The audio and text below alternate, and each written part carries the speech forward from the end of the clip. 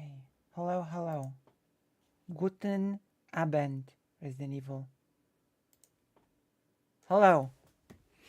How are you? How is everyone?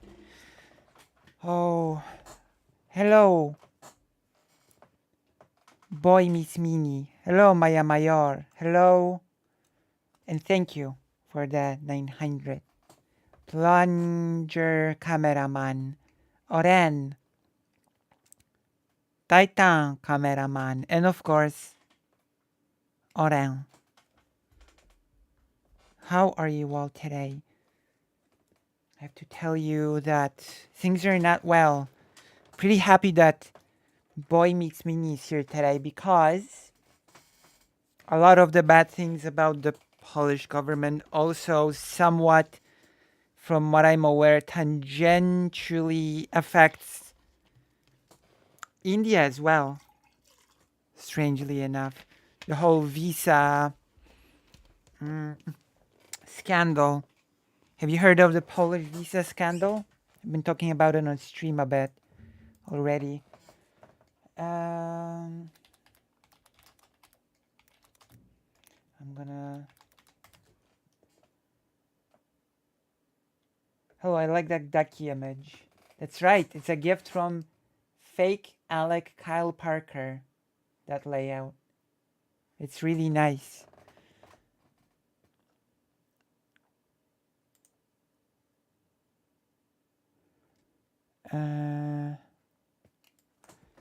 Afera wizowa Polska India. Right. Yes, that's right. Oh, I'm afraid that's true. Indeed.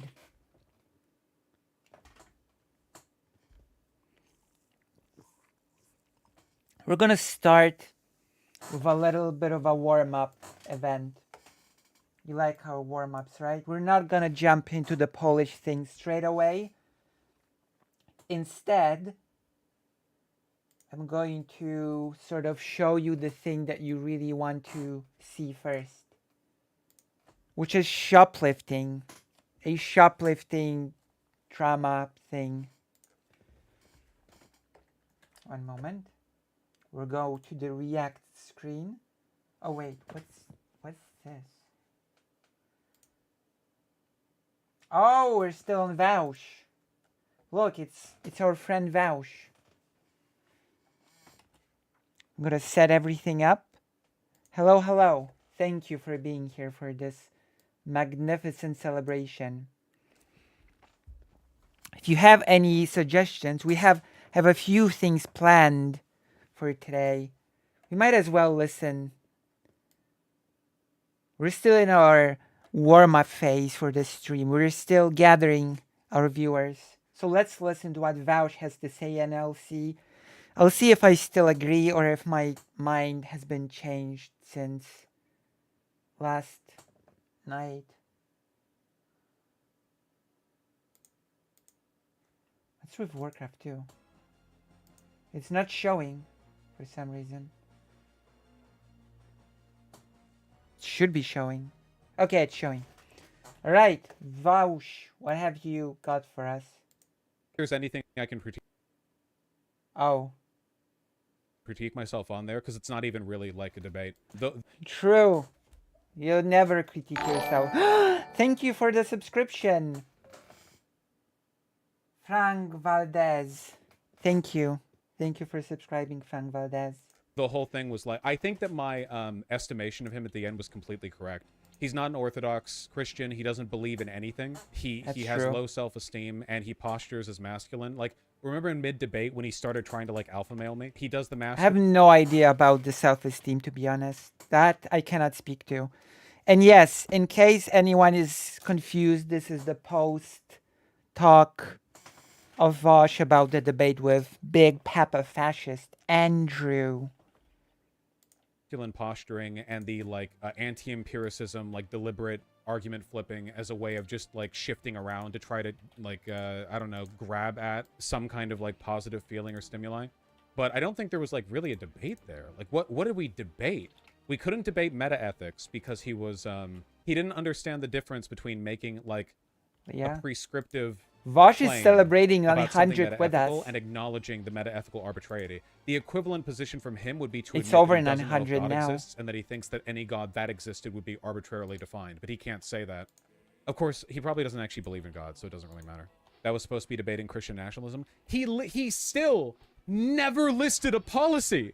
Literally, the only thing he wanted to talk about was like, yeah, I'd ban abortion. Yeah, no shit, dude. You're a fascist. Like, of course you ban. I know you ban abortion. But like, what is that? Like, but like, he never gave That's true. anything. I think he was trying to do like that is the the modern version of that like Marcus Aurelius thing. You know that guy that H-Bomb made a video on ages ago? The guy who would like drink out of the skull cup and have a cigar, and he would like pretend to drink whiskey, and he was like the masculine philosopher. I mean, that's the most important thing, right? That's the most important thing in the world. No? Doing the... What's it called? Oh, the chat died. Philosopher warrior or whatever. I think he's trying to do that shit. Davis Arani. Yeah. I think he was trying to like hit those vibes. Points. You're literally subhuman the way you have that much patience, bro. Holy I've never been at a point where literally it's like, tell me whether this policy would work. And I Google an article and then link it to him. And I'm like, hey, so here's the policy. And then I read the part where it says how it would work. And he's like, what are you doing? You're not even saying anything. That's not even what I said that I wanted. You know? That's true. Oh, and the fascism thing, where he was like, you called me a fascist. Yeah, I used to be called Big Papa fascist, but like, let's argue on fascism. I bet you're more fascist than I am. And then he's like, pick any point. I'm like, okay, modernism, rejection of modernism. And then he tried to argue that Marx was not a modernist, and that in fact, an anti-liberal divine command theory believer was the real modernist. What the actual fuck is going on? Like, how do you have a conversation in that how do you in any world? So this, when I say that I wouldn't, like, I don't want to like talk to Nick Fuentes with a moderator or whatever, that's an example of why. Because the only reasonable, sensible, intelligent, rational, logical thing to do with somebody like that is just to make fun of them a bunch. Like, the pretense of a debate there was a formal construct that was undeserving. It was a horrible debate, Boy Meets Me, to be fair.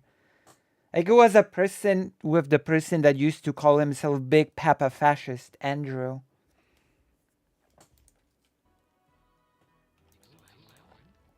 We're gonna have to have another talk, Boy Meets Me, because... Oh boy, Poland is up to a lot, and as I've said, India is sort of involved in it tangentially.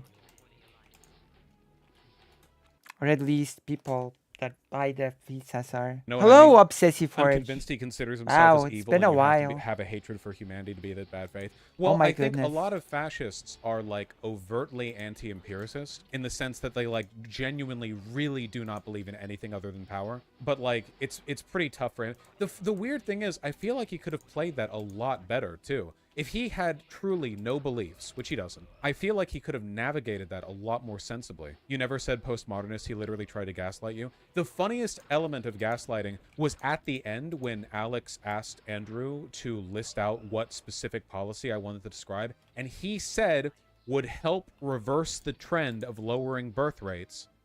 And then I said, here's a policy that would help reverse the trend. And he was like, no, what I actually said would completely fix it on its own forever.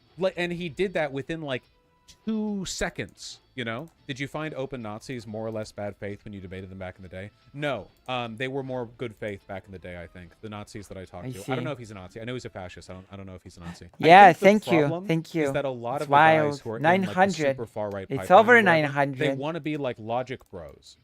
They want to do this whole like, oh wow, liberals think they're smart. Well, I'm gonna out. Well, I would love to say that this is gonna be just happiness and cheers stream, but you see the title, Poland backstabs Ukraine, which is unfortunately true. We're gonna be talking about it. We're gonna be talking about how horrible the Polish government is, and we're gonna be talking about why you're gonna have to.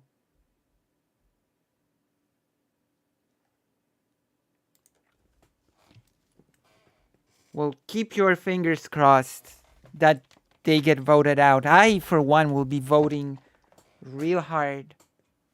Although,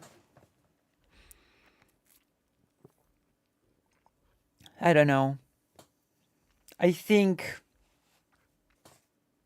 it's so ridiculous that a party like that is even allowed to have power. Not to mention what would happen if the Confederacy would be in power. The literal fascists / Nazis. Logic them. But the problem is there's no way to logically defend the things they believe, so inevitably most of them turn over to like very open anti-empirical irrationalism. You wish Alex did more to mod?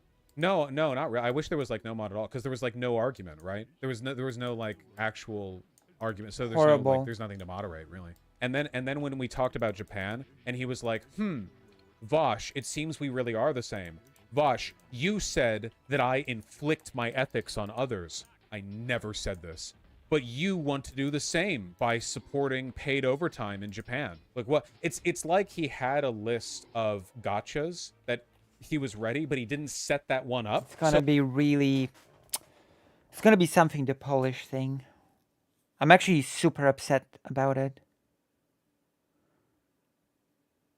Why does he bother going on a show hosted by fascists? He knows he's really not going to change their positions like this. That's true. So, like, he was... At some point, he was going to defend the idea of, like, forcibly... I'll be helping you ballot stuffing. It's gonna be tough. It's gonna be a tough election. Okay, we can finish Vouch for now. I don't think we're gonna learn anything new. What is your view on shoplifting? I'm gonna go on President Sunday. What is this? What?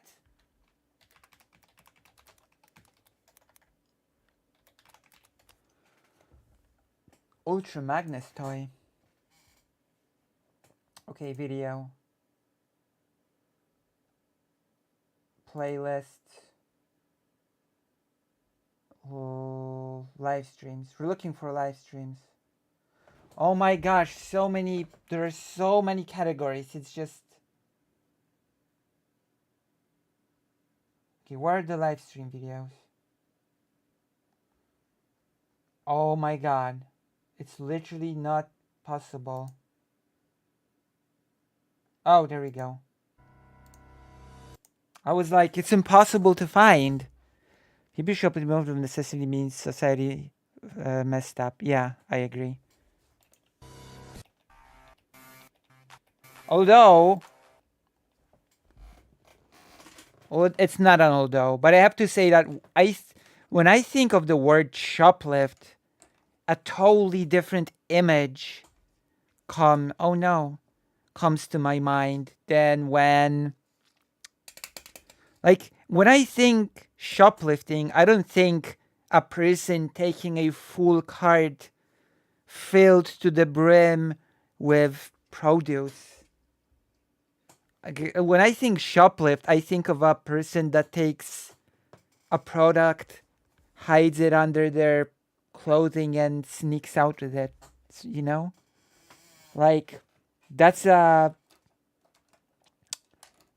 Well, what do you... Shoplifting in bulk, I guess, would be the term. It's very, very interesting. You know? No snitches. And apparently in the US, those big stores don't even care when their shoplifting happens because they, I don't know, get it back somehow. The money, I mean. So apparently the shops don't even care.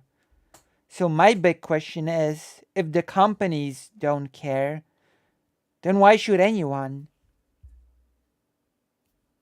You know?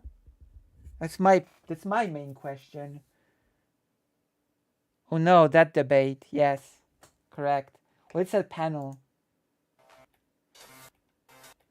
It's a panel, not a debate. I decided we're gonna do that for warm-up. Panel and shoplifting, are we pro or con? We're neither. Neither, centrist President Sunday. That's not good. This is what I'm thinking of when I hear shoplifting. True. Oh my god, that's funny. Is that a thing that happens? Is that a thing that people can do? Move by moving their whole house, literally?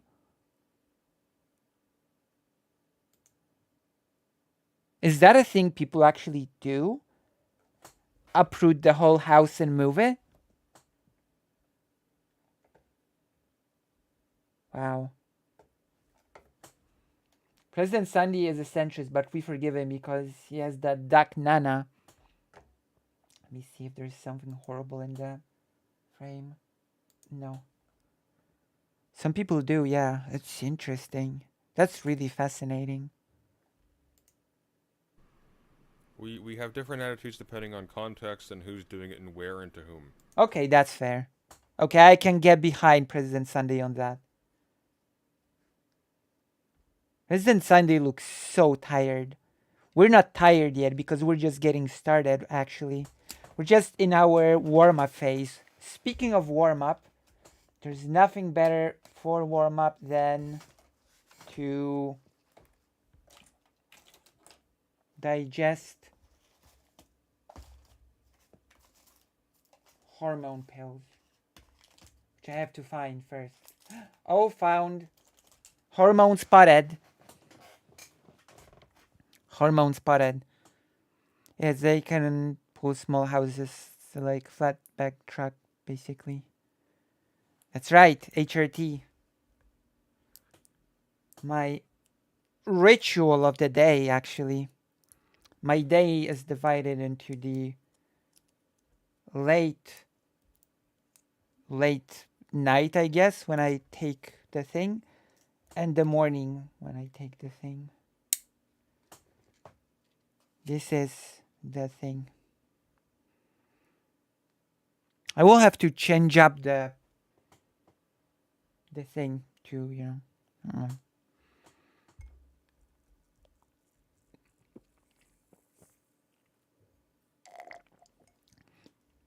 I'll have to change things up to make it more, you know. You know what I mean. Keep up the good work, Lucy. Thank you, The Man Better Canada. Thank you. Wait, I haven't seen you here before, The Man Better Canada.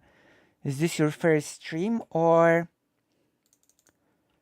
have you been here before? We're still in the warm-up segment, so it's okay to do super tangents, etc., right? The Man Better Canada. It's interesting that you're here with the name that you have because recently I went to a meeting with a professor, a Polish professor, who spoke of the way in which Polish people sort of were part of the Holocaust, sort of contributed to the Holocaust, or more appropriately would be to say, okay, there's a perfect word in English that sort of explains the thing. Participated. But the professor also happens to be a full-time teacher in Canada. He lives in Canada full-time. And he said that he believes that hate and genocide can be combated via education, by teaching people empathy and by teaching people history of a country through the perspective of its minorities.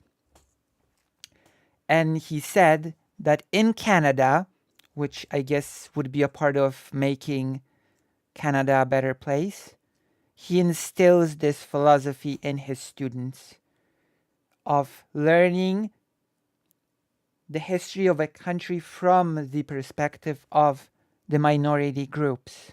He even gave an example of Poland. He said, before World War II, put yourself in a place in the shoes of a Ukrainian citizen.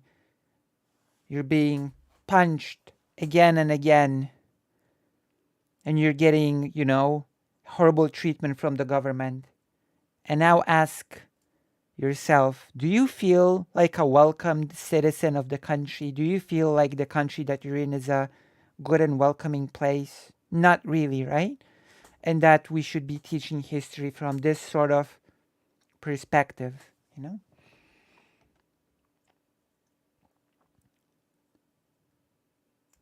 I wish we had more like him here in Canada. Well, luckily that person is actually a full-time, I think, university teacher in Canada.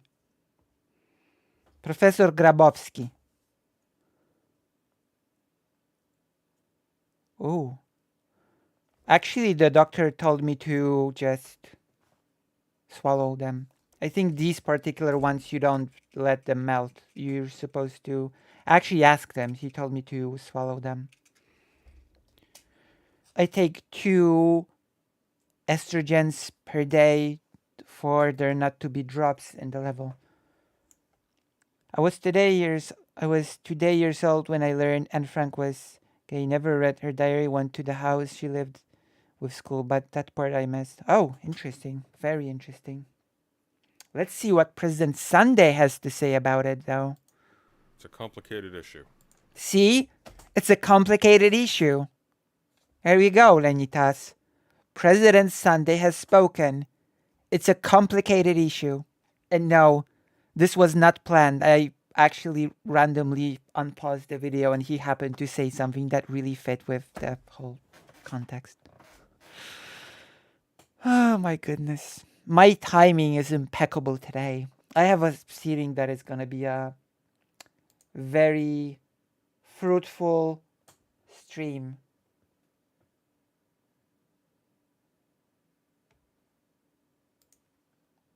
I have a good feeling about today. There is a world of difference between a low-income person who's being gouged at the supermarket, dropping an extra thing into their bag. True.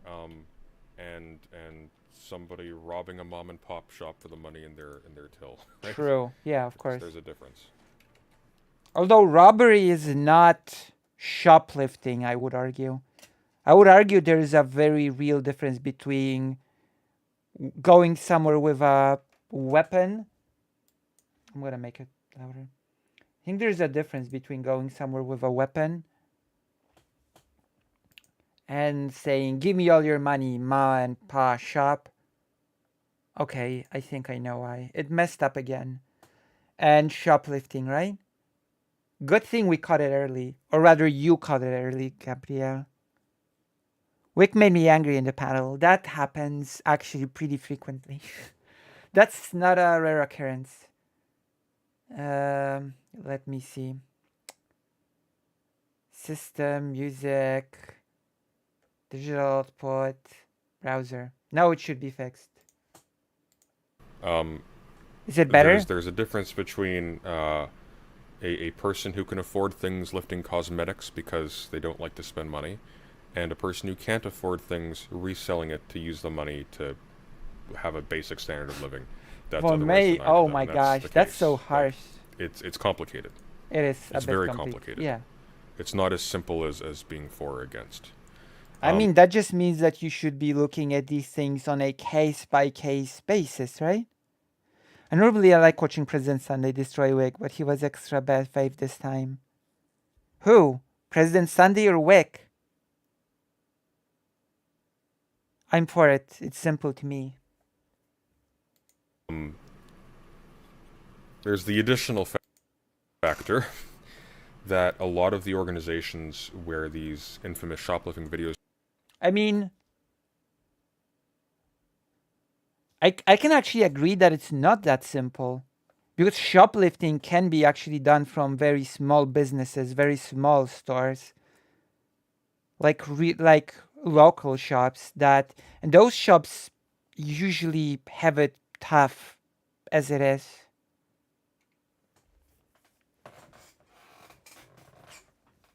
We used to have at least 3. Near the apartment where I grew up, we used to have at least 3 small little local shops from which my mom would take things and pay at some other date.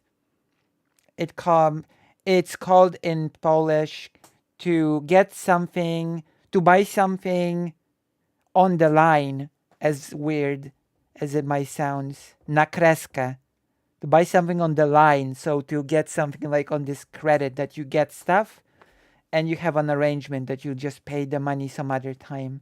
And my mom did it a lot when I was small. She would get groceries on the line, you know?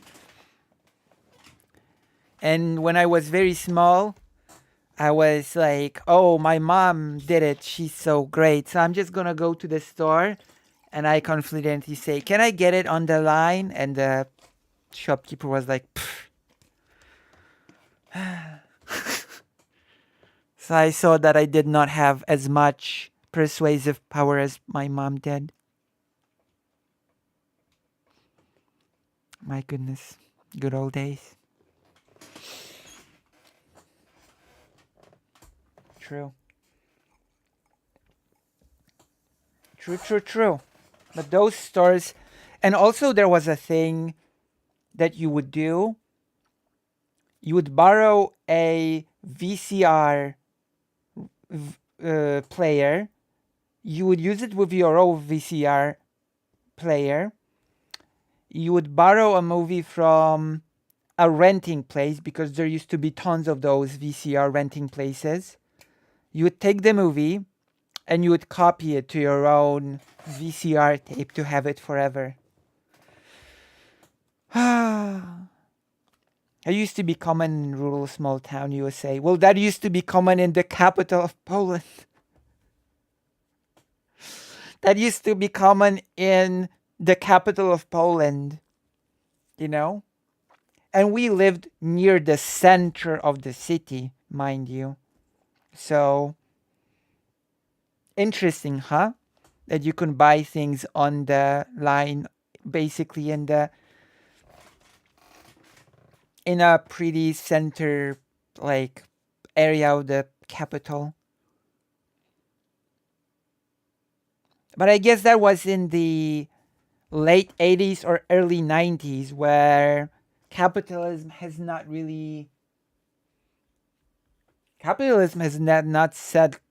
settled in all that hardcore yet. Have you heard of the DVD that destroys itself? No. I have not. I've actually, no. Apologies. We are all celebrating together today. Basically, it's like a disposable DVD that's unreadable after a few. Oh no. That feels so capitalist to me. The biggest thing of capitalism is like that you create things that will use up quickly, that will wear off quickly, and you have to get more quickly, if that makes sense, you know? Like if you weren't going for profit, then you would try to create products that would last for a really long time, like light bulbs. Some light bulbs used to like last for, I don't know, 100 years or something. And then they figured out that if we have everlasting light bulbs, then who's gonna buy new light bulbs? And the companies will just go bust. Like rental, but you don't need to bring back the DVD. That feels so wasteful. Was a terrible idea. I remember when they tried to do that. Glad it never caught on. It had some kind of coating that went opaque after a few days after being exposed to the air. They purposely made light bulbs worse. Yeah, exactly. Oh, the reason for that is a bit more complicated, Lucy, is it? I don't know. I'm pretty sure companies did purposely erode longevity of certain things for people to replace them earlier. In fact, that's the biggest sort of difference between cheap stuff and expensive stuff. In fact, there's a saying in Poland that it's expensive to be poor. Because if you're poor, you can only afford cheap stuff at a given time. And you have to replace cheap stuff often because it just gets wore off faster. It's like printer companies too. We can technically print without ink with thermal paper. You only use it for receipts though. Oh, wow, that's interesting. That's a saying here too. Oh, okay. Yeah. Well, at least I've heard my mom say a lot that it's super expensive to be poor. Because technically speaking, you actually save more by buying. In a lot of cases, you actually just save more by buying the more expensive thing, but you don't have to replace it as much. But usually when you're poor, you just cannot afford to do that. So you have to buy the cheap thing, and soon after the cheap again and again and again.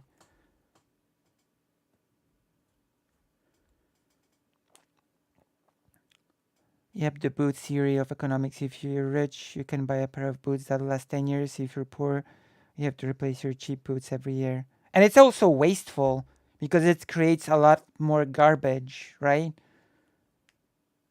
Because you throw away, and not all of that gets reused. Some of it just gets dumped. So the fact that there's a lot of cheap products that use up quickly creates a lot more garbage than technically speaking we could be producing.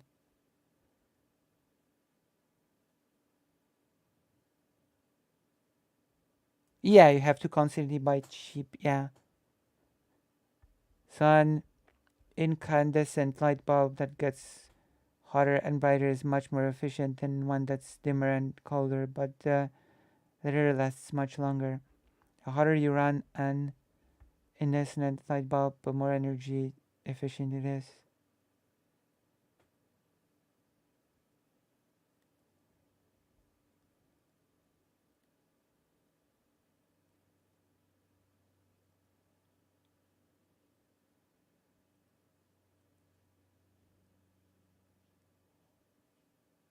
The shorter the last.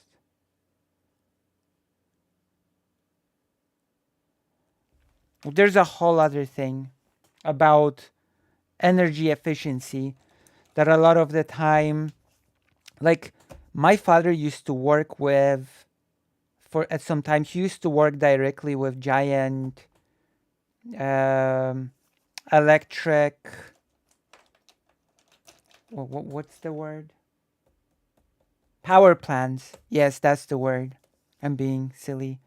And he was explained that the infrastructure was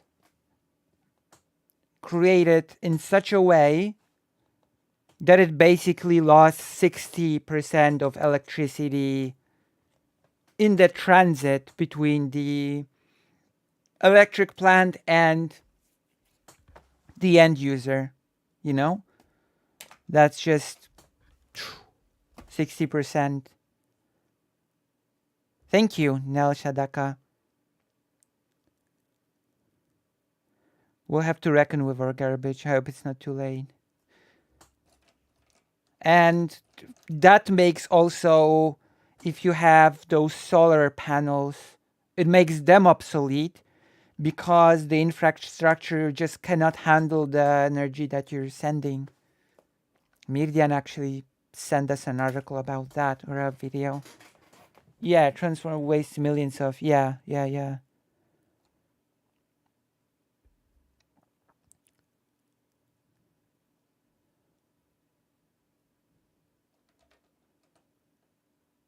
So, it's like a whole thing.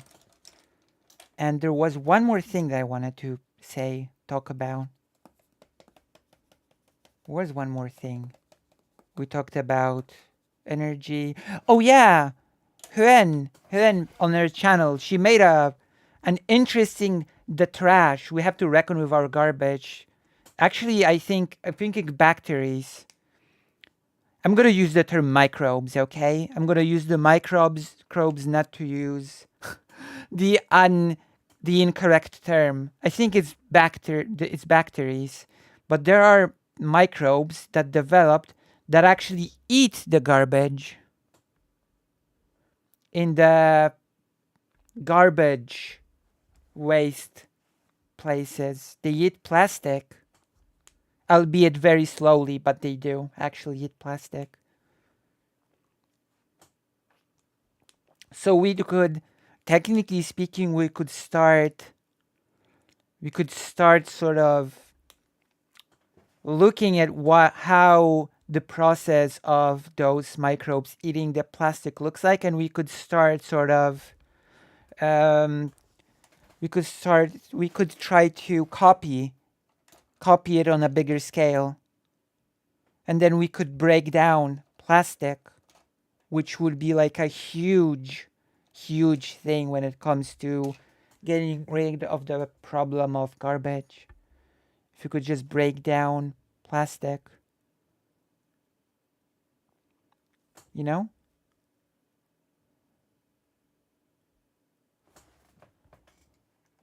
Wait, what are we looking at? How waste-eating bacteria digest complex carbons. Exactly. Actually, let's read it on stream. This is our warm-up. We don't have to care about anything, right? Solar panels are good though, because even if the city cannot use it, you can generate more efficiently for your own use. That's not always a thing that companies actually allow you to do, though.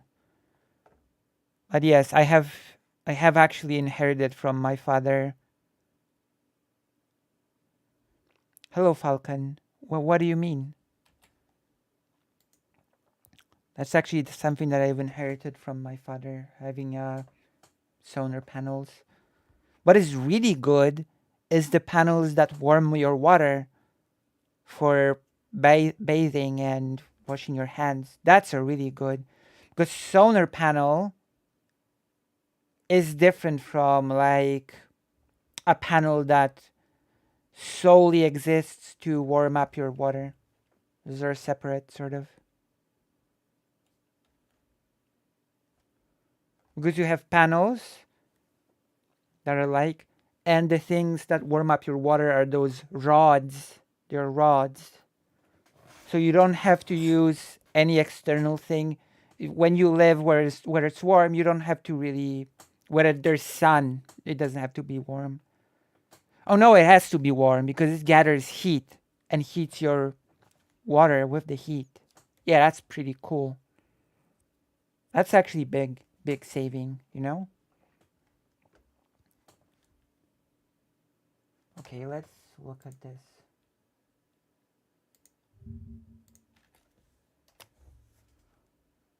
At this. Wait, what am I? Oh my gosh. You certainly feel the effect. You certainly feel the effect of the water heating thing more directly and immediately than the electricity panels. If that's actually one issue of the desert solar panel farms, they use a lot of groundwater to cool the panels, but that heat goes to waste, and nearby people have their wells. Oh,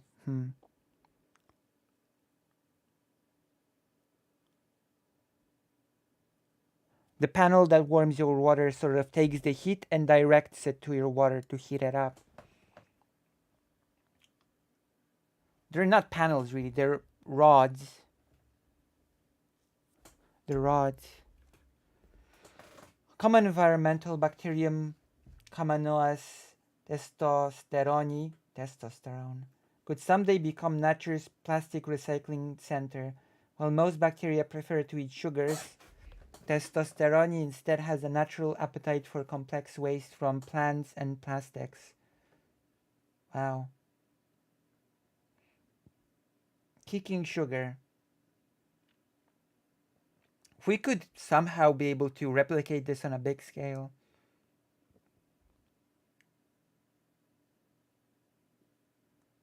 then we could,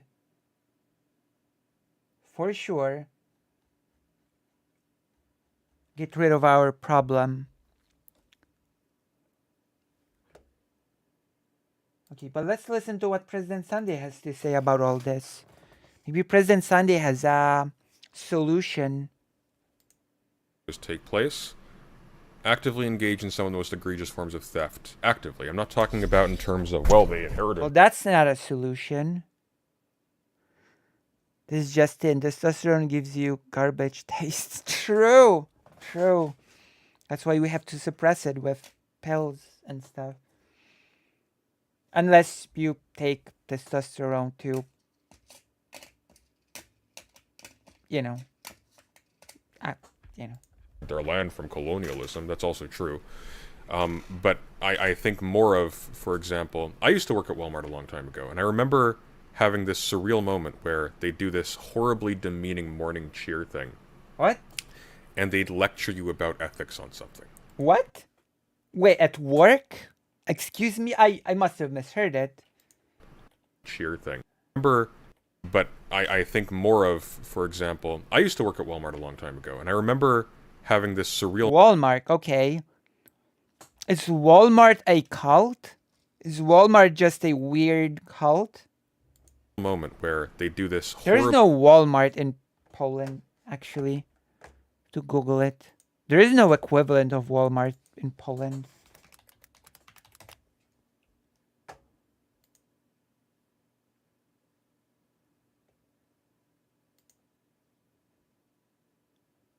Well, I guess there technically speaking is. Sort of. There are sort of those big stores, but Walmart has this weird reputation. Walmart is 100% a cult. Walmart is Amazon with walls. Like, it's so weird. I don't know. There are those bigger stores, but there's still this interesting sense of that there's no direct equivalent of Walmart. I don't know. I guess, okay, I'm gonna ask. Could Tesco be called an equivalent of Walmart or Auchan? Is that basically the same thing?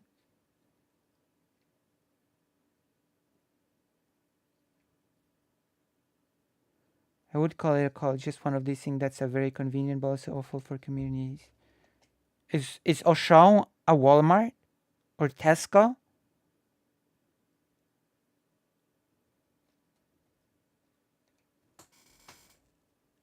Or no?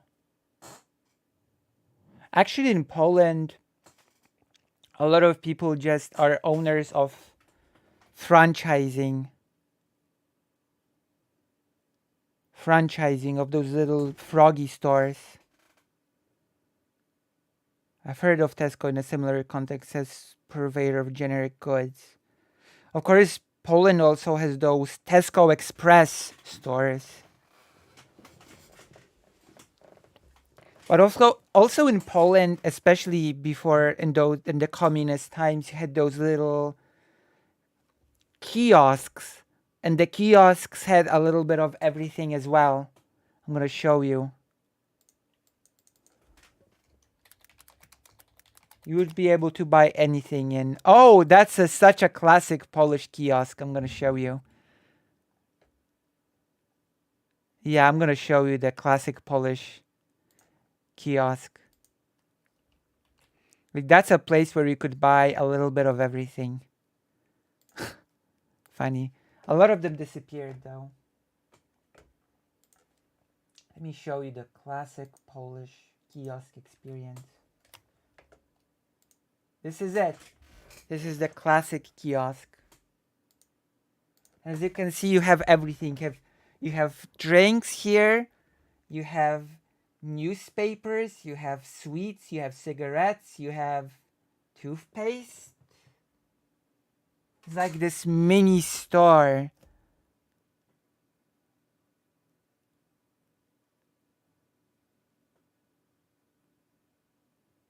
What do you think? Do you have something like this?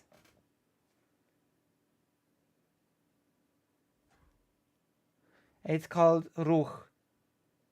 The kiosk ruchu, which would translate to the kiosk of movement.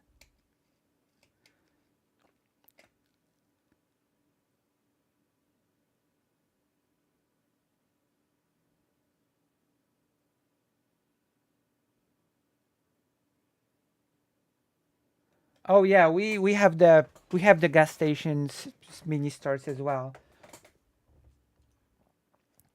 And there's also in popular right now, żabkas are super popular.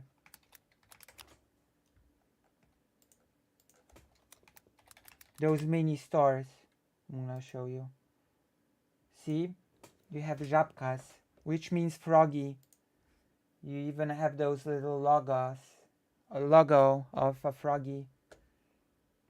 And you see it has mostly groceries, but you can also buy some magazines usually. I'm gonna okay.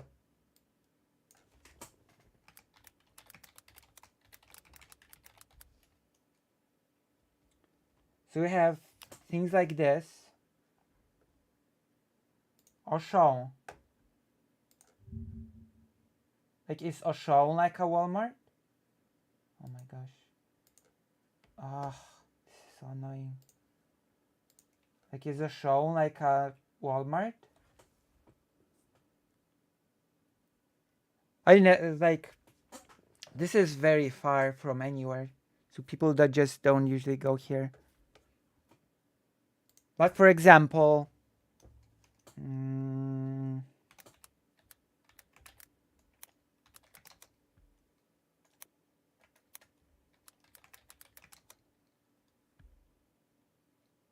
would this be a Walmart? Like places like this are usually in super outskirts of the city places, which means people usually have to go in a car to get there, which means that you go there for bigger groceries, which means that it's not really a thing that can replace a store, you know? What about this? Stokrotka. What about something like this?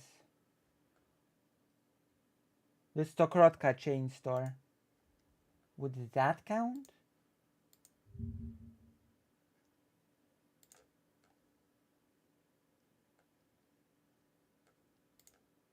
What the hell?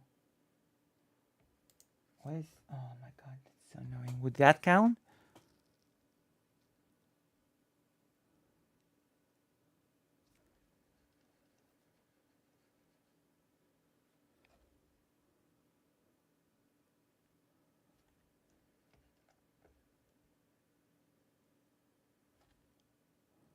It's very... But yeah. That was a bit of a thing, wasn't it? Well, let's hear President Sunday. President Sunday has important things to say. Tell us. Yeah, it's the same here. They need a lot of cheaper land.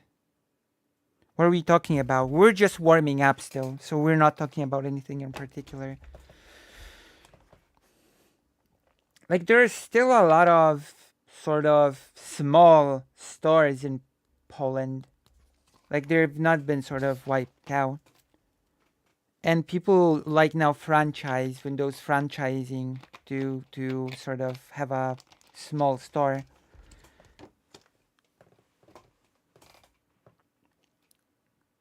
And from my understanding, the US is not very good on the public transportation side of things as well. So that's a thing is also.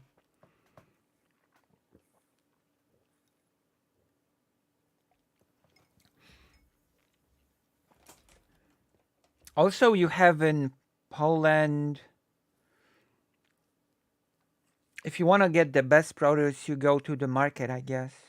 The market is the best for produce, like meat, vegetables. Oh, yeah. Recently, it's a thing that people just open up their little stalls with fruits and vegetables. That's a thing as well recently, I've noticed. But those places will only sell you for cash. They will not accept card. They only deal in cash. Those like small vendors that Thank you. Of course. It was wonderful. It was a wonderful new year. So many things. And we listened to the horns as well. Because we went to the Shabbat. We went to Chabad Lubavitch. Chabad Lubavitch. And we ate the New Year dinner. It was great. It was great. And now we're celebrating 900 subs. Can you believe this? And we're also warming up with President Sunday. Unfortunately, there's some bad news about Poland, but we'll get to that. Let's not depress ourselves too much for now. Horribly demeaning morning cheer thing. I want to hear about the demeaning morning cheer thing at Walmart, because that sounds so cultish that it's... And they'd lecture you about ethics on something. That is... And we're surrounded. They were lecturing us about time stealing. What? They were lecturing us about time stealing amidst piles of boxes from the floor almost to the ceiling. Time stealing? With Made in Bangladesh printed on them. And this was at the same time that it was circulating in the news that one of their suppliers in Bangladesh, a sweatshop, caught on fire, and I think everybody inside died. Everybody or most of the workers died. And the reason why they died is because while they were working, the doors were locked on the facility. So, as far as I am concerned, in terms of the shrink suffered by so weird. A corporation like Walmart from people shoplifting from them, Crimea River, okay? These are places that consciously employ slave labor to get their product at a lower cost. By the same token, there are dangers associated with doing shoplifting in a particular kind of way, and there are people for whom there is less justification. Wow. That is so horrible. So people were just trapped in their workplace? Is that even legal? Is that a legal thing to do, to just lock workers in a vacation than for others? So it's complicated. warehouse? Does that make sense? Of course it makes sense. So I don't know how this conversation is going to go. It should be... Also, President Sunday steals my catchphrases. Does that make sense as my catchphrase? It's a Lucy has a trademark catchphrase. Does that make sense?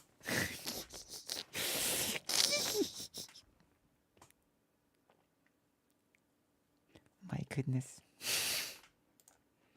But it's okay. Everything's forgiven. For the Dak Nana, everything's forgiven. Anything is legal if you sign a contract with the devil. True. That's why we must not do it. And it's okay. We have each other. And together we can heal the world. Did you know, interestingly enough, I'm just learning about the Jewish heritage as I go along, you know? I learn a lot of these things like as I go along. And I learned about it from the books of Isaac Bashevis Singer from pre-World War I Poland. Not even pre-World War II Poland. It's like when Poland didn't exist and what is now Poland was part of the Russian Empire. Did you know that it's customary for a married Jewish woman to not show her hair, but rather to have it shaved and to have a scarf around the head and to wear wigs? Did you know that?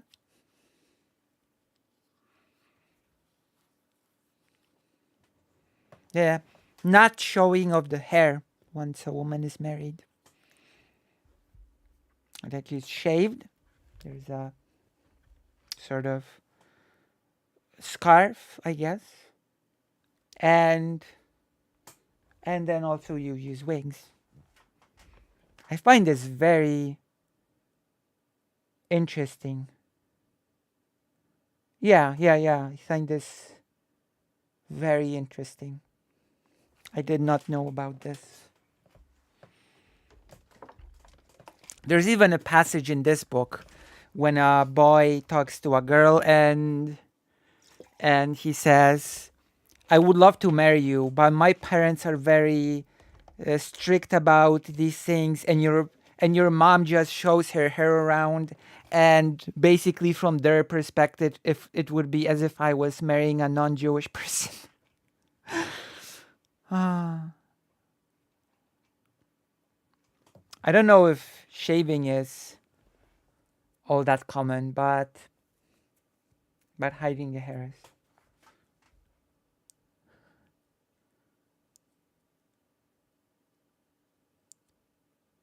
Also, men are not supposed to shave their beards at all. The most accepted thing is to trim it with a to trim it. No, it's I'm not just talking about a wig. You also sort of hide your head with a sort of piece of material. But what is accepted for a man is to trim his beard with scissors a bit, but you cannot shave it.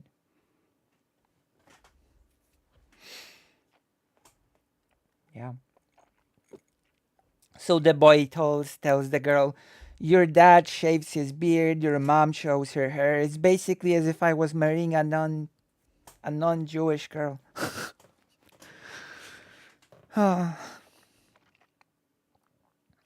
Although that also depends on the level of orthodoxy, on the level of in Poland as well, it depended, you know. There were more, I think, the so-called Litvaki, which were Jewish people that came more from the eastern parts, did actually shave their beards. But a woman are allowed to shave their beards. Also no. Also no.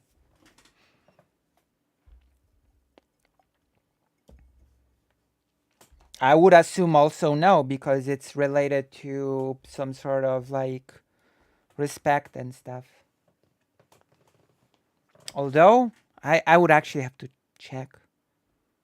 If we're asking this, if we want a real answer, then I would actually have to check.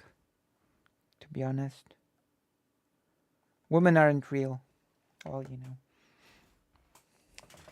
Okay, let's pause. Oh yeah, straight right. Sorry, that was. I think President Sunday has things to tell us about this. Stupid example. I should have said there's a difference between steel. I'm actually legit curious. I can ask. I can ask. Someone who would know, yeah. Shoplifting from a I'm Walmart, actually not shoplifting sure. from like a mom and pop shop, not armed robbery. That was a stupid analogy. Yeah, an armed robbery is not a good example because an armed robbery is not shoplifting. It's an armed robbery. I know a lot of indigenous people in the US and Canada don't cut their hair, including men, because it's considered a gift by the parents and you don't want to damage a gift given to you. It holds the religious, spiritual significance for them. And when they were forced into residential schools, they were made to cut all. Oh man, that is really depressing. You know, that really gets to you because that has like a double meaning, right? It's a gift from your parents. And when the children were forced into the residential schools, let's remember, they were taken away from their parents, which means that by cutting off the hair, the children were actually also, as well as in a very real way, in a symbolic way, cut off from their parents.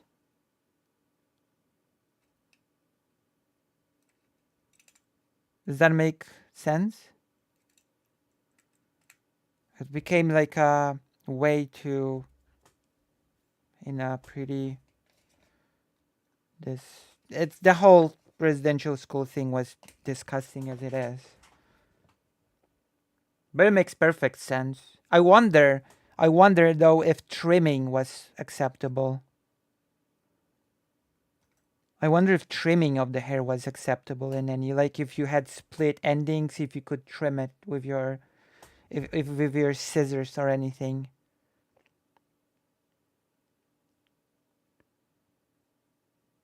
It could be, yeah. Just like the Nazis when they did horrible things on Jewish holidays specifically. They targeted days when it was Jewish holidays.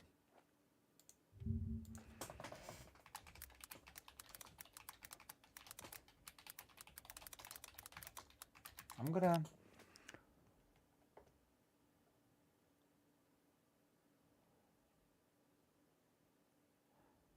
Okay.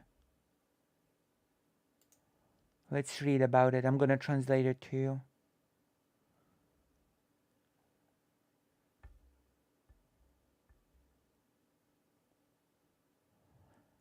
According to a 12th century scholar, Maimonides, not cutting the beard was a way to differentiate Jewish people from heathens that would shave their beards. According to the Kabbalah, humans were created in the image of God, which means that every part of the body represents a different power of God.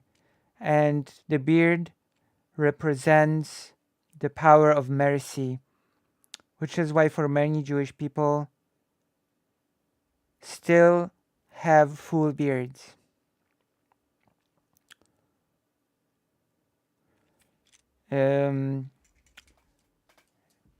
Therefore,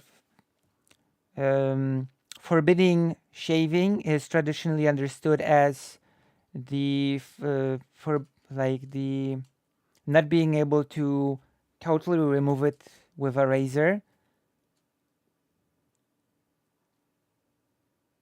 because for many centuries shaving precise shaving a beard with a razor used to be very difficult, and religious Jewish people used to just have beards.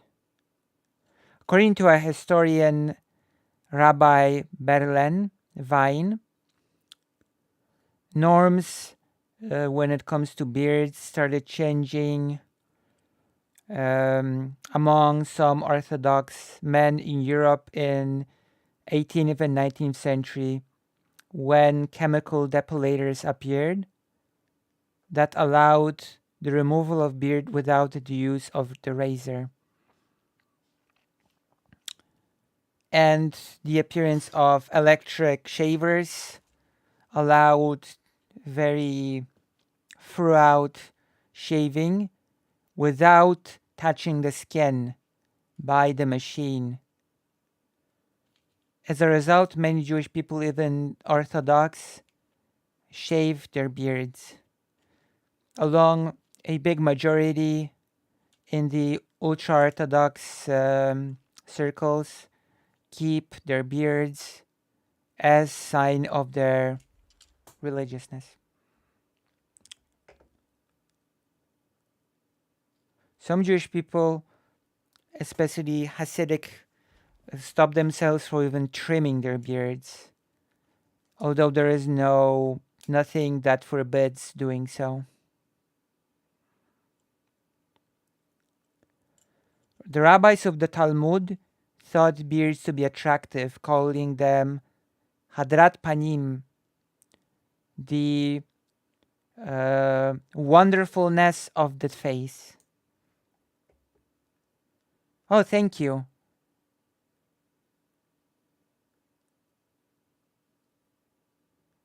The wonderfulness of the face. See, that's why women, dwarves, also have beards, because they also partake in the wonderfulness of the face.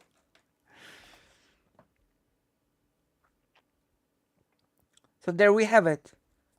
The reason why it's forbidden because it's attractive. Oh, you have one. I never wanted to have a beard, but I guess that makes sense for me. I guess that makes sense why I wouldn't want to have a beard.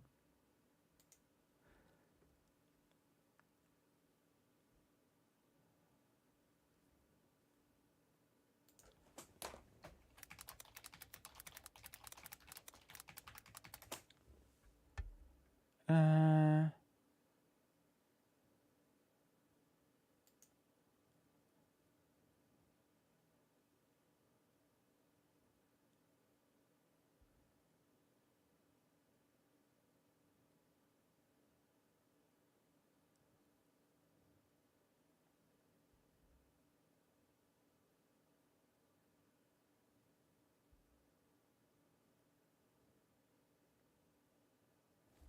Interesting. Oh, you always one and one. A beard. Oh, there is an article. There you go. We're gonna learn it right now.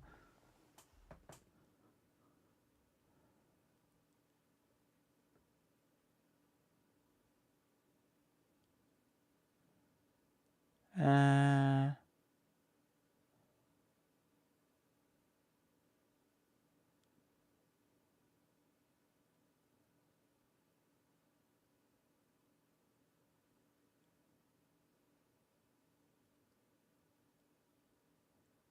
Interesting.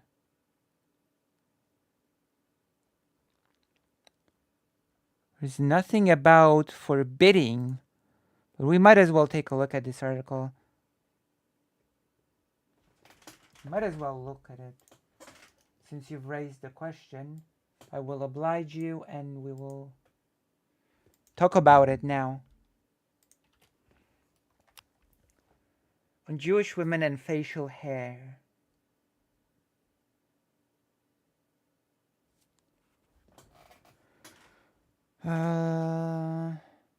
The first time I thought about facial hair was in high school when a boy whom I considered a friend informed me that I had more hair on my upper lip than he did. I didn't do anything about it then. It had been enough of a fight with my mother to let me shave my legs, and even when I was allowed to, going above the knee was still always out of the question. That's really interesting.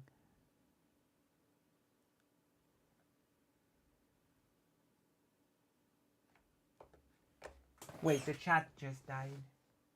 Did I get censored? Oh, the internet did not die. Oh, the page. For some reason, the page died for me. It died before for me today, so I'm gonna wait for it and refresh.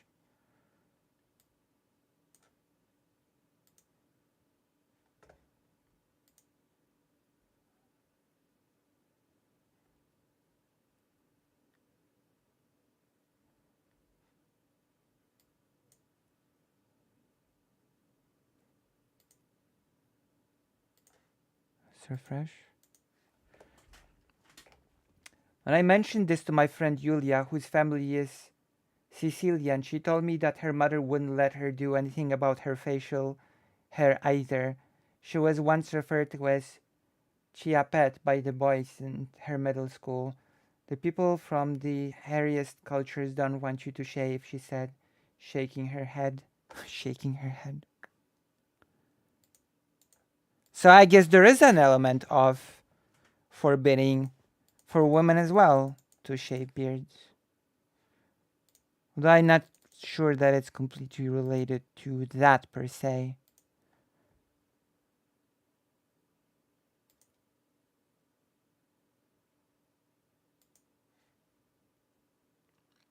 Oh my gosh, I need to get my page back so that I can respond to the chat. Or see chat at all. What's happening with the page today? It's just there's a host problem. By college, I had become a tyrant about getting rid of mine. I burned the hair on my chin with a chemical in an attempt to eradicate it, and it had left a weird scab. At a gynecologist appointment at Student Health Services, my doctor said, if someone's hurting you, you can tell me. Oh my God.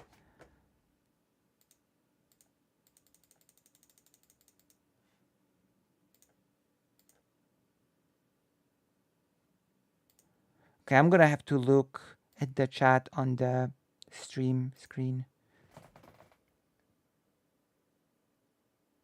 Weird, because the page does seem to show up on stream. It does. It just died on my end. It died only on my end and nobody else said. I have to shake every other day or I'll have a full beard. I hate it. You could do laser. You know, the laser thing. I should do the laser thing while we're at it.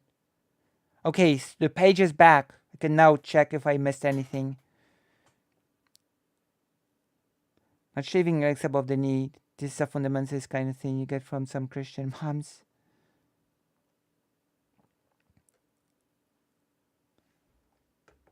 I'm not burning my face anymore, but I still work embarrassingly hard on a regular basis to make sure my upper lip and chin hair aren't visible. When I saw the cover of Mara Altman's Kindle single, Bearded Lady, which is a photo of Altman with shaving cream covering her chin, lower cheeks, and upper lip, I thought, oh, that's supposed to be funny. And then I thought, oh, that's me. As I write this, I'm noticing that it's time again to put that smelly, thick white cream on my upper lip again. Ah, okay, that makes sense. Bearded Lady is about Altman's confrontations with her own body and facial hair, and her struggle to remove it permanently. After a laser hair removal session in Thailand, she wrote, I won't pay $10 for a sandwich, but I could somehow rationalize spending $1,000 so someone could fry my face. Anna, a Jewish Midwesterner in her 20s, told me that before she started doing laser hair removal, she lived and died by my tweezers. More than once have I driven down a major road in my major city, dry shaving my face in the rear view at 45 miles per hour. There's something really comforting about hearing the stories of how others deal with their facial hair, about the recognition that they have it, of how far they'll go to make it go away. Interesting. At the end of my grandmother's life, the gray hairs on her chin grew plentiful, and she no longer had the hand-eye coordination to remove them herself.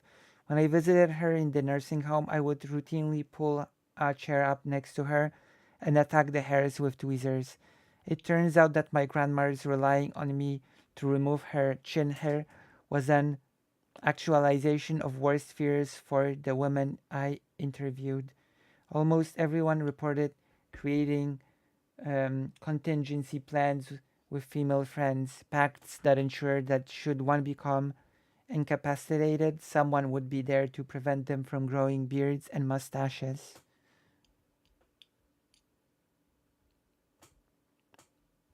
That is...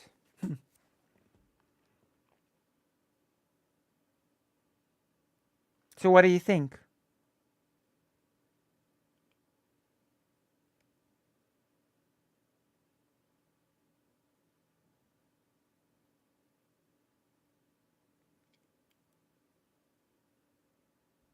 Interesting, huh?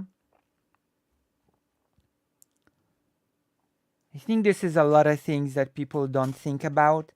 And I think this is a thing that TERFs and gender critical feminists, quote unquote, try to pretend does not exist. You know? Bigots try to pretend this does not even exist.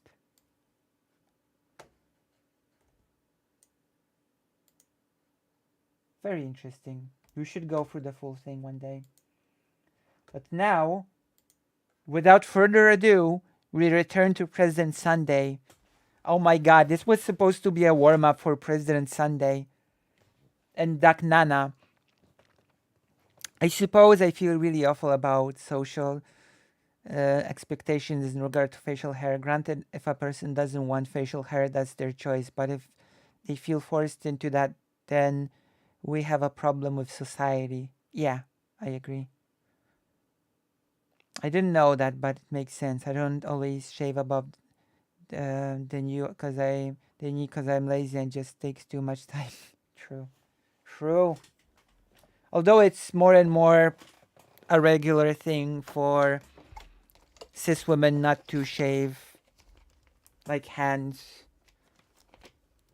and it's like, whatever. People don't, especially when you like have to work a lot and you're super busy. Like when we were preparing for our thing, for our CELTA CELTA certificate for teaching, nobody had time to deal with this. Nobody cared. It's true. Yeah, you're right. So I'll be joined. I don't know actually what the divisions are. So I'm Wick. You'll be joined by Wick. Conditionally opposed and for, and not even really for. Like, there's a difference between being permissive of shoplifting and being for shoplifting. I don't think being for shoplifting is a good thing. I think shoplifting, like, I like Merrick's take on it. If you see somebody shoplifting food, you didn't, right? Basically that. True. By the same token, if you're going to walk out of a store with a cart full of meat like Daniel Ocean, that's now going to be used to rationalize increasing security, increasing police presence, all sorts of antisocial stuff that you don't want. That's also going to make it harder for everybody else, too. I guess, yeah. People who are probably in like the cart full of meat thing was so strange to me. I think more women, cis and trans, are getting comfortable with hair on their body. Things TERFs don't really acknowledge, as you say, because they think only trans women have manly features like hair on their face. True. Which is like, people have hair. Serious state of need when they do so. So, by the same token, you can't be stupid, and you can't be like frivolous that way. Like it's. Who says I can be stupid? Of course. Who's gonna forbid me for being stupid? I am free. I belong to nobody. Of course I can be stupid. Nobody can forbid me from not being. I think I don't know. It's a dangerous thing that comes with serious penalties, and not just for you if you get caught.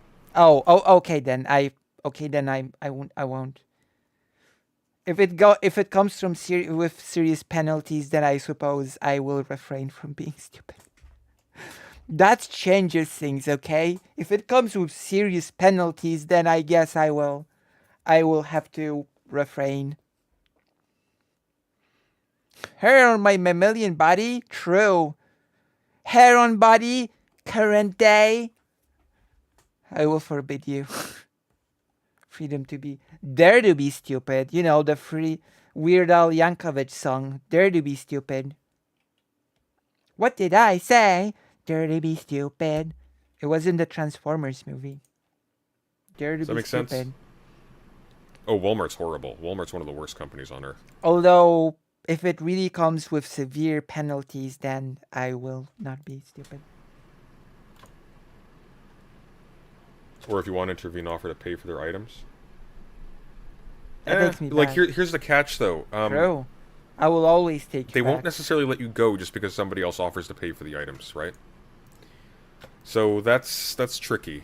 That can be tricky. I think it's just not a tenth as big a deal as reactionaries are making it. Yeah, it's not. It's not.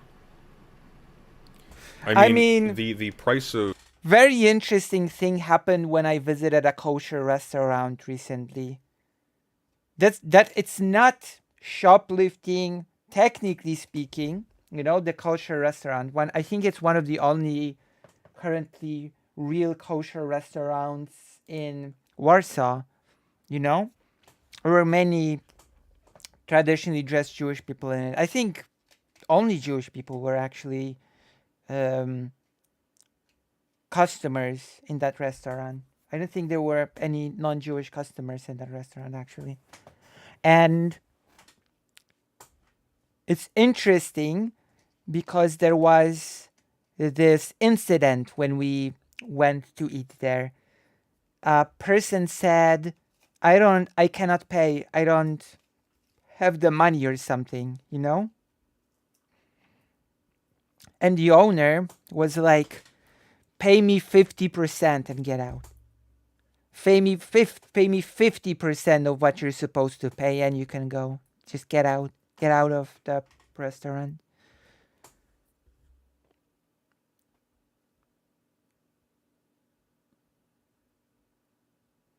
According to the neolib woman who debated Vosh, Walmart is good for... I know. I remember.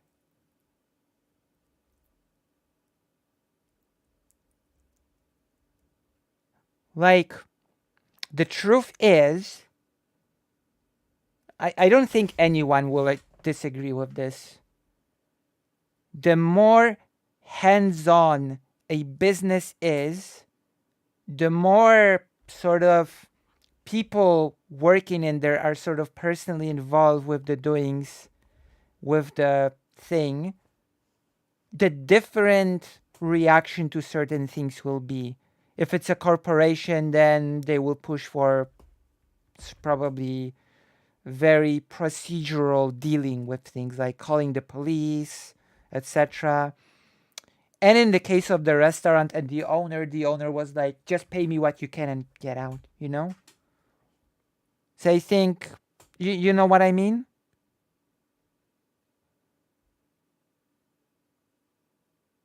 It's just pay me what you can pay me and just get out of here. You know?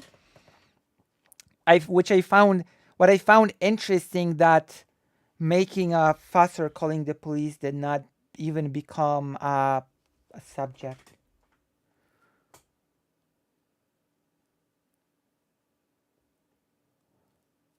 Oh ma.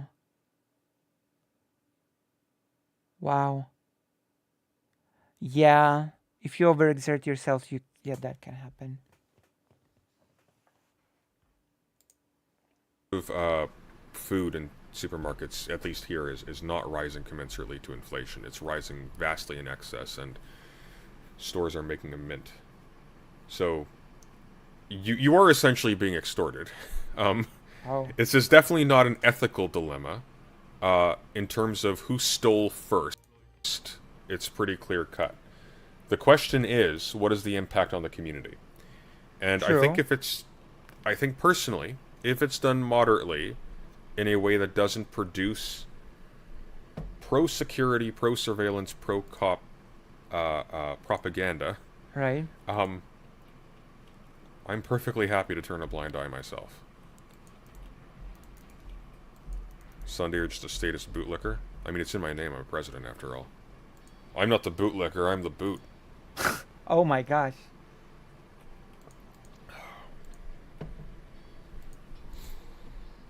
Licking my own boots like a cat. No, I mean... Oh, I see what you mean. Yeah. So, sorry. What straight means is that if you see them in the commission of shoplifting, before they're caught, offer to pay. Yeah, that makes sense. Although there's a catch. Catch 24. They have to trust you. A lot of... Like, I can see somebody doing that and then turning them in at the till, potentially. Like, it's tricky. It's tricky. You're regardless of what your intentions are, you're interfering with somebody in the midst of a crime that comes with penalties. Whether or not you think it's ethical or not, that person's in a dangerous spot. So it's complicated. But yeah, I agree in principle. If you can get away with... If you have the means, you can get away with helping somebody to pay for something to get out of danger, I suppose. Sure, but... PS is the boot and I wish he stepped on me. Oh, wow. Walmart was interesting. LMAO, like my first day, security questioned some lady for trying to take a shirt. They had us on freezer duty and gave no gloves at first. Once one guy said he had to pitch a fit and they finally gave in, but meanwhile he had a nerve damage from... Oof. Wow. President Sunday has quite the shrill, surly voice. I can't blame you.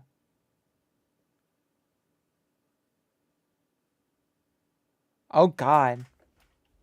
And places like Poland, shooters are not even that big of a concern. That's so wild. Shooters. Jalma says, often shoplifting is framed in terms of negative externalities. Then you realize that most supermarkets throw out so much unnecessarily not to mention the feels like exploitation of such labor in an countries. extreme There is a scenario counter to to me. the throwing out bit, which is that they can't be liable for Such an produce outlandish that and is, impossible old, and scenario. they will be held liable if they give away, for example, produce that's gone off to poor people. You know? Granted, judging from my latest grocery store excursions, they don't have any problem with giving rotten food to people who pay either, so True. maybe not. Love a video of yours on Derrida or Demand. I haven't read Derrida and I haven't read Demand, so if you want to be a top tier patron, I can start research on that for you. I'm sorry, who's the man? That's how I roll these days. That's true. If you want me to do a thing, and if you want to really up the celebration of the 900, then please consider subscribing, becoming a Patreon, or donating. He does have a nice voice. I'd like to believe I've got a nice voice. I can suggest something for the theory stream, for the theory options, when the meter here gets to 100. Because when it gets to 100, we skip everything and we go straight to theory. True. When we have planned events like In fact, we have I hope, maybe. Look, we have a meter. We have a meter here, and if it reaches 100, we will skip to theory. How about that? I'm copying President Sunday. If we reach 100, we will skip to theory. My special kind of theory. True, like the stream. debates or panels, what'll happen is the next stream will be theory first, and that's how that will work. I actually do have some theory. Deferred by a stream. Believe it or Unless not. for whatever reason, yeah. It just means I that actually have theory, and it's probably not the type of theory that you'd get from President Sunday. So if you're curious, then you know what to do. next segment will be theory. Don't ask the drama. I mean, do ask the drama. Boss stealing from you. What's this? Although one of my friends once went on lunch while someone was yelling at one of his coworkers about him trying to scam her on a car battery. An hour later, they got back from lunch, then heard the same lady calling the guy. Wait, it died? That's impossible.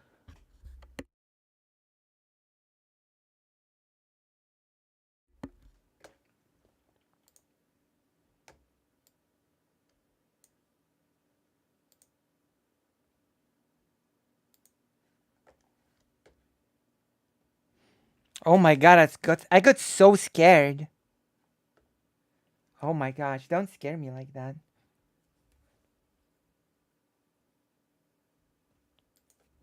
Don't struggle, stream. What? Don't struggle. She was trying to buy a premium battery in store. The price she had looked at online was the one for a normal one. I don't know where you're going with this. Hey, Zanzi. Thank you, Jandrix, for the renewed membership. Zanzi, where are you? Come here. We're scared, Lucy. Don't be scared. I will protect you with my own... I used to work in a restaurant. We used to throw out a lot of food, and it's for safety reasons. We can't guarantee safety standards, so it's an unaccountable liability. Yeah. That's my read on that. So the throwing out food thing, like, there probably is a lot of waste that's unnecessary, but I think that there's too much of an easy retort about liability for that. I don't buy the liability retort, actually. That's kind of the point, though. A lot of times food isn't donated just on the off chance it's bad, even if it's not, hence shoplifting. Well, not hence shoplifting, that's the trick. See, like, one of the problems here is that if you're using need as the justification, there needs to be need. I'm just gonna say this now. Big stores sell food that is on the brink of being expired, no problem. In fact, sometimes places even sell food that expired. So I don't really buy that excuse as to why the food is being thrown away. It's not really all that... You lie! True. I don't It's not very convincing to me, that one. Yeah, a local food that was perfectly good that's thrown out. Like, if you, I'm gonna give you an example. If you have baked bread and then you throw it away, then there is no risk there, unless the bread was bad to begin with. Because if there's not need, then you look like a fool for making that argument. I just don't buy the whole risk. I think what's a little bit better is to point to the extortion that is taking place broadly in terms of the necessities of life. Turning a blind eye when people are taking things that are necessary. And then, I mean, bluntly... In fact, if risk is a factor, then have some sort of testing thing in place. I believe France recently implemented a policy that unsold Be Safe food is donated to food banks, which I think is a good... Yeah, I think so. Might put too much sugar in our bread for that to be true here. Actually, interestingly enough, I'm not even talking about sugar.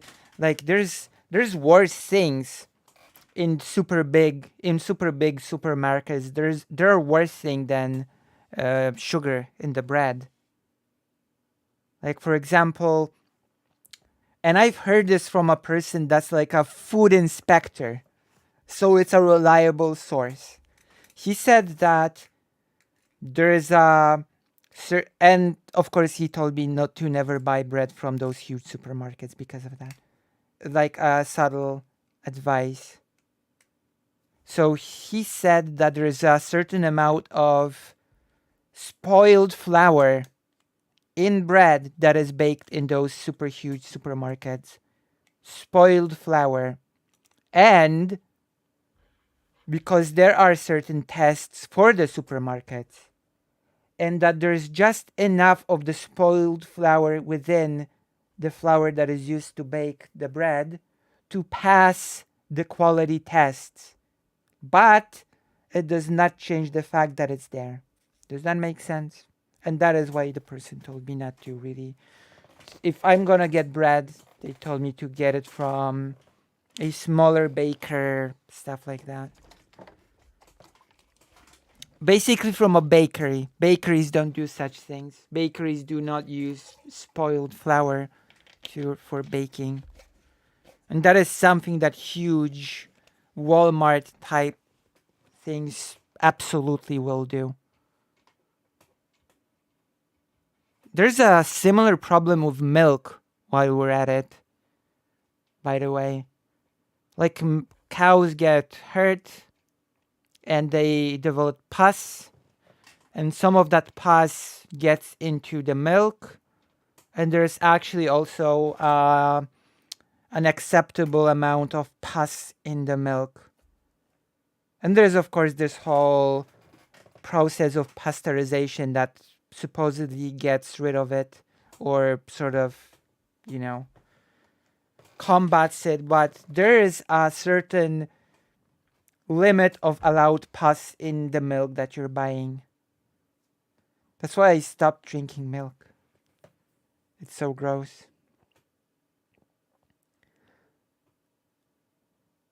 I wonder what for in bakery items like bread, tortilla, speed up bread is virtually no nutritional value.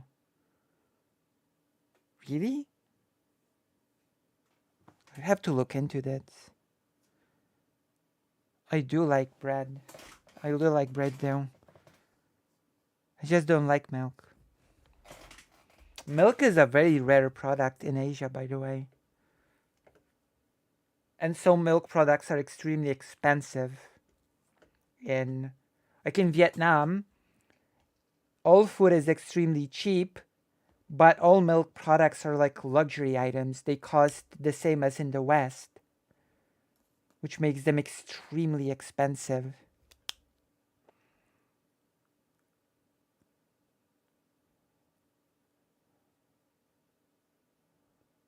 Okay, cheese. Okay, let's let President Sunday talk about this problem. like 90% of this, the appropriate response is just nothing at the moment, because like the issues are too deep, and the only response to deep issues. Shoplifting is either going to be to solve the systemic issue behind it, or to police people out of even being able to use the store as a store, which is the direction people are taking. I just wish people would stop creating propaganda opportunities for people who want more policing and more surveillance. They're starting to put cameras on store workers' vests now. What? That is so wild. That is impossible. What is need? Well, typically the threshold is you can't live in a humane way without it, right? So if somebody steals a copy of Breath of the Wild, it's probably not need. Like, people do shoplift for ignoble reasons or for, like, frivolous reasons. So I think that's maybe a good distinction, frivolous versus pragmatic shoplifting. Like, you're shoplifting to satisfy some necessity. And we don't need to put necessity at the level of, like, bare survival. We can put necessity at the level of, like, living like a human being with a standard level of dignity or something like that. Versus shoplifting for pleasure. So, I am not doing the same kind of thing when I walk into a Walmart and I steal a copy of Halo as somebody else is if they walk in and they steal toothpaste. Does that make sense?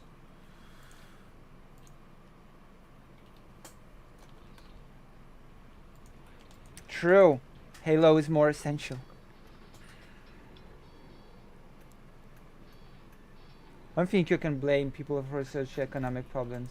That's true. Is that true? That would be useful information, actually. So Straight Rate says that hiring a security guard per store is usually more costly than the loss incurred by annual theft. That's going to depend on the store. So I can see that one. I can see that one being a bit tricky. There's another argument against shoplifting. I'm not so sure. In that, like the meat lady as an example. One of the issues with that one, besides it being like just visually not great,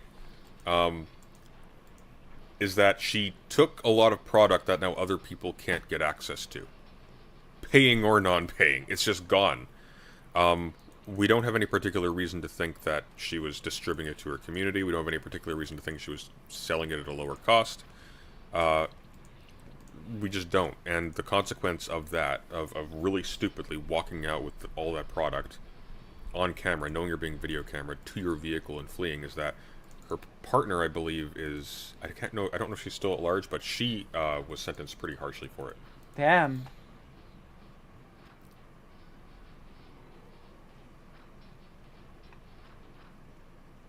I read it on my own, and I'm glad that wasn't part of the curriculum.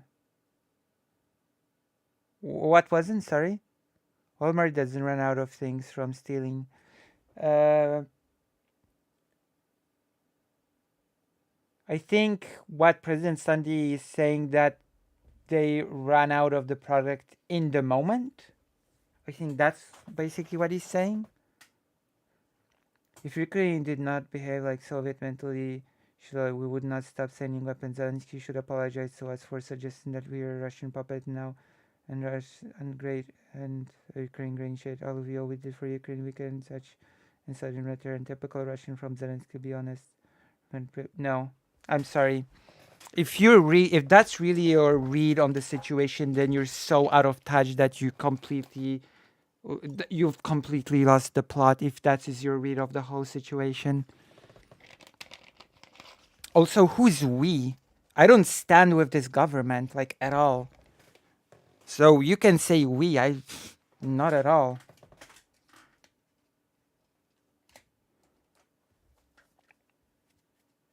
Like, if that's your read of the situation, that I'm sorry to say, you've lost the plot. Then you've lost the plot on this, period. I'm sorry. You have no clue what you're talking about.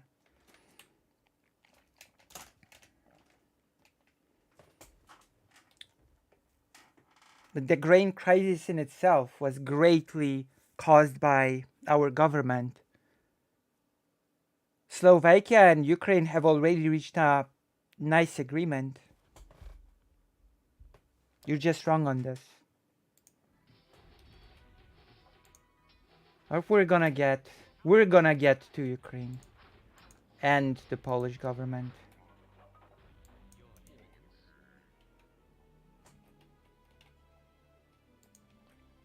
But I am really sorry to say, but if you're with the Polish government on this, you're just lost.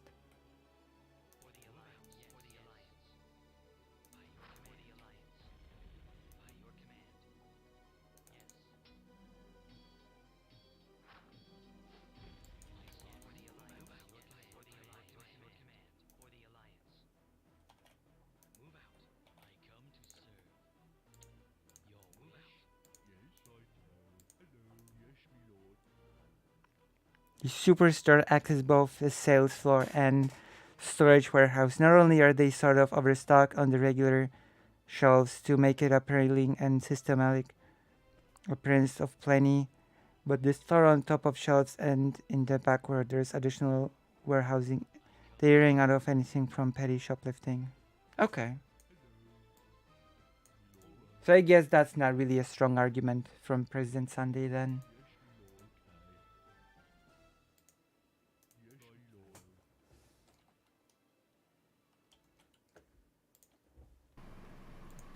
Yeah, that's true.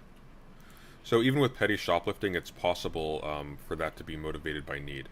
So like, there's an ambiguity there. So it's tricky because you can sell, right? And you can sell and use that money for things of need. And perhaps it's safer to steal things like that than it is to steal large volumes of things.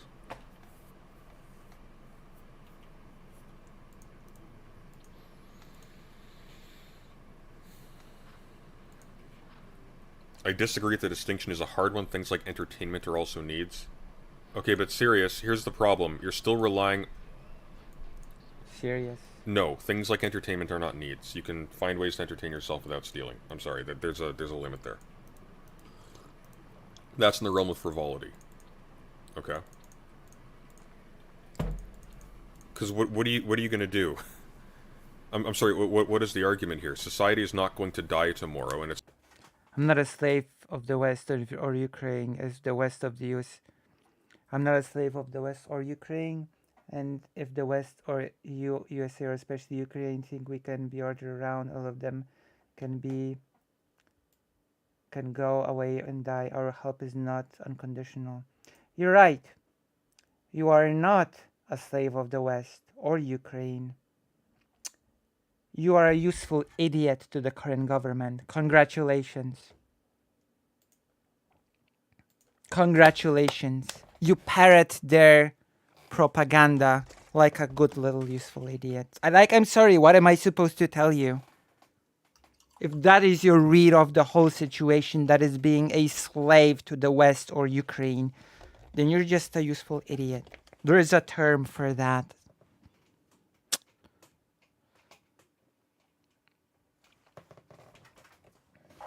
I guess you're really happy when the Polish government manufactures a grain crisis, makes money on it, because that is what the Polish government did, screws over Polish farmers, screws over our relations with Ukraine, and then you come in and say that it's Poland not being slaves to the West or Ukraine. Congratulations. Whose fault is the visa scandal? Is that also the fault of Ukraine or the West?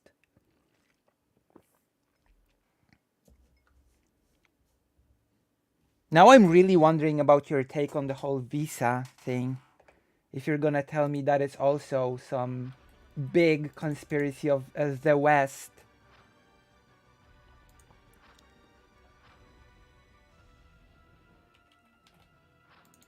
Ah, yes.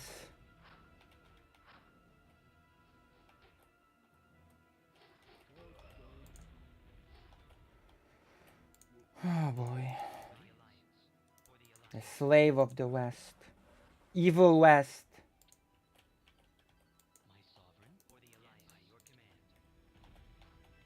The evil West. Once evil West strikes again. Guy Zelensky enslaved me again.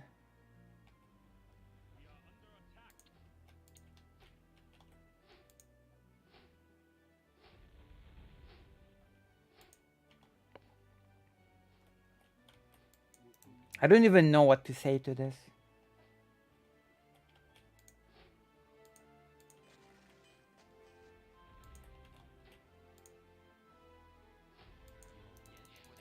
It feels like I have a law and justice voter in the chat, which is sad, to be quite honest.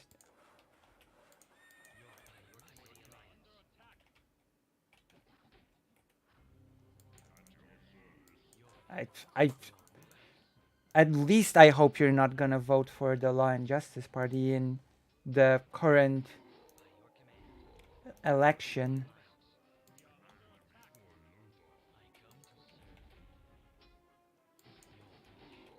'Cause that would just be too much. That would just be an overkill.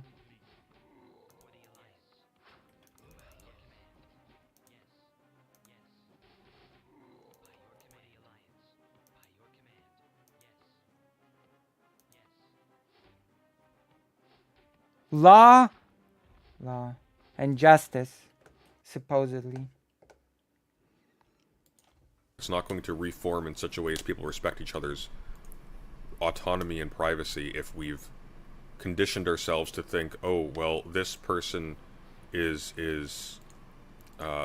this item is held by a thing that I can trace an injustice to at some level of resolution, therefore I'm entitled. That's going to describe everybody till the end of time. That's not good. That's a Also, how is Zelensky being Russia or Soviet Union? That's a brain dead analysis. I'm sorry. I will not even entertain this. Will not even entertain this. This is brain dead.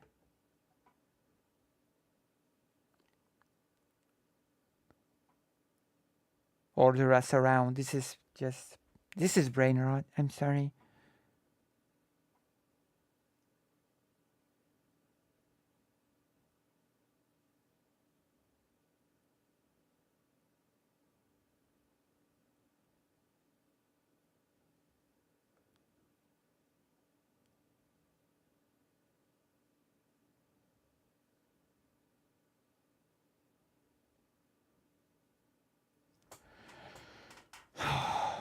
Oh, I did not see that coming, that's for sure.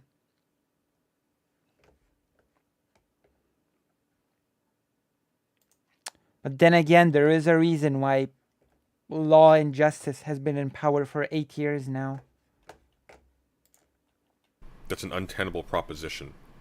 Entertainment is... Because they can just screw up, make money on their screw up, because that is exactly what happened. And certain people will just look at it and say, oh yeah, that's us just being strong and independent. We're nobody's slaves. Oh boy. A need, therefore stealing a copy of Halo makes sense. No, if you're using it for money so that you can live well and live decently, that's fine. To get you to a... Interesting that you would actually mention this, Sophie. And calling Ukrainian grain shit is insane. Doesn't it supply like half the world's grain? Well, that's the thing.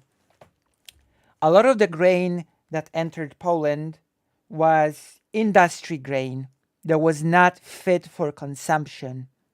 That is what this person means by shit grain. And our ruling party bought it cheap and resold it to the market as consumable grain. Good business. Good business.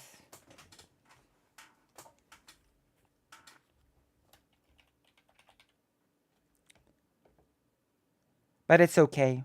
It's okay because we're nobody's slaves. You're changing the topic. If you know that I am right about Zelensky going overboard by accusing us of being Russian puppet and the UN.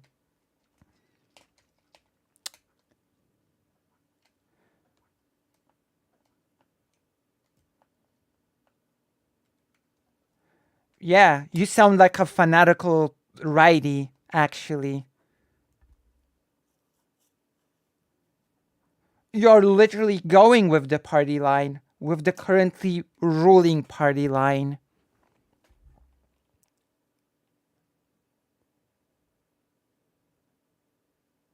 And Ukrainians, with their behavior, probably think that they are more powerful and important countries in Poland, like the USA, Germany, etc. So now they are free to treat us like nobodies, of course.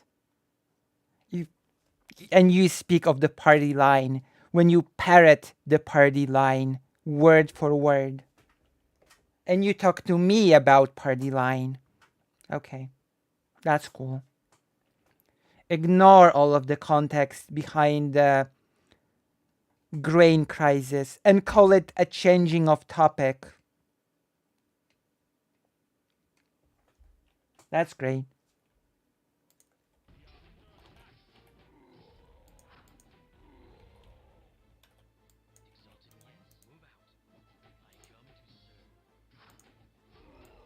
Talks of a party line literally parrots the currently ruling party's party line.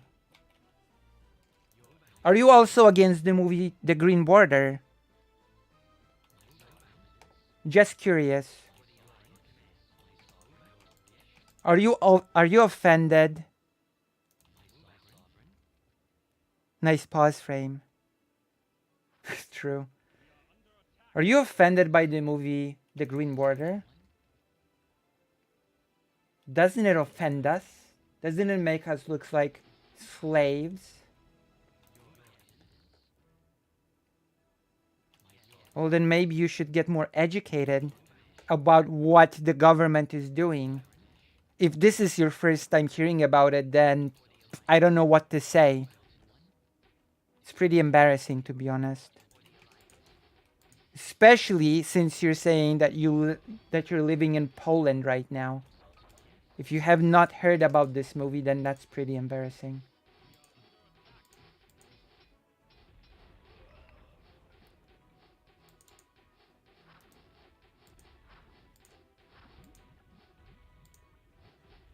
But I guess you really are a party stooge, so.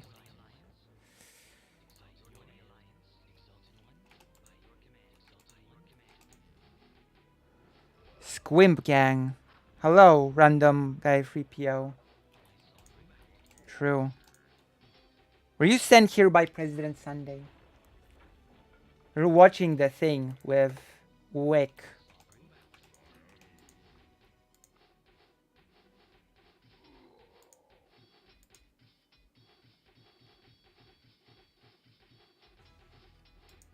Well, of course you've not watched it. The premiere was yesterday.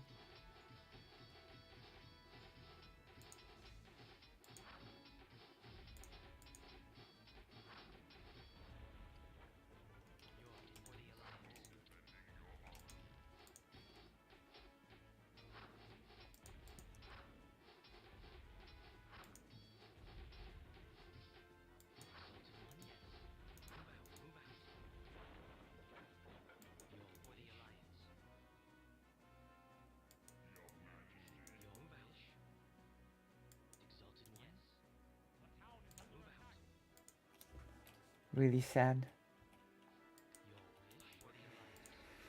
What can you do? What can you do? Unfortunate. It's unfortunate, but there is not much you can do about. Well, you don't sound like one. You certainly don't sound like a liberal. Then again, Trump is a liberal, so... a libertarian.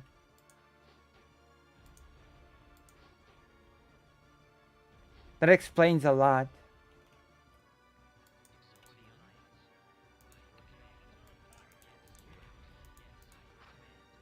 Libertarian.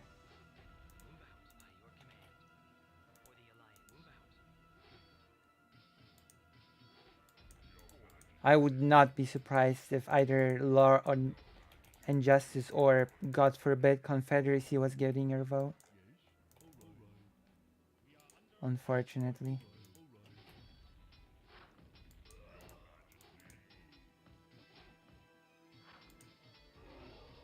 I would not be shocked.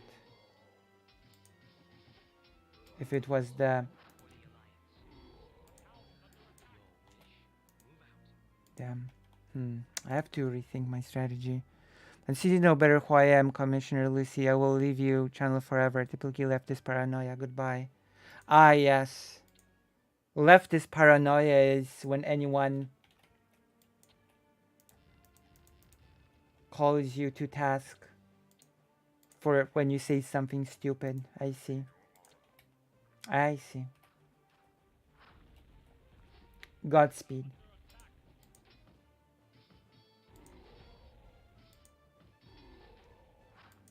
Godspeed, libertarian.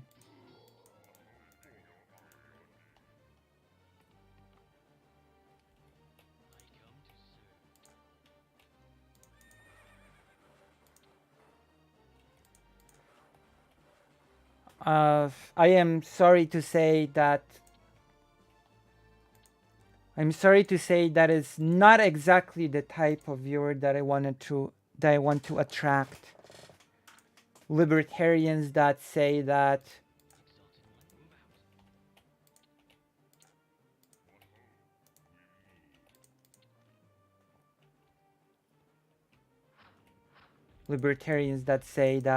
we aren't anyone's slaves. Total brain rot. And yes, I'm gonna go with what the opposition politician said. Okay? Yes, what Zelensky said Point where you can was actually not the best. Okay? I will say that much. Yeah, he didn't actually say that Poland is a puppet of Russia. That's actually a lie. What he did say is that what he did say is that Poland is preparing the ground for a Moscow actor, which basically means that with its action, Poland is basically supporting Russia, which I'm sorry, I will agree with.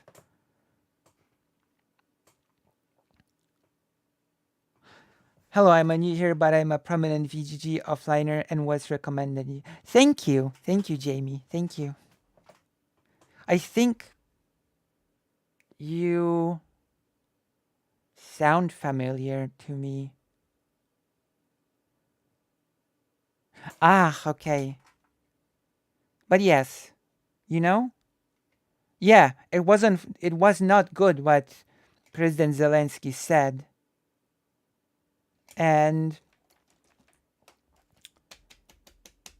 But as an opposition politician said, we should be showing President Zelensky some sort of empathy and understanding, you know? Like, Ukraine is the country fighting for its life right now, not Poland. Does that make sense? Actually, I will read you the quote from that person. It's roughly translated, but I'll just read it. There's no lefty paranoia. My God.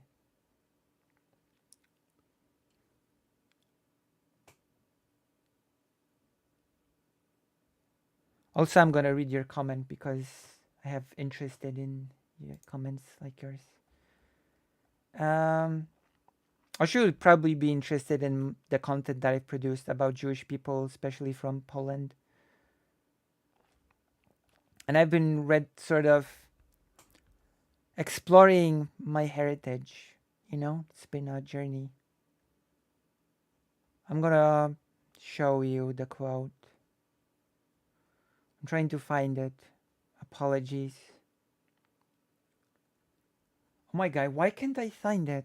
Samuel Static. I've sent it to you. I could have sworn that I've sent it to you today. I copy pasted it. And now I just cannot. Okay, I'm just gonna.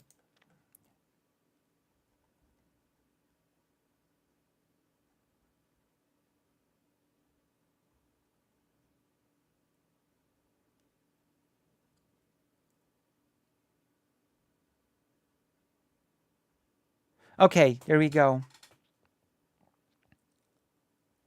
I took a class in Polish history through film last semester. I can help you with your Polish studies, certainly. I have the impression this is a Polish opposition politician, okay? I have the impression that lately we have been summoning the Ukrainian ambassador more often than the Russian ambassador, which I do not like very much. It is Russia that is leading the aggression against Ukraine, not Ukraine. Radosław Sikorski said in a midday conversation on RMF FM, it is a radio station, and Radio RMF 24. When asked if he would also summon the Ukrainian ambassador if he were head of the foreign ministry today, Piotr Salak also asked the former foreign minister whether he liked what Ukrainian President Volodymyr Zelensky said in New York. Zelensky suggested that, among other things, Poland was helping to prepare the stage for a Moscow actor. So this is the thing that the person in the YouTube chat said, talking about how Poland is a puppet of Russia. And the response of the former foreign minister was this: President Zelensky is fighting for the lives of his people against the superior forces of an aggressive power that also threatens Poland. We should have a lot of sympathy and compassion towards him when he sometimes caves to pressure and says something that is not perfect. And this is no reason for international sort of squabbles or international arguments that ruin Poland's reputation. I agree with this. I'm sorry. I just agree with this. The person from the YouTube chat was just an idiot. Plain and simple. What a phenomenal phone if we had slamming the door emoji. Like, this is just... Also, let's see. Let's see your comment. Jamie. I'm a trans Jew interested in history as well, which is why I was recommended, I suspect. Yeah, because I do a lot of Jewish history here. You know? About how... Because as you probably know, in the terrain that is now Poland, Jewish people have 1,000 years of history here. First coins that are considered first Polish coins had alphabet writing on it that said in Polish, Mieszko the King.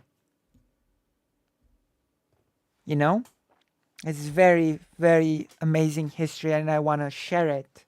I want to share it with as many people as I can. And I also started learning Hebrew. And I also really want to learn Yiddish. It is important, I think, to learn Yiddish. Born in the Russian Empire part of it at the time. So basically, yeah, I understand. Interestingly enough, Jamie, Isaac Bashevis Singer, the Nobel Prize winner, wrote a lot of books that took place in the Russian Empire part of, the partition. Those are really good books. Isaac Bashevis Singer. You can probably get all of his books in English. They're really good. When they came to America. Very interesting. Yeah, that makes perfect sense to me. That makes perfect sense to me. And I'm planning to do a stream I'm planning to do a stream soon about It's Time. Did I miss someone's meltdown? Yes, in the chat. Oh my God. Scroll up, Karas, you're gonna see, and you're gonna shake her head. It was a Polish libertarian. I was a Polish libertarian who had a meltdown, yeah. Like, I don't know. I'm usually pretty nice, but I don't feel like tolerating this. I just don't think we should tolerate this sort of mentality, you know?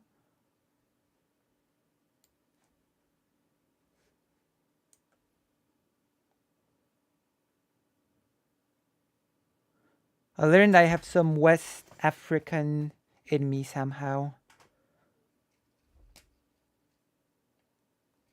Poor little ego heard that Polish government was criticized.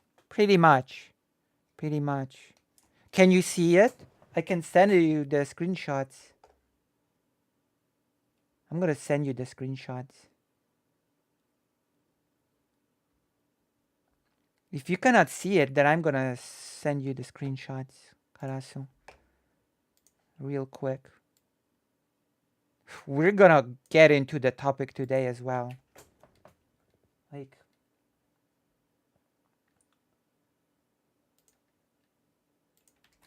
as I said, I'm usually pretty nice and calm, but this is just... I don't think this is even worth entertaining, to be quite honest.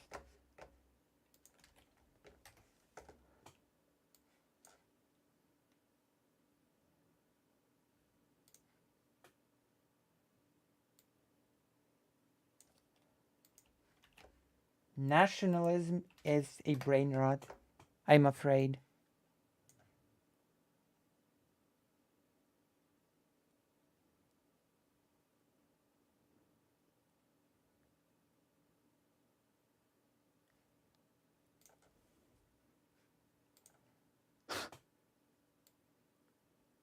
And then he unsubscribed. I've sent it to you for your reading pleasure.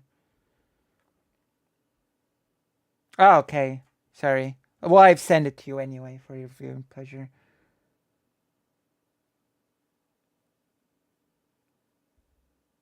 God, we really have to get into the history of Africa. We really need to get more into the history of Africa because I know embarrassingly little.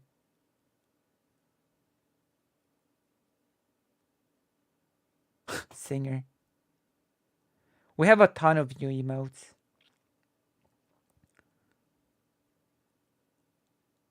They were fleeing the pogroms around the 1905 revolution. Yeah, okay, that tracks as well. Yeah. We will have to... You should join the Discord, Jamie. We have a lot to talk about, I think. I think we have a lot to talk about.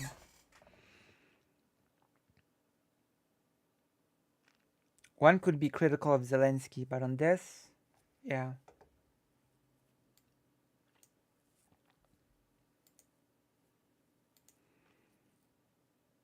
I hope this guy recovers with his ego. Exactly. Like, as I've said before, and by before I mean 5 seconds ago, I do agree that we should be showing compassion, even if Zelensky does not word something perfectly. Like, I'm sorry, the party clearly in the wrong in all of this is the Polish government. There's no... I'm sorry, just... If you think otherwise, then you've simply lost the plot, in my opinion. If you're gonna try to defend the Polish government on this. And you just... I don't know what to tell you. Like, the only thing I can tell you in such a situation is Godspeed and good luck.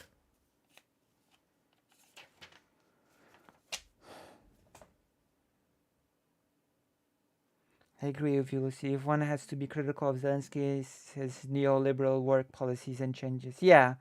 But I suspect that the person above would actually not see that as a bad thing. So, because from what he wrote, he was so nationalism brained that it's just embarrassing. We helped them so much. And now they treat us like garbage. Oh, get out of here. Get out of here with that. Come on. This guy probably would agree on that. Yeah, exactly.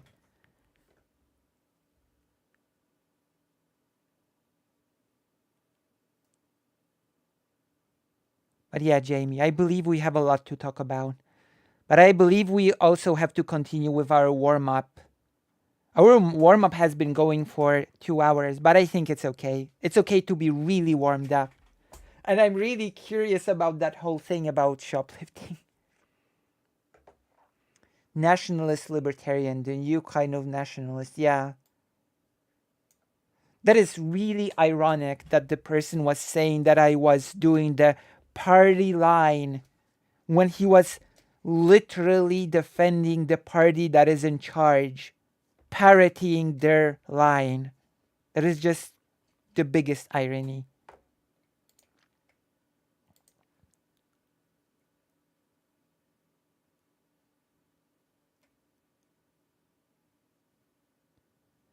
Yeah, the Zelensky needs to be super sweet and thankful non-stop, being so uppity. It's a propaganda line that's been going on for more than a year. It's disgusting. It really is disgusting. Okay? Self-awareness zero is at most often is the case. Like, I'm gonna be honest. The refugees that came here, for example, they're not just guests. They're not just people that should be thankful to be allowed to be here.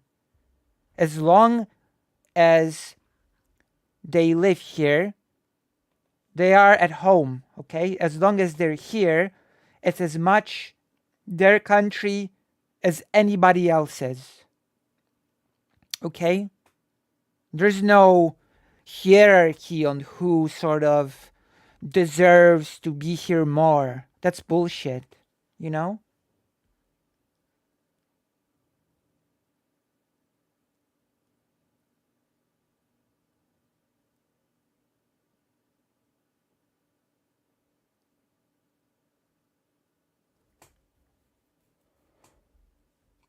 This actually got me really angry.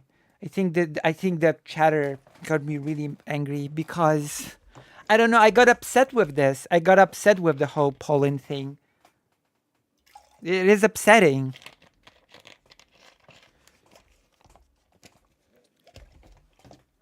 Okay, let's watch some more President Sunday and then we can get into the actual proper topic of Poland. Because it is upsetting. Where you can contribute. That's what it is. That's where the threshold should be, in my opinion.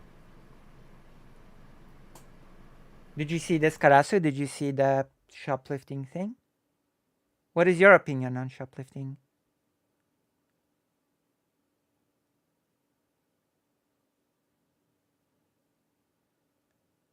Welcome to the show being a Hungarian in relation to Ukraine. True.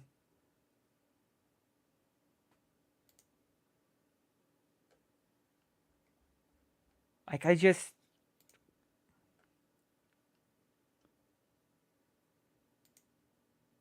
I'll never be accepting of such a thing. Okay, Jamie joined. I'm just gonna give you the giggler role because you did not do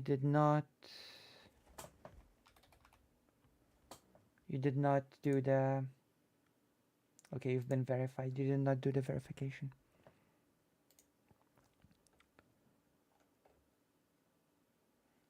I did seen and I went and heard Loner Box Steaks. We're gonna hear them right now.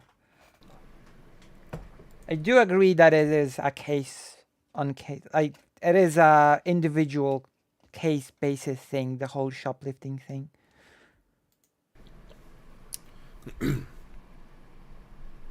Yeah, exactly, Jama. In other words, there's zero faith left. Most large retailers are engaging in good faith, so we need to create the conditions of mutual trust again, and not treating prices as what?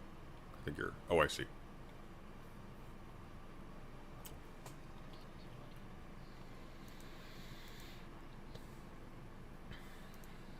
That's true. Lifting can be done by employees as well. A lot of it's done by employees, actually. Lifting? But for every employee who shoplifts, that's one employee less who's watching. There's also privilege elements to this too. Like, people with darker skin are typically going to be, depending on your area, they're typically going to be watched more than people without. If you dress well, you're going to be watched more than people without. If you have skin conditions, you're going to be watched more than people without. Right, correct. So, yeah. It's not universal. Like, sometimes people who don't have these properties are watched too. I carry around a laptop. Which means you can't really make an all-encompassing argument on it, though, in my mind. So I'm wondering what the point of their debate will be, or if they'll just argue with each other. I think they'll just argue with each other.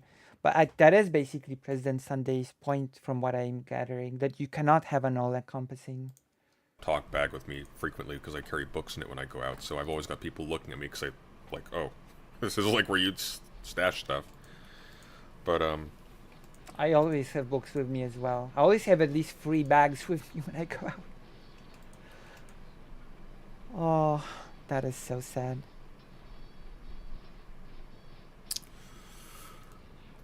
Wait, is this a question for me? Weird question. Do dark-skinned people who move north have more difficulty with getting vitamin D or seasonal depression vulnerability? I don't know. Read an interesting paper on what things get shoplifted the most. Concealability is a huge factor, hence makeup being stolen. No, I'm aware of that, yeah. So, one of the reasons why things like makeup, certain health products, Moon Power condoms makeup are a big one. Did you know that, like that. The reason why Sailor these things are Moon locked up, is actually... it's not because people desperately need these things really fast. They do, by the way. But it's also because there are groups of people who will shoplift as essentially a business. They'll they'll figure out when the trucks come in, they'll clean shelf, and they'll go. And, yeah. It's not locked up in Poland.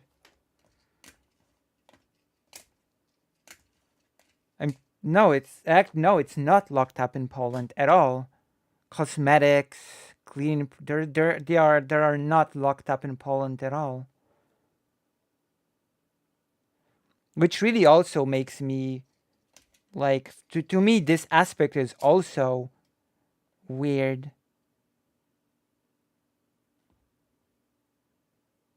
Products that are locked up.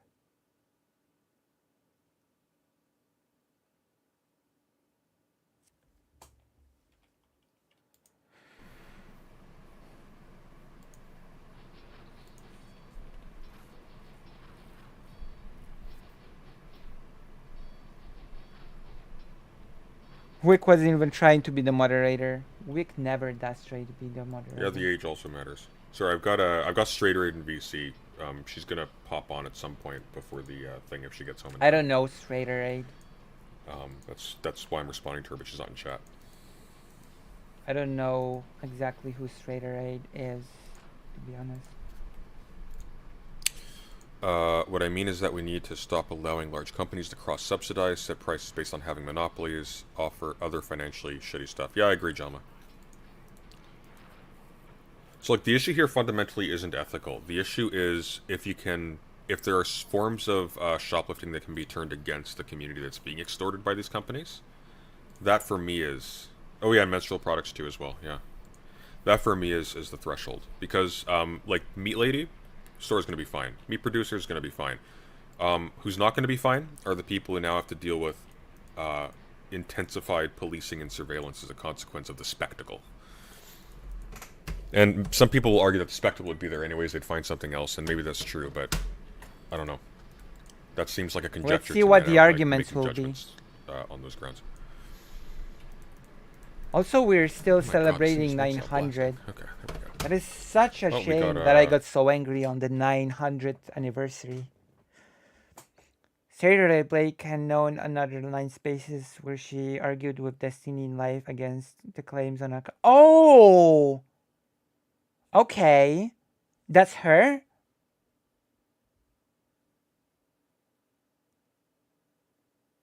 Okay, I remember. Okay, now, okay, that gave me some perspective.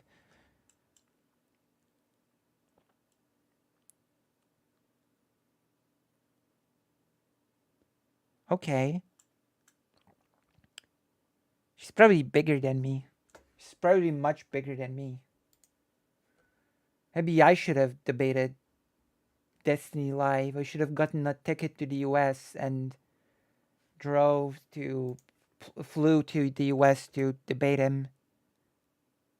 It's okay, Lucy. In my eyes, the vibe is good. Oh, thank you, Minos.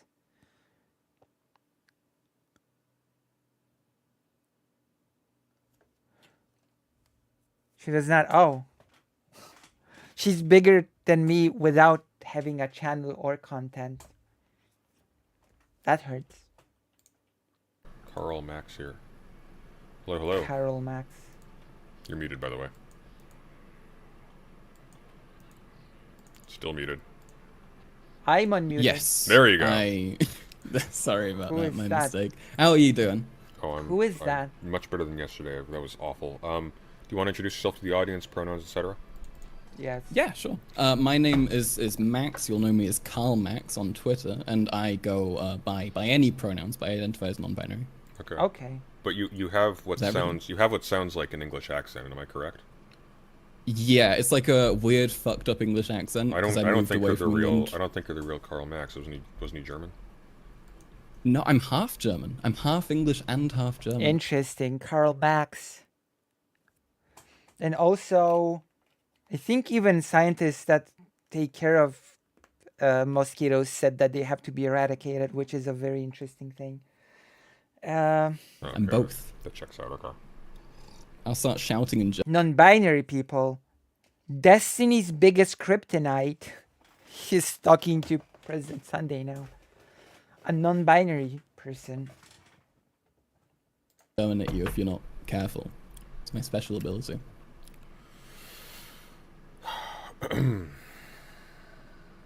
So, Yeah. what do we... apparently not. Apparently they should be eradicated or something. what's the plan? There's no plan. What's So the- very quickly, what's the vibes? well, very quickly, Straighterade makes a good point, and that's a good point of clarification. She says, "I hate this idea that someone is protecting the community when one reports alleged shoplifting. The community doesn't own Walmart. You're defending capitalism, not your community." I agree with that. My issue is True. the misuse. The misuse. I guess it is the appropriate use given what they're trying to do. The use of spectacles of shoplifting done very poorly. That's then used to justify increased surveillance and policing. Okay. That is another thing. What? That is why we keep me locked in the lead vault. That is another thing that is very weird to me. I never associated shoplifting with spectacle. You know, because when I think shoplifting, I think of doing something covertly, in secret, so that nobody sees you, so that nobody notices. I never connected the word shoplifting with the word spectacle. You know? It's just a bit... That is a very new connotation. Lens crafters. Oh my gosh. That's good. That is good. My goodness. I guess I would associate it with that then. And the media finds those videos of someone stealing a card of mead. So strange. One of the problems with I'm really worried about this debate, that panel, whatever. we are this kind is. of vast majority of us, not us weird critical people on YouTube. The vast majority of us are I'm not- conditioned Okay, to regard Okay. shoplifting as something trashy and gross and immoral. uh-oh. even if we Out have of in the wood. background, we know that we're being exploited by our companies. We know the companies are acquiring their goods through slavery, et cetera, et cetera. We know that they're being gouged. Why? Right. Because we're also underpaid and we're paying for the same thing. We're also being gouged ourselves. And one of the issues is when you have that spectacle, it creates impetus both within the lower classes and people who are going to misuse the spectacle to make a broader propagandistic point. That gets turned against the community itself. And then you get like increased surveillance that's now treated as justified by everybody, including the workers at the store who are themselves being exploited. So it's like that's like with Meat Lady, that's my issue. It was done badly. It's possible. Had she discreetly managed to get stuff out of the store and benefited from it personally and made her life and maybe somebody else's life better as a result, I got really good books from Arcaera. Yeah, with Meat Lady, I think it's best for us if we just avoid commenting on that outright because we don't know the conditions at hand. That's 100% going to be brought up in the conversation. I know it's going to come up, but I think if we say that we can't really make an ethical decision on it because we don't know what's like happening in full, like, I don't know. I think because there are so many cases in which like the American system can fuck you and suddenly make you really, really poor, or like give you like a shit ton of debt, right? Like if your family gets terribly ill or something. And there is probably like a case in which you could convince somebody else to be like, hey, actually, you know what? A little theft is okay. I mean, people can like empathize with like Walter White, right? Yeah. Like people, I think if you approach it right. Walter White, that is a really weird example. Walter White did a little bit more than a little theft. What a strange comparison.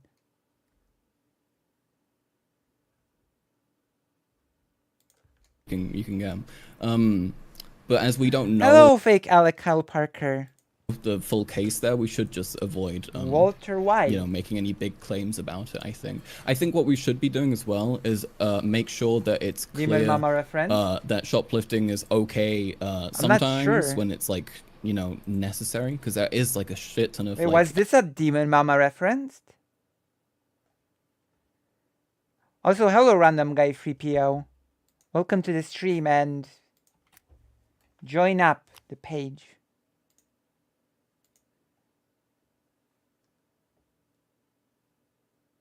Wow. If I may, if I can push back a little bit. Go on.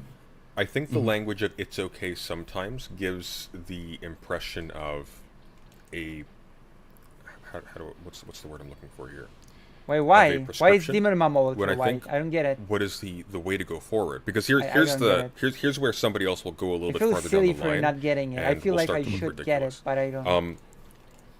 You correct all of the injustices in terms of market gouging and stuff like that. Sells, creates, cooks.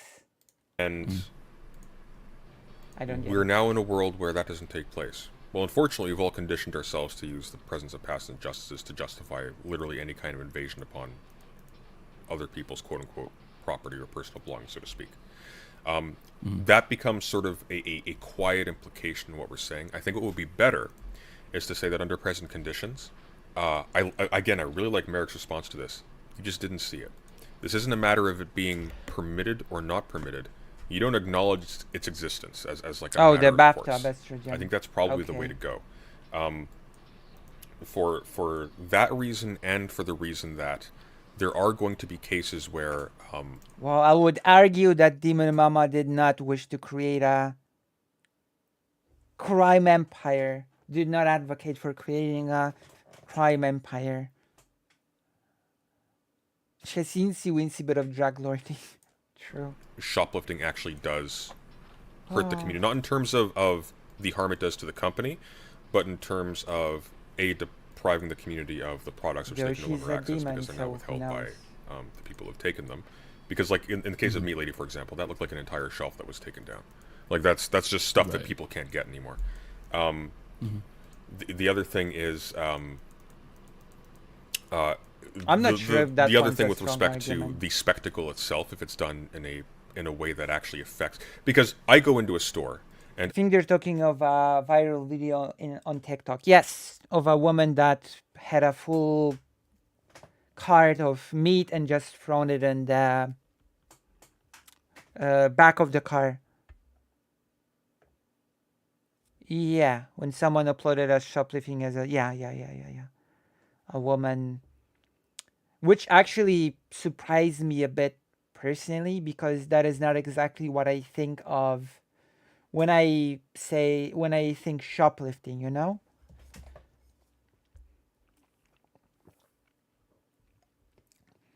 Like I don't know, maybe I'm just strange about it. When someone takes a full cart of product, it almost feels like a different category to me than shoplifting, you know?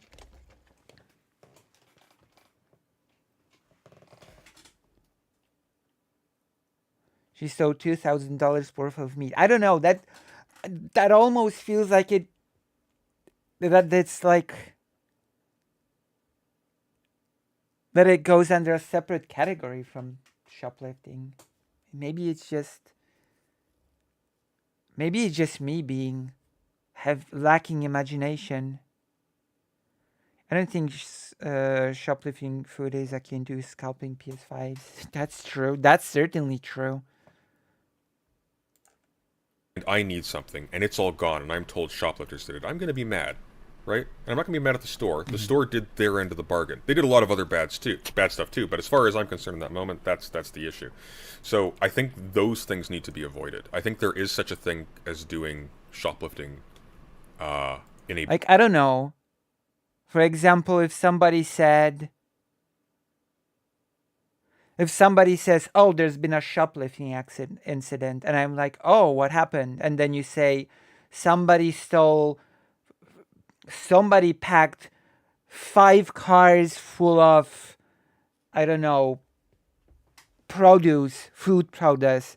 The first word that would come to my mind would not be shoplifting because of the sheer scale, if that makes sense.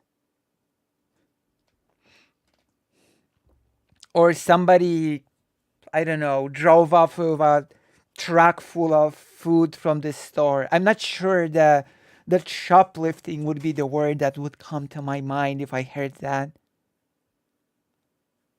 You know? I guess. I don't know.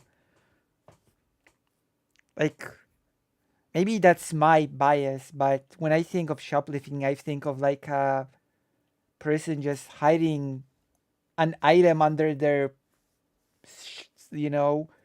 coat or something and walking out with it without anyone noticing.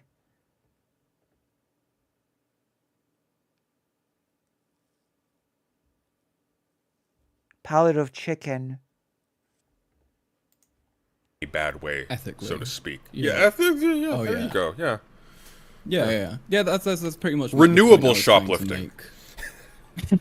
Yeah, true. Yeah, that's what we should be advocating for. Yes. But Green shoplifting. Yeah, I mean, they're real. I mean, I think a lot of shoplifting is green, to be fair. When you consider how much food they throw out and stuff, that's an argument I thought of, but I don't think I'm going to use it. But like, they waste so much shit. So who cares? You know what I would kind of like? I'm not going to make that point. You know what I would kind of like? And here's like sort of a halfway house between the two. When you're doing that throwing out of all the food, have a shelf on the back of the store where it is placed before it gets tossed. Yeah. Yeah. And then actually, I heard that it goes even worse than this. I heard that some stores would not just throw away food, but lock it away when it's thrown away so that nobody can take it. That's what I've heard. Is that true? That the shop throws away the food and it's secured away from being taken. Actually, little section of the shop for and that. then when a couple days transpire and it turns brown, into the compactor. Boom. Just keep the rack full, and everything else doesn't fill the rack. Toss that. Yeah, no, I agree with you. You can. I don't know. There's probably a reason why that's stupid, but continue. I mean, yeah, kind of. I mean, some supermarkets like Walmart has made efforts to send over like some food waste or like stuff they were going to throw out to like food banks and that kind of thing. But you know, the prices are still insane, and it's still unaffordable for most people, and most people aren't going to food banks and stuff. So, yeah. Well, I think the trick is that, and once again, like it's the meat lady case is instructive. I feel bad for her. She's going to be known as meat lady for the rest of her life. I think the meat lady case is brutal condemnation. The meat lady case is instructive because the people who were following her out and recording her and fighting with her to take the product back, the people who got her caught, they weren't security. They weren't the police. There wasn't a manager. It was the low wage workers. That is so weird to me as well. What I think that demonstrates a little bit is that, like, what you're also you are contending with the fact that a large amount of lower class people are themselves motivated to defend their own oppression because of spectacles like this. That is so weird. That is also not something that I've heard of. Lower. In UK, they did not only lock it away or have security guards, but they put chemicals on it. That was a thing in London. That's so bizarre. I heard of like I used to play on the PS5 with a person from England, and he told a story. No, that was not. I think that was in Final Fantasy XIV.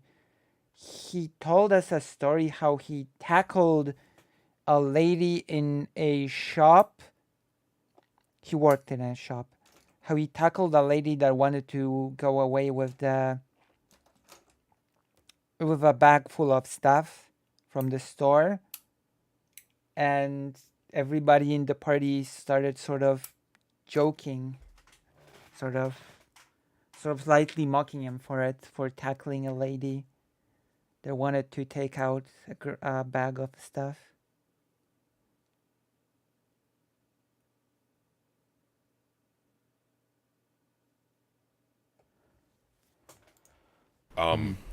Yeah, and like the irony of it too is like a lot of people who will engage in that kind of like policing that way, like the workers, they'll slip something in their pocket now and then, very rarely. Oh yeah. Oh, you're working on the floor and okay, and, I mean that makes sense. Somebody had like unwrapped. I mean that should be the case. I actually agree with this. If you're a regular worker, you should not interfere with theft because it's dangerous for you, right? Potentially, no. You're not qualified to stop robbers. That's not your job. Your job is to sell things to people or weigh their vegetables. Like, especially the amount you're paid, probably, right? They don't pay you enough to put yourself in danger for that. Especially in a place like Walmart. For the corporation. Some kid had unwrapped something or whatever. They don't pay you enough. And for that. In the course of picking it up and being about to put it back, quote unquote, you put it in your pocket because you get distracted and you just kind of forget it's there. People do that. Yeah. I've seen people caught for that before. Yeah. Yeah, another good argument that you can make here as well is that a lot of employees steal. Like employees steal. That's only what I'm talking about. Yeah. Shrinkage. Yeah. Okay, you get it then. Yeah. Yeah, I mean they only steal 10% less of the total like shrinkage value than like outside thieves do, right? So if it really did harm employees so much, why would they be risking that? Why would they do that at all? And yeah, you know. Yeah. So I feel like you could take it apart pretty easily if we approach it like that. Well, that's interesting. So Straight Raid said she's observed looking in the dumpster for destroyed objects, and often the store will actually deliberately soil them. That's yeah. Oh, Karasu mentioned that's this so in sad. England. No, food I can understand. Yeah, I think I read about that. Yeah, well, food's tricky. But like cosmetics, shoes, etc. If that's actually just going to the landfill, like I don't think food is as tricky as. I mean, even if it's like food, I if don't someone's think getting so. out of the dumpster, they know it's not going to be like peak like healthy, non-infected shit or something, right? Would all these wannabe Rorschachs report an employee they saw stealing? That depends on the food as well.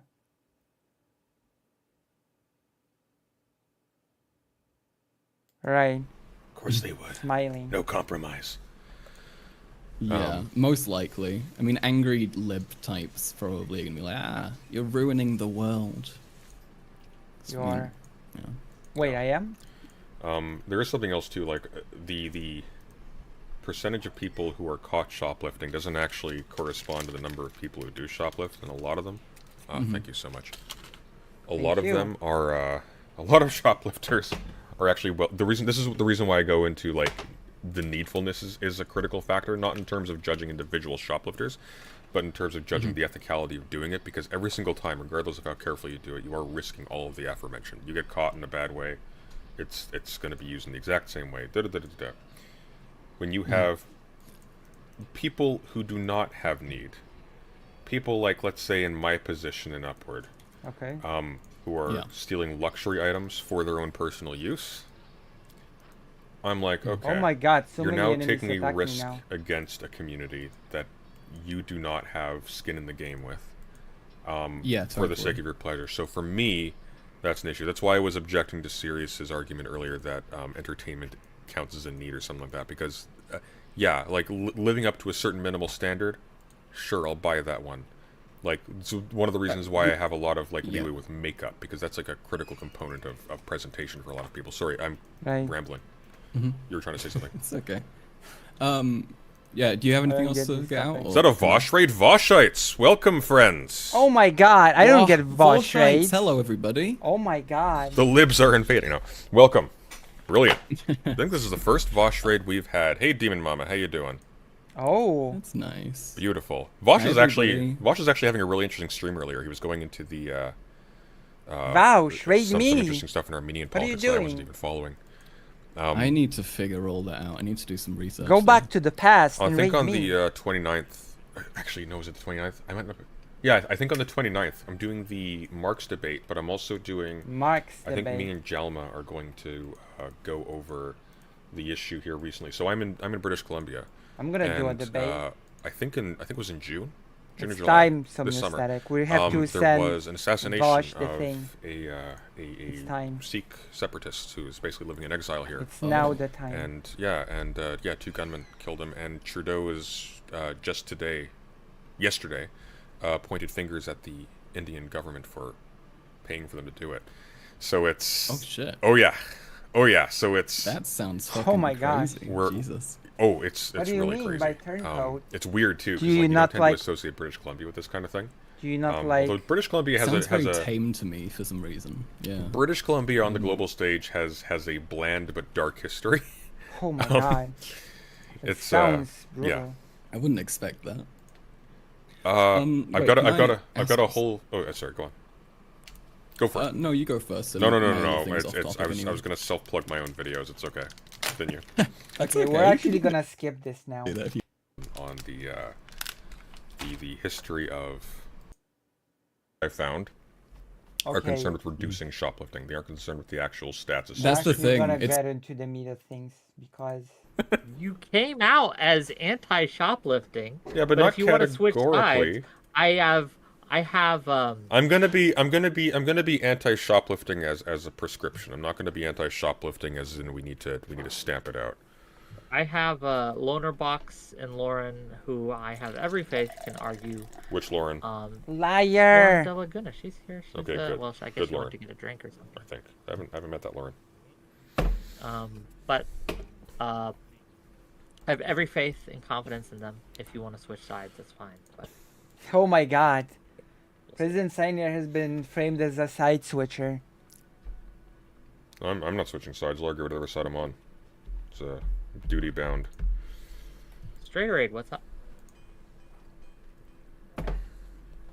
Good God, you're alive. Ta-da! Just in time. I am. Aw. I haven't met Lauren. Oh boy. Wait, which Lauren? Lauren Southern? Sorry, just doing a couple last-minute things on my end, some tech stuff. Hey, I can't hear you guys. Yeah, no, this is gonna be a problem. Okay, he can't hear us, so I can't even tell him. Okay, we need somebody who can do sign language. Search. Is anyone really good at tech stuff? No. Especially Oh, Yeah, I can't not me. read Leftist, sign. so no. No. Someone who can. For stay shadowing. over here. We're book nerds over here. No, I can't hear. Might as well be Lawrence. Wait, really? What? Seriously? Okay. What? I'm being slightly high. Okay. Yeah, I got the data bluestone. Thank you. I was trying to say we hear you. Demon I Mama don't should think call you in understood today what I for was the trying to say. Well, you can't hear what anniversary, we're for trying the to say. special Why anniversary. is it sign language? We're gonna Everyone stream pretend to all talk, don't say night anything. till the morning because Blah, that's blah, my duty. blah, blah, blah, What? blah, blah, blah, blah. Who? Very important. You need to hear. This is very My important. school they're being information. used for the stream. True. Okay, well, we got while he tries to fix this stuff, while you're all here, half of you, this is your first time on a Scuff, work panel, so let me eternally just scuff. kind of explain how it goes. I will introduce the topic. I'll say hi to my Oh, guests, wow. my audience, And this person and is then we will anti have concise shoplifting, yes? opening statements, not 5 to 10 minutes. I'm talking minute, maybe, right? And then we'll get into the open discussion. If you have a problem during the open discussion getting your point in and I have getting a your voice problem. heard, please let me see your hand, and I will try to facilitate you being able to speak, because I want everyone's perspective to be heard. If I tell Ignored, you to as stop always. talking, please stop talking, because I'm doing so not because of what you're saying, but You don't because order me. likely no one can understand what's going on because everyone's screaming at each other. So if that happens, please just listen to me. Don't try to fight me on this. Okay? Any questions? Oh boy. I'm hearing a buzzing. Like a Same, fan or a actually. microwave or something? A Something fan. Like a fan. Or a... I think it's Lauren. Yeah, hold on, is Yeah, it's it? whoever L is. You have to turn your pictures Yeah. off. Who is Lauren? I have to turn my what off? You have to turn your paintings off. You can yeah. turn If you have on a noise fan suppression. on, if you have a fan on, just move it away from the mic. Hold on, I just fucked Or it up. could just be crisp, right? You could just turn crisp on or whatever. I got a fan in the background. Can you hear that? Is that fucking with my audio? Is or no? Lauren a known content No. creator No, or it's just- No? something? Okay. I have no Oh wait, idea. my input volume's all the way. I test. Put If you have sense- push to talk, it won't be a problem. Oh, now we can't hear you. Your sensitivity is too low. Oh no. Is there any reason that someone wouldn't be able to hear us, but we'd be able to hear them in Discord? Because our friend Allie here is having a problem. Does anyone happen to know offhand why Well- that would be a thing? I will I try to know. communicate to them. It's a skill issue. Oh my god, no, Wick. Great, this is wonderful. If anyone could steal some of this knowledge, that'd be based. But no, we're all sitting here, unable, unwilling, Embarrassing. feckless, impotent. I hate Wick. I'm very He's such a willing, I just dweeb. have no idea. He's a completely unserious loser. Everyone see it but him. Oh my goodness. That is harsh condemnation. That is such harsh condemnation. Yeah, fair enough. Figure your own show out, Wick. I mean, to be fair, I might, if I try to organize something, I might sort of struggle on the technical side. But I guess I would know that and try to prepare beforehand. Fair Can enough. you repeat your question? Yeah, is there a reason or setting or some kind of box that he checked or should not Box? or should check that he hasn't checked before that would make it so that we can hear him, but he cannot hear us? Does he have the wrong output? I mean, Yeah. just check the output. Tell him to press the little That's button next to the usually the microphone. problem. That in is bottom usually right, the and just problem. Select the right output device. Carl you could Marx, run a can you tell panel. me which mic sounds better? The one that I'm currently using right now, or I have a really strange feeling that if I ran a panel, it would be really wild. But then again, I don't know. Okay, write in the chat. What do you think would be the vibe of my panel? What do you think would be the vibe of a Lucy Hazeh panel? Also, a reminder that Hazeh means chest in Hebrew. this one right The first now? one. The First first one one. for sure. This And one. I'm Karl Max. I want to know that I'm calm now. 8 people People feel get very guilty for getting confused here. mad. I feel Yeah, I was guilty gonna for getting say. mad. I actually have to.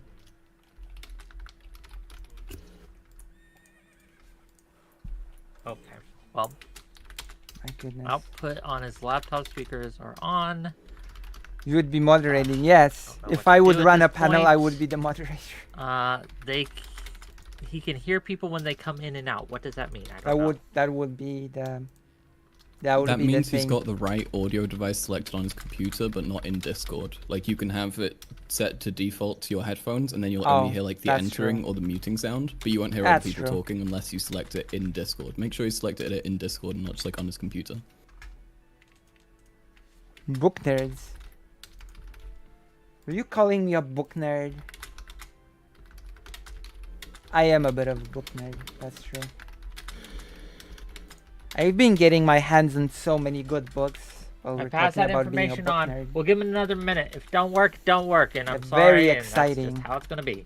I got a whole collection of books about Mexico, so we're gonna get in depth. We're gonna be going in depth for the history of Mexico. It's gonna be amazing. Carry on, but We're gonna be learning about the War of Independence, this time in depth.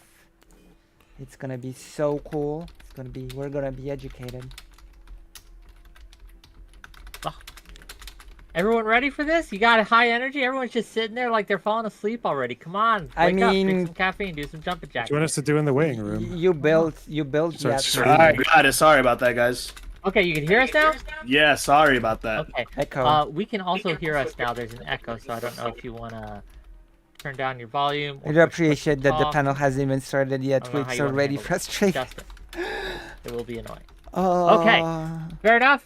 6 o'clock. Echo. We are ready to go. Let's get this party started. Are we? If it gets boring or annoying, we're just gonna skip it and get to the really frustrating Hey, segment. welcome. One and all to yet another episode of WIC TV, a cross-ideological space where we come together to talk about issues WIC TV had me on once and then decided to abandon me political forever. and cultural, from the silly That's not to the fair. serious. And today, You gang, know I brought we in have a show lot for into you. the affirmative action Shoplifting, thing. theft, You know it. stealing. Under what condition Banditry. is it acceptable to steal, and from whom? Is it ever okay to steal? Is stealing actually praxis in certain cases? We're going to find out, and we have brought together a team. I'm not of sure if we're lovely gonna find out here. individuals to discuss this. I'm not so And it confident should we're be actually fun. We have gonna some quote first-time unquote guests on my show, find out. but not first time I've seen most of them. And I think to start, You were wasting your we are going time. to go to Yes. Ali. Go ahead. Is it Ali? Ali? I don't know how to say your name. Ollie? Ali? I'll try to Yeah. remember that. What's your take here? Give us a brief opening, please. Yeah, so it's like, I'm not trying to say that like stealing is always justified. It's not that you should steal. It's not that stealing is good. I just don't necessarily love the virtue signaling over seeing someone stealing and then people going all crazy over it. Especially when it comes to like people stealing from like bigger companies or corporations. They're trying to convince you that they're the victim in the situation when it's like, True. it doesn't really matter. Theft and shrinkage and all of that only accounts for like 3% of the losses incurred by the company, and these are like losses that are already expected by the company, which is why insurances don't cover it. It wouldn't make any sense. Plus, the companies would already inflate those prices if that were to happen. And then like, the amount of shoplifting that happens is ultimately negligible. Like, it's a victimless crime. No one's actually being affected. I know people are going to say that the workers or the community is being affected, and that's usually Plus, have you considered cringe joke incoming? Trigger warning. Have you considered that to be a shoplifter, you have to be really, really strong? Get it? To lift a shop? Yeah? No? Okay. at the hands of the company, so I don't see how that's the shoplifter's fault. And then for people going out and like as a customer, you have absolutely no responsibility to follow a shoplifter, report on them. If you see someone stealing, no, you didn't. Okay, thanks for being here, Don't gang. cringe at me. Ali's coming in hot with the theft takes. We'll see how it goes. Lauren, what do you think? Oh, okay. I think you're a thief, Wick. I disagree with everything Ali said. Like, just Oh. from the get-go, Oh. everything you said was just wrong. Oh. Yes, except for the part where he tried to Oh no. straw man my argument, where he's like, "Oh, they'll say that the communities and the workers are being hurt." Fuck yeah, I will. The communities Wait. and the workers will be getting hurt. Strawman whose argument? You haven't said anything yet. What do you mean strawman your argument? You haven't made an argument yet. That's what? Did I miss an episode or something? Did I miss a panel that happened before this panel when they were making arguments? Like, look at San Francisco. I feel like in a TV show when you've missed an episode by a mistake. For instance, they're taking away Walgreens. They're taking away so many grocery stores. I don't want to hear another liberal use the word food desert in referenced in San Francisco ever again, because it is because of the shoplifting that you promote by not prosecuting and by turning the other way, as Ali promoted, which causes the food deserts that you... I don't think that shoplifting, of all things, causes food deserts. I don't think that's the culprit, personally, but I might be wrong. I might be incorrect. But it just sounds like a very silly argument. You struggle from, which is why y'all are obese and eat McDonald's. What? No, there's so many losses to the communities. What? That's why the kids are fat, because of the food deserts. You have so many losses to pretty much everyone involved, including the shoplifter. So, what are you, a fucking liberal? We're gonna have an interesting discussion. What was that? I can tell already. Karl Marx. Not to be confused with Karl Who Marx. used that Vosh clip? Who used that Vosh sound bit? Go ahead. Thank you, Wick. Now my opinion is that shoplifting, though it can often be unnecessary for people from certain groups, for people from others, it can be, I think pretty justified. There are 10% of Americans living in food insecurity. Plenty of people who end up going hungry, have meals, end up skipping meals because they can't afford to have more.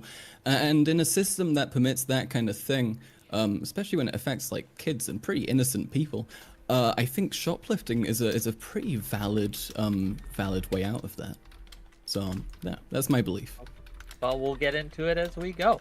Thanks for being here. Looking forward to it. Where are we going? Future. Oh no. President Sunday. Long time no see. Hey. So, as my esteemed colleague or enemy on the upper left, I'm still not entirely sure, has argued, I think quite eloquently, there is no ethical basis for stepping at shoplifting as a social ill. It is a symptom of something actually grave and unethical on the part of entities with actual power. The basic products we rely on are acquired by large retailers through vicious exploitation, and people are de facto extorted out of a basic standard of living and dignity by unnecessarily high prices. True. However, shoplifting under certain conditions can impact the community negatively by providing the propagandistic pretext for increased policing, and the outrageous spectacle of some instances of ridiculous or frivolous appearing acts of shoplifting can turn lower class people against one another in favor of their own surveillance. As ethically concerned commentators, I think we should turn a blind eye to shoplifting, as its root is ultimately in more systemic injustices that will not be solved by increased policing or surveillance, but by the same token, certain kinds of shoplifting that deprive other members of the community of products, for instance, or create a propagandistic boon to pro-police and surveillance advocates, should be discouraged because these in fact turn the working class against each other and against their own interests by extension. That's why we watch President Sunday on the regular. Okay. Thank you for being here, and we'll get into it as we go. Lorderbox, what you Rick, got? thank me for being here. There's a couple of very wise debaters once said to me on the internet, even if you can imagine a perfectly ethical and no issues incestuous relationship, it's probably worth considering. Oh no, please tell me it's not Destiny. Considering what would happen if this was applied as a general rule. And the general problem with incestuous relationships is that you get basically a minefield of abuse and problematic relationships, which is probably why it's better to have it as a general rule. Don't do it. By the same token, shoplifting, if normalized, can lead to shops closing. It can lead to prices going up. It can lead to what often goes with increased shoplifting is increased violence against staff and other issues. So yeah, the victims of shoplifting are usually directly or indirectly the staff and the other people shopping there. Not a good thing to do. Generally, don't do it. Feeling bad, brave take. We'll see how it works out for him. last but certainly not least, Loner. someone who hasn't been on in a while, but we're glad to have him back. Straighterade, what you got? So my opening statement really is not to defend shoplifting, merely to state that it is not all theft or shoplifting is created equal, and to anybody who thinks that any upticks in shoplifting is the result of personal pathologies like kleptomania or OCD, Doodle Indigo. Really isn't what leads people to shoplift entirely. People do shoplift out of need, of desperation, or a perceived sense of desperation or deprivation. And even earlier when somebody said that they were talking about shrinkage, which is how shoplifting is usually estimated, you said it amounts for 3%. It's actually not even that much. It's usually about 1.4%. Wait. And that's according to the National Retail Foundation. 3% in the whole country? Are we treating this as a huge problem? Okay. All right. And even from there, you can break up retail shrink to 3 different sections, which is theft done by people like customers, theft done by employers themselves, and then items lost to damage. So we're talking about 0.47% of things being shoplifted annually. And if anybody's even worried about that, there is currently legislation, the Combating Organized Retail Crime Act of 2023, which sits in both the Senate and the House, that is attempting to target this. So anybody who thinks that this country is suddenly going soft on crime or like punitive measures related to shoplifting, you're wrong. And wouldn't it make more sense that people who are shoplifting, would you rather hand them a jail or prison sentence for what is usually a non-violent crime, or just the resources that they probably need? So, you know, as to quote the great MLK, you know, shoplifting is the language of the unheard, you know? Okay, so if someone is shoplifting, that is not incorrect, stuff and they will stop. Brave take. We'll see how it goes. And with that, the floor is open. Just try to no slurs, nothing tossed. I mean, to each according to their needs, right? Otherwise, go for it. What do you think? According to we just get some obvious points out of the way. People, if they get caught stealing and shoplifting. Say that one more time, Alec. When did I say that you shouldn't get caught? Like you shouldn't be prosecuted for shoplifting or stealing if you're caught. What? Who are you talking to? Lauren. You said that I said that. Yeah, you said that I said that people shouldn't be prosecuted that when they're caught shoplifting. You said that you should look the other way. I said if you're a customer. If you're a bystander, yeah. How are you going to prosecute anybody? Why should you go out of your way to report somebody or like? True. Let me ask you this: if you watch someone commit murder against another person, are you going to call them in? Yeah.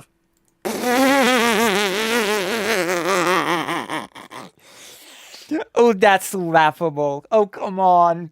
Come on.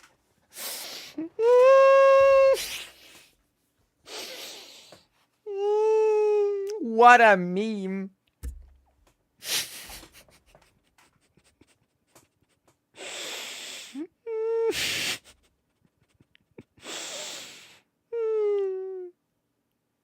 I think he can be entertaining. I like his work with Sandy on the Sandict show they did a few times, but otherwise he's not amazing as content creator or moderator.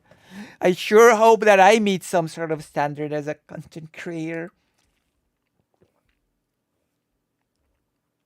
Oh, so you're saying that as a bystander, you should just look the other way when someone shoplifts. Well, listen, would you apply the same standard if you were a witness of genocide? What?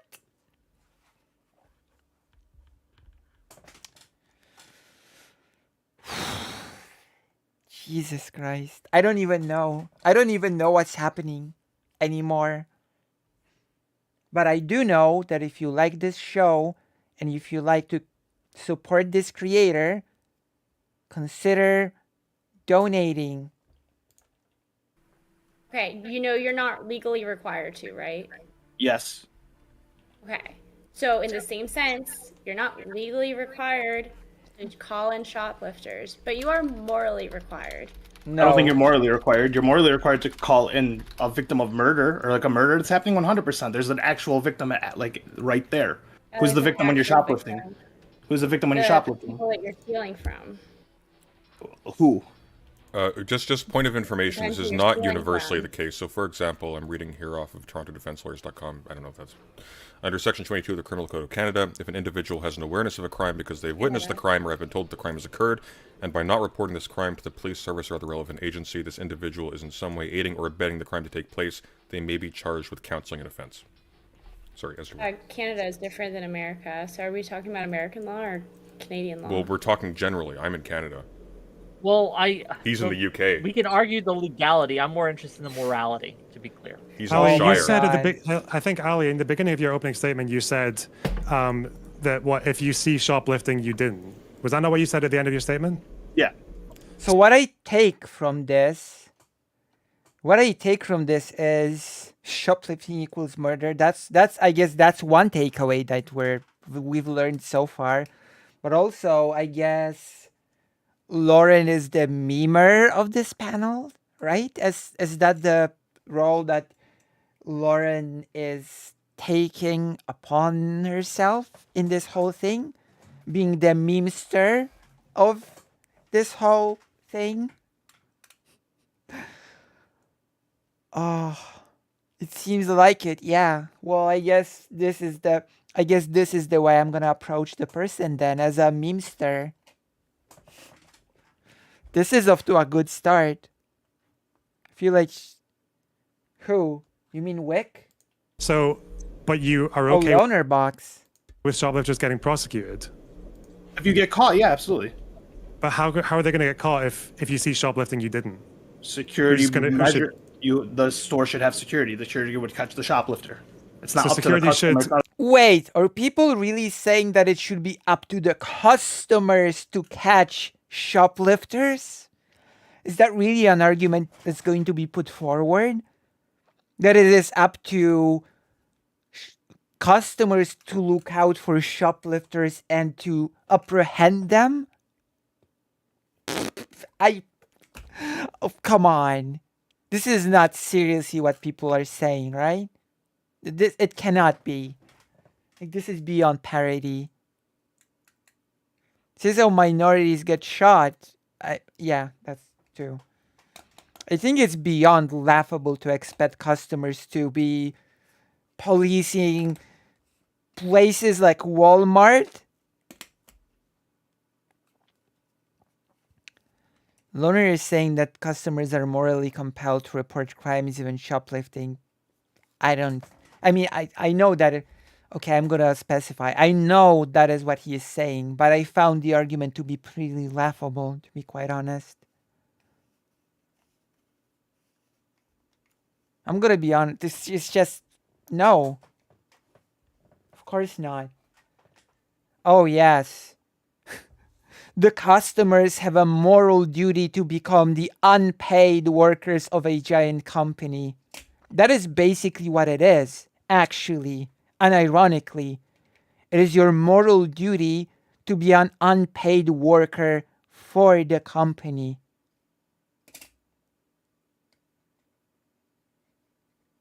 Because the moment you're looking out for shoplifters as a customer for a big company, you basically act as security for free. Great business. Well done. Nice business. Catch shoplifters and they should get Customers put prosecuted. themselves in danger by out here trying to report, record, or follow the shoplifter. That makes no sense. Yeah, the customers are allowed God. to do what they will in order to help the store owner that is the victim in this particular case. I wasn't under the impression that we were living in the cyberpunk hellscape just yet. Customers must be ready to shoot shoplifters at all times. You owe your life and soul to Jeff Bezos personally. True. You morally own your case. Now it's up them. to each individual customer to determine how much they care about it. But if they care enough to About what? protect someone else's property, they're allowed to. The corporation? Put themselves in danger. Can I ask the panel, what is y'all's threshold before you would report shoplifting that you're seeing somebody in the commission of? I would do anything I could to report it and prevent it. Even If you kill. saw, even if you saw like a mother stealing baby formula, would you report that? Yeah. Especially Or like a father stealing socks. the criminality will leach into the record them? formula and corrupt the child.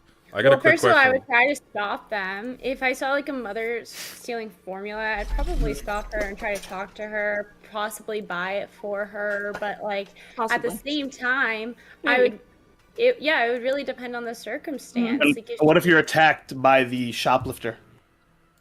Uh-oh. What? What's your point?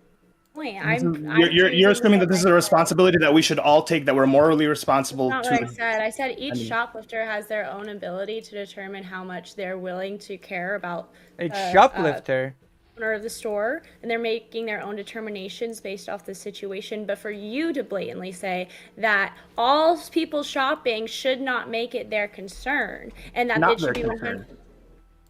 Okay, part of living in society is that it is your concern for the people around you to make sure that you care about your general citizen. That is an excellent point. Lauren, can I ask you a question?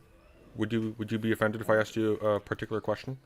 Yes. Yes. Suppose somebody had somebody locked in their basement She said making yes. a product for them that they then sold on the street. She said she would be offended. Do anything to stop them from doing so? Wait, stop them from keeping the person From keeping restrained? the person locked in their basement, making a product for them that they then sell on the street.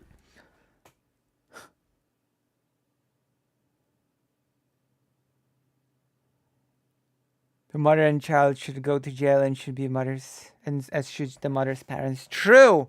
A lesson must be learned to not oppose the corporation.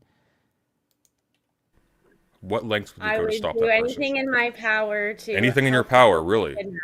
So if, for Help example, her. if you walked into a Walmart and you saw boxes saying "Made in Bangladesh," and you knew that week a fire had killed all the workers inside of a Bangladeshi sweatshop supplying Walmart because they had locked the doors on them, you would do anything to stop that.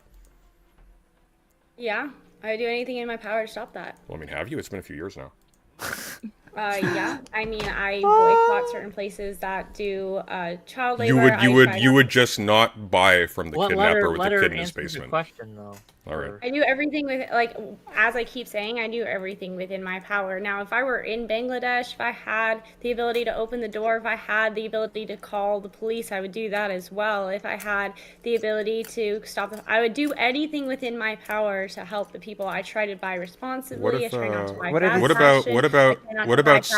What if it's legal in a country to abuse people in that way? Does it become okay all of a sudden? What if it's a sweatshop and it's just legal? What then? What about appropriating the product to keep them from profiting from doing so in the future? You mean copyright infringement or patent infringement? No, he means like shoplifting. No, I meant copyright infringement.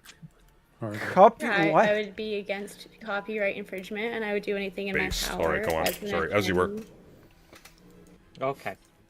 I just want to say that when I hear someone say if you see someone shoplifting you didn't, that sounds like you're saying the shoplifting is okay. That's why they. No, not at all. I don't think that's prescriptive. I don't think that's prescriptive at all. Let her go. Let Loner go. Come on, we gotta get space. Go ahead. Because usually when people say that, it sounds like they're saying it because they think shoplifters shouldn't get in trouble. But like, obviously, if you're in the shop, you don't have a moral obligation to stop the shoplifter. But it's like if you want, the question is like if you want to.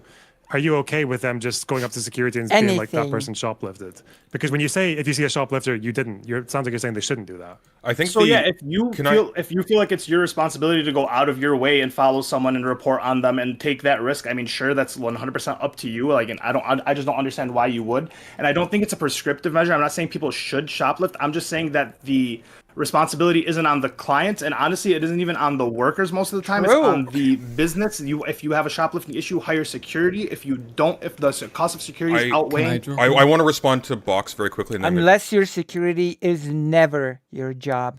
It is never your job if you're just a cashier or anyone. Of course, why would it be? You're not being paid enough to do that sort of stuff to begin with. What a joke. And some people here are expecting customers to just become free workers for the corporation. That's just, what do I even say to that? Yeah, so I'm just saying that the cost of security outweighs the cost of the loss incurred by shoplifting. It doesn't matter. Okay, So then, okay. When people say you didn't see it, they're not saying prescriptively you should all go out and shoplift.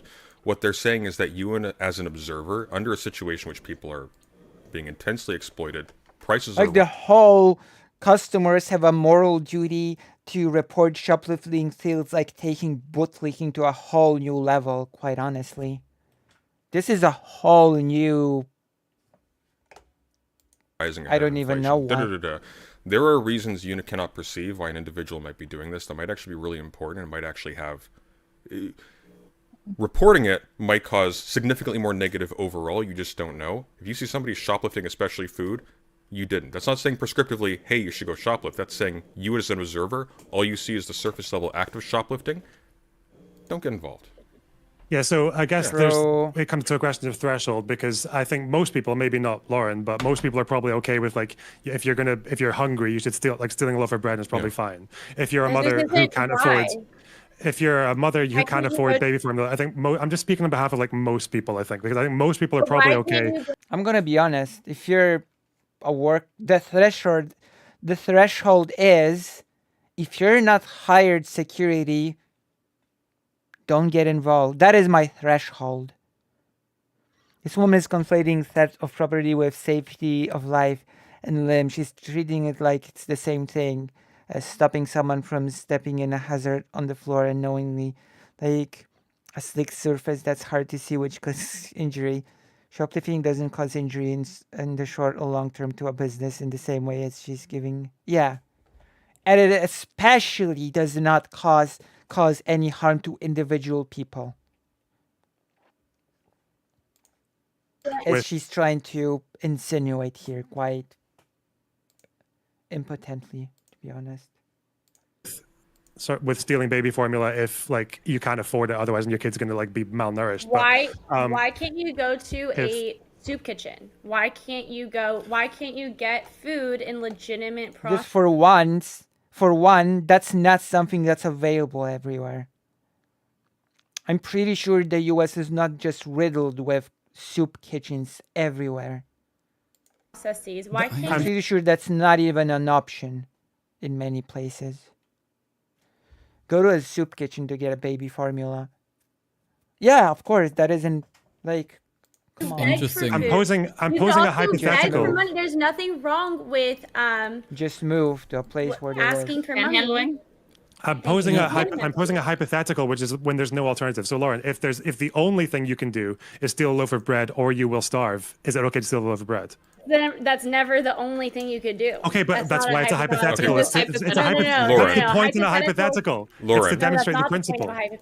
Okay, but Lauren, it's not... Yeah, telling people they should beg instead of steal is a wild thing to know. And we have to... Karl Marx has been patiently... It's the Ebenezer Scrooge, are there not prisons argument. But we will... I want to make sure Loner got to finish their point, and if Loner has finished that is so ridiculous, then we're going to go and kick it to Max. Not quite. I think that's the boring part of the argument. I think the more interesting part of the argument is the fact that it seems to be the case that a lot of shoplifting is either for profit or just because of people doing it for a kick. I think there was a study from 2008 that found a lot of shoplifting is for profit. Can I see any citation on that? Actually, people who earn more than $70,000 a year are more likely to steal than people who earn less than $20,000. And people talking about as if it's like language of the unheard or some kind of praxis, I just don't buy that at all. I think normalized shoplifting hurts consumers, not the studies I've looked at, it tends to oscillate. It tends to oscillate between the lowest earners and then slightly higher than that. They seem to shoplift less, than slightly higher than that. I don't buy that it hurts consumers at all. Max. That sounds like bullshit. I want to say on the point of like food soup kitchens and that kind of thing. There has been data on this in the United States, the 2020 United States Hunger Atlas. They revealed that 22.5% of feeding programs were forced to turn people away, and 11% of them reported that they didn't even have enough food to distribute. So to act like you can always just go somewhere else, especially if you're in a place with high poverty and high hunger, you will have more people dependent on it, and especially if the economy is more fucked, then you're gonna have a sudden like upturn in people going there, and it's gonna be hard to distribute enough resources. So to act like there's always another option isn't really accurate. In just America, because it's very the unlikely kitchen that has you're to going to have share- to steal to So like let's eat, though, right? No, this is from With America. kitchen. I'm referencing American data. No, but I yeah, think the thing like, that's important to like draw attention to though is that the majority of people who shoplift even out of need, like for example, if you need food, you need toiletries, hygienic materials, basic necessities, it's way easier to get away with stealing items that you can resell and then take that money and feed yourself or depend on it as opposed to trying to steal a whole loaf of bread, You which also is worth aren't- $3.50. You can just easily conceal 3 DVDs, a video game or something. So what's cherry picking nonsense? It doesn't. Right? Yeah. Yeah. She gets asked flat out if she's ever been poor later. Her response is hilarious. Okay, I'm looking forward to that. Thing like that. The difficulty is that from the vantage point of everybody else, nobody has any way of assessing whether or not you're stealing Halo 3 or like something petty because you're intending to like sell it to a fence or organized retail operation or just somebody on the street for cash Right. quickly, or you're doing it for petty personal consumption. Just to add well, to that, then it's okay to steal what's anything. the point? Then No, anything you can This steal is is okay. No. No, that's not what know. I'm saying. I'm From trying a to shop- like, it's a like, shoplifting. an One at a time. explanation. One at a time. I know. I'm liking this energy. I do. I'm gonna be honest. The argument. Okay, I'm gonna give a hot take, a scorching hot take. So all of you that are here, prepare yourself. The argument of if it's okay to shoplift in certain circumstances, then it's always okay to steal. Sounds like if it's okay to kill in self-defense, then doesn't it just give you carte blanche to murder people? There you go. I gave my scorching hot take. That's basically how the argument sounded to my ears.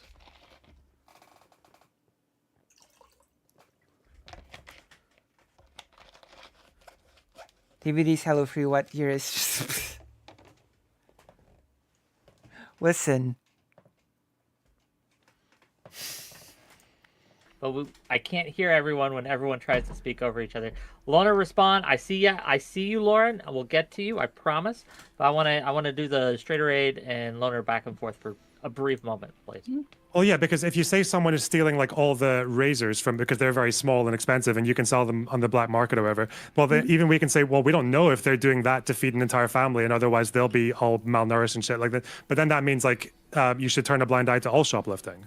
Because no, you that's never not know. what follows from what I'm saying. I'm just talking about the ambiguity of the situation, and that if we're only going to make the assessment that we know for sure this group of shoplifters is stealing based off of need, and the way that we assess that is the materials that they're actually shoplifting, and it has to be certain items like food or whatever. I think there's still going to actually be people that fall into the like shoplifting out of need category, but they're literally trying to get like the most out of the crime, right? So again, like why are they going to try to shoplift an entire carton of eggs when you can shoplift a different way and turn it into a more lucrative thing? This is why so much crime like Well, so my shoplifting question leads to you to, then, like, Work smart, not hard.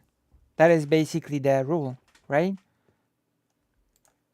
my question to you would be I'm that if saying someone that. is stealing, like, again, if someone's just stealing a bunch of like razors, You're then not saying and yeah, there's a non-zero chance that they're doing it out of what you think is need. Then what should happen to people who shoplift like just any Each product? Should according they just to be their left to need, do like it, in or what do you think the condoms. moral right should be there? No, I think it's very difficult because if you're asking me like what I would do in that personal situation, and this kind of feeds off of what Ali was saying earlier, which is I think he was kind of placing like Well, the real, of course, solution would be creating an environment in which nobody would need to shoplift to begin with, but that would require too much hard work and structural changes, wouldn't it?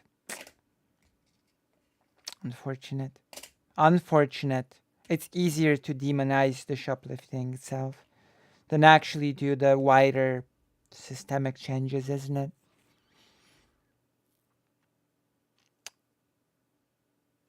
Here's my idea. Make food cheaper and create better social safety nets for people. True, yeah. And can blame poor people that way. Like in Vietnam, food is quite cheap, for example. And, in fact, that is what my best friend told me about. In Vietnam, when you have poor communities, okay, poor people, the street food vendors will basically almost give the food to them for free because they know that they just cannot afford it and they do have to eat, right? So the street food vendors will just basically give them the food for a symbolic price, which basically is almost free. So, and then they can eat. And just so you know, street food in Vietnam is extremely nutritious and extremely good. It's high quality food. Moral right is the worst expression that's ever been invented. True. Trader rate is correct here about what we could know. Yeah, of course.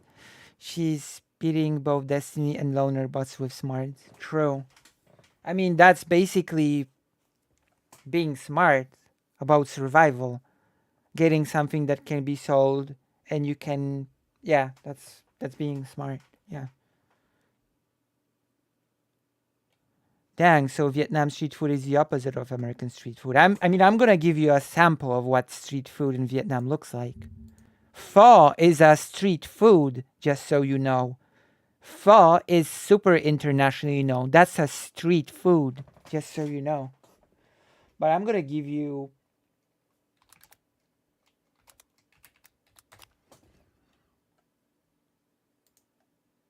okay.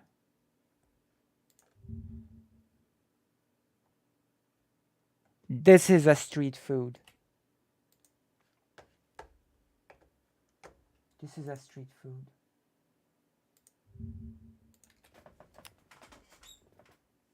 Banzao is a street food. This is a thing you know. Yeah, this is a street food. Absolutely.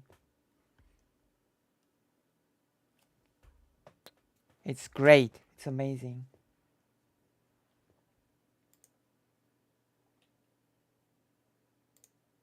There's a real reason why Gordon Ramsay famously said that in Vietnam, poor people eat better than a lot of rich people in England. And that was not an exaggeration.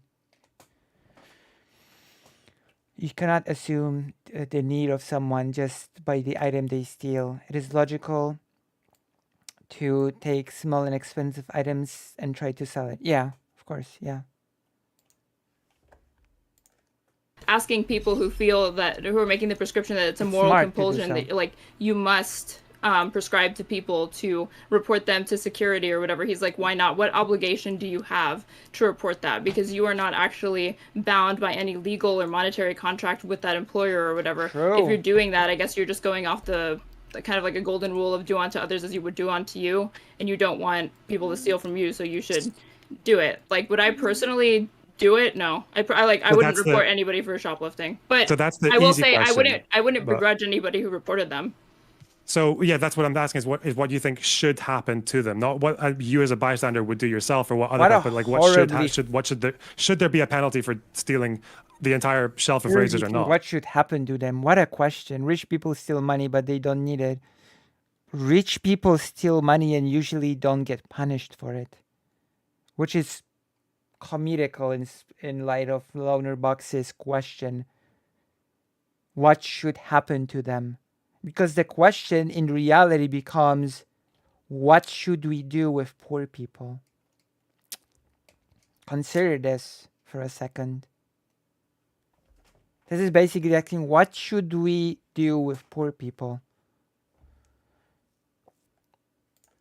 Catch them. Well, should there hire be security if you have a problem with shoplifting? Well, they do. Should they do, and they've done so. This is one of the problems. Only report people crying, Jeremy. So it's okay. You're not quick to anger.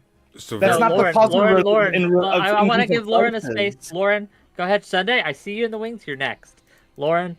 Okay, so I have so many issues with so many things that have been said. It's hard to like, but let's just start with Straight Raid's necessity angle here, where they're in so dire need of food that they're stealing, hundreds of $100 items in order to resale later. Do you know like the process? Almost said hundreds of thousands.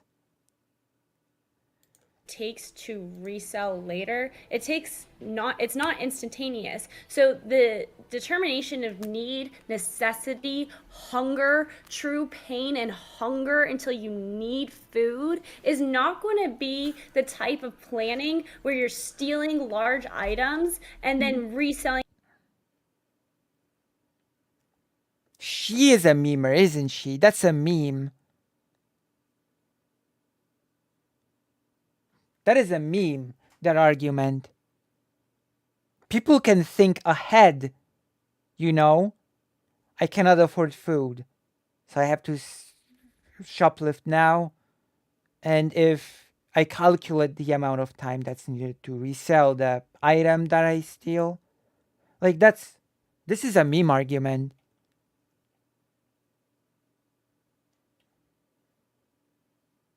Look at the faces people are making. This is a meme argument. Like, if you're truly to the point of hunger in which you feel the need to steal. Most people don't allow themselves to get to that point, though. How the majority of people won't actually wait till they're starving before they start committing crimes. Then it's not a need thing. Lauren, I got a question for you. How deep must an individual be able to insert their finger between their ribs before it becomes need? They need to be dying. There you go. Yeah. They need to be hungry enough where they're not able to withstand the hunger. Really? So you mean hungry enough where they can't work, they can't clothe themselves, they can't raise their kids, they can't pay for their bills, etc., etc.? That doesn't seem very socially positive. It seems like a disaster. If they're going to start stealing and we're going to make it morally okay to steal at this point, they're so But it is morally okay to steal. The things that they are stealing are the products of vast degrees of theft on a scale no shoplifter is capable of replicating. Why is it not okay for me to steal from you? President Sandy is correct. Why is it not because okay there's an immediate victim. There's an effect immediately to the person that you're stealing from. Eternitatis, the universe obviously doesn't register a difference. No effect taken. There's two people talking at once. My bad. Why don't you try that again? You're counting for 3%. Like I said, 1.4 to 3% of losses incurred by these companies due to theft by outside external sources. There's no actual victim here. When you steal from Walmart, no one is actually being who's being hurt when you steal from a Walmart or from a Lauren, how much money do you think Walmart made? The owner.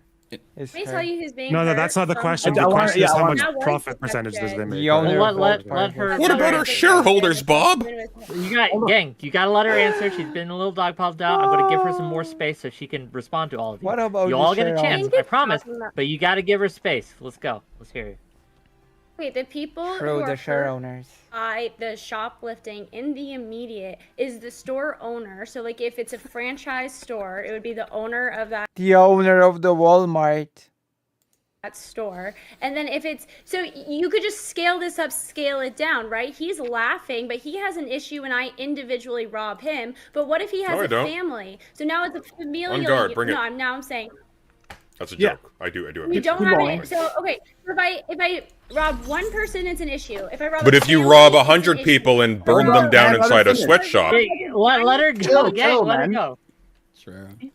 I don't think people understand that corporations, unlike what they would like you to believe, are not actual living entities. People do that realize that, right? It's wild. I literally can't even get a sentence in.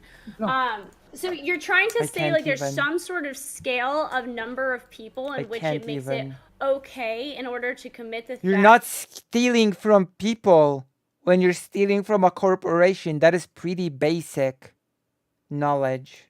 However, it's not okay because it does. In fact, corporations are explicitly built in a way not to be people.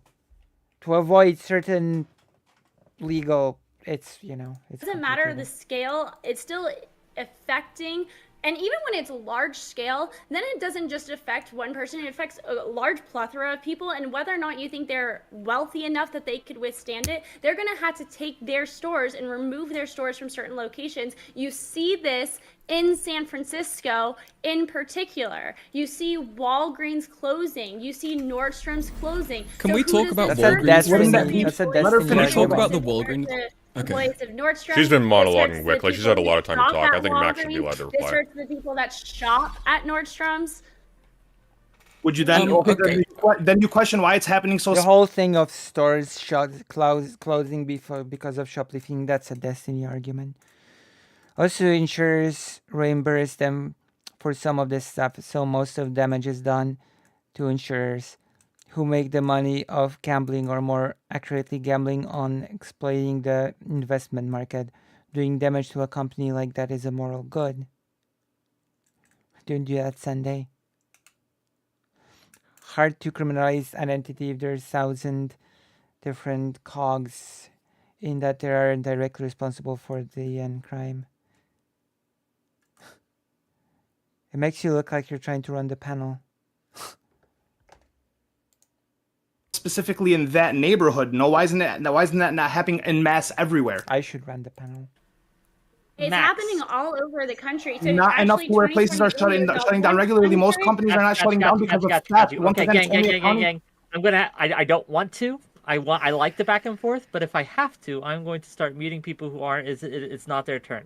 Well, yeah, we had the screaming capacity for. I thought we were doing the best. That's true, Mose. Otherwise referred to as external theft is responsible for 37% of retail shrink. According to the most recent survey, retail shrinkage has become a $100 billion issue in 2021. 100 billion out of how much though? $3 billion a year. Last year, Walmart reported $3 billion loss due to shrinkage. They also made $611 billion due to revenue. So I mean, like, wait. If you're doing numbers, there's only one number that matters. That's why they're shutting down stores. There's only one number that matters, because we're talking about enough shoplifting to close a store, which has happened. The question is for the Marxist economists and all that shit. Like, what's the profit rate of an average grocery retailer? Percentage. Can we talk? Wait, we have to 10% or less? You guys more are or less. conflating shrinkage Does anyone know? I just need to answer that question. I'm conflating shrinkage with shoplifting. Yes. I haven't had a panel that this was this hard to moderate in a while. I did not expect this, but we'll go with it. I'm sorry we disappointed you, That's Wick. a good question. No, you haven't disappointed me. This is good. Loaderbox had a question. I want Max to take the first shot at it, and Max also wanted to talk about Walgreens. I'm curious where he wants to go with that. Let's go in that order. Someone can tell me the profit rate of the average grocery retailer? Oh boy. Before we continue, can I just ask one question? Raise of hands for everybody. It's a raise of hands question. Concise, brief. Have you ever shoplifted in your life? Anyone here? Actually, hey, I want to see the hands. That this was this hard to moderate in a while. I did not expect this, but we'll go with it. I'm sorry we disappointed you, That's Wick. a good question. No, you haven't disappointed me. This is good. Loaderbox headings. I'm curious where rate of the average grocery retailer. Before we continue, can I just ask one question? Raise of hands for everybody. It's a raise of hands question. Concise, brief. Have you ever? Did President Sunday censor this on purpose? Have you ever? I did it when I was little. I did it when I was little as well. So I guess I'm raising. Have you ever shoplifted? I guess I'm raising my hand. In your life. Anyone here? My understanding of the data on Walgreens is that they overpaid security. They ramped up the security to a crazy Guilty as charged. I did it as a small child. amount, and that was actually the cause of them leaving. Well, it's a whole story. Overspent. Sorry, the Walgreens executive said that he complained too much. They literally they shut down. There's actually lore behind it. I'll tell it to you one day. January, this is not petty theft. It's actually gangs going into our stores and stealing stuff. It's a real issue. And then a year later, he rolled that back and he said, probably we put in too much and we might step back a little bit from that. Judged now. He said of security staffing, the company has found private security guards to be largely ineffective in deterring theft. So instead it's putting up more and more enforcement officers. They basically said that they bitch too much and Walgreens has more, loses more to theft than other companies do, right? So this goes against your argument because Ali was saying that the solution to all of this is, well, if you're having issues with thefts, then hire more security. Well, if the security is ineffective and it's costly, well, the solution isn't to do that. I shoplifted a little bottle of drink. You're approaching the issue at the head, right? You need to take it at the stem. There's a reason that a lot of these people are shoplifting, right? They're not just doing it out of nowhere. Do you think Like, most of the there are- shoplifting is done by people who are like starving though? Because if you look at the most commonly shoplifted goods, it's like games, laptops, alcohol, like meat, If we cheese, look at coffee. the most, yeah, meat, cheese, coffee. Why are we going to this argument? It's already been explained that people steal it to potentially be able to resell it and buy more stuff to survive. That's not an argument. We already went through the whole. We cannot know the intent from what is being stolen, and now Lonerbox is just like a drone coming back to that argument.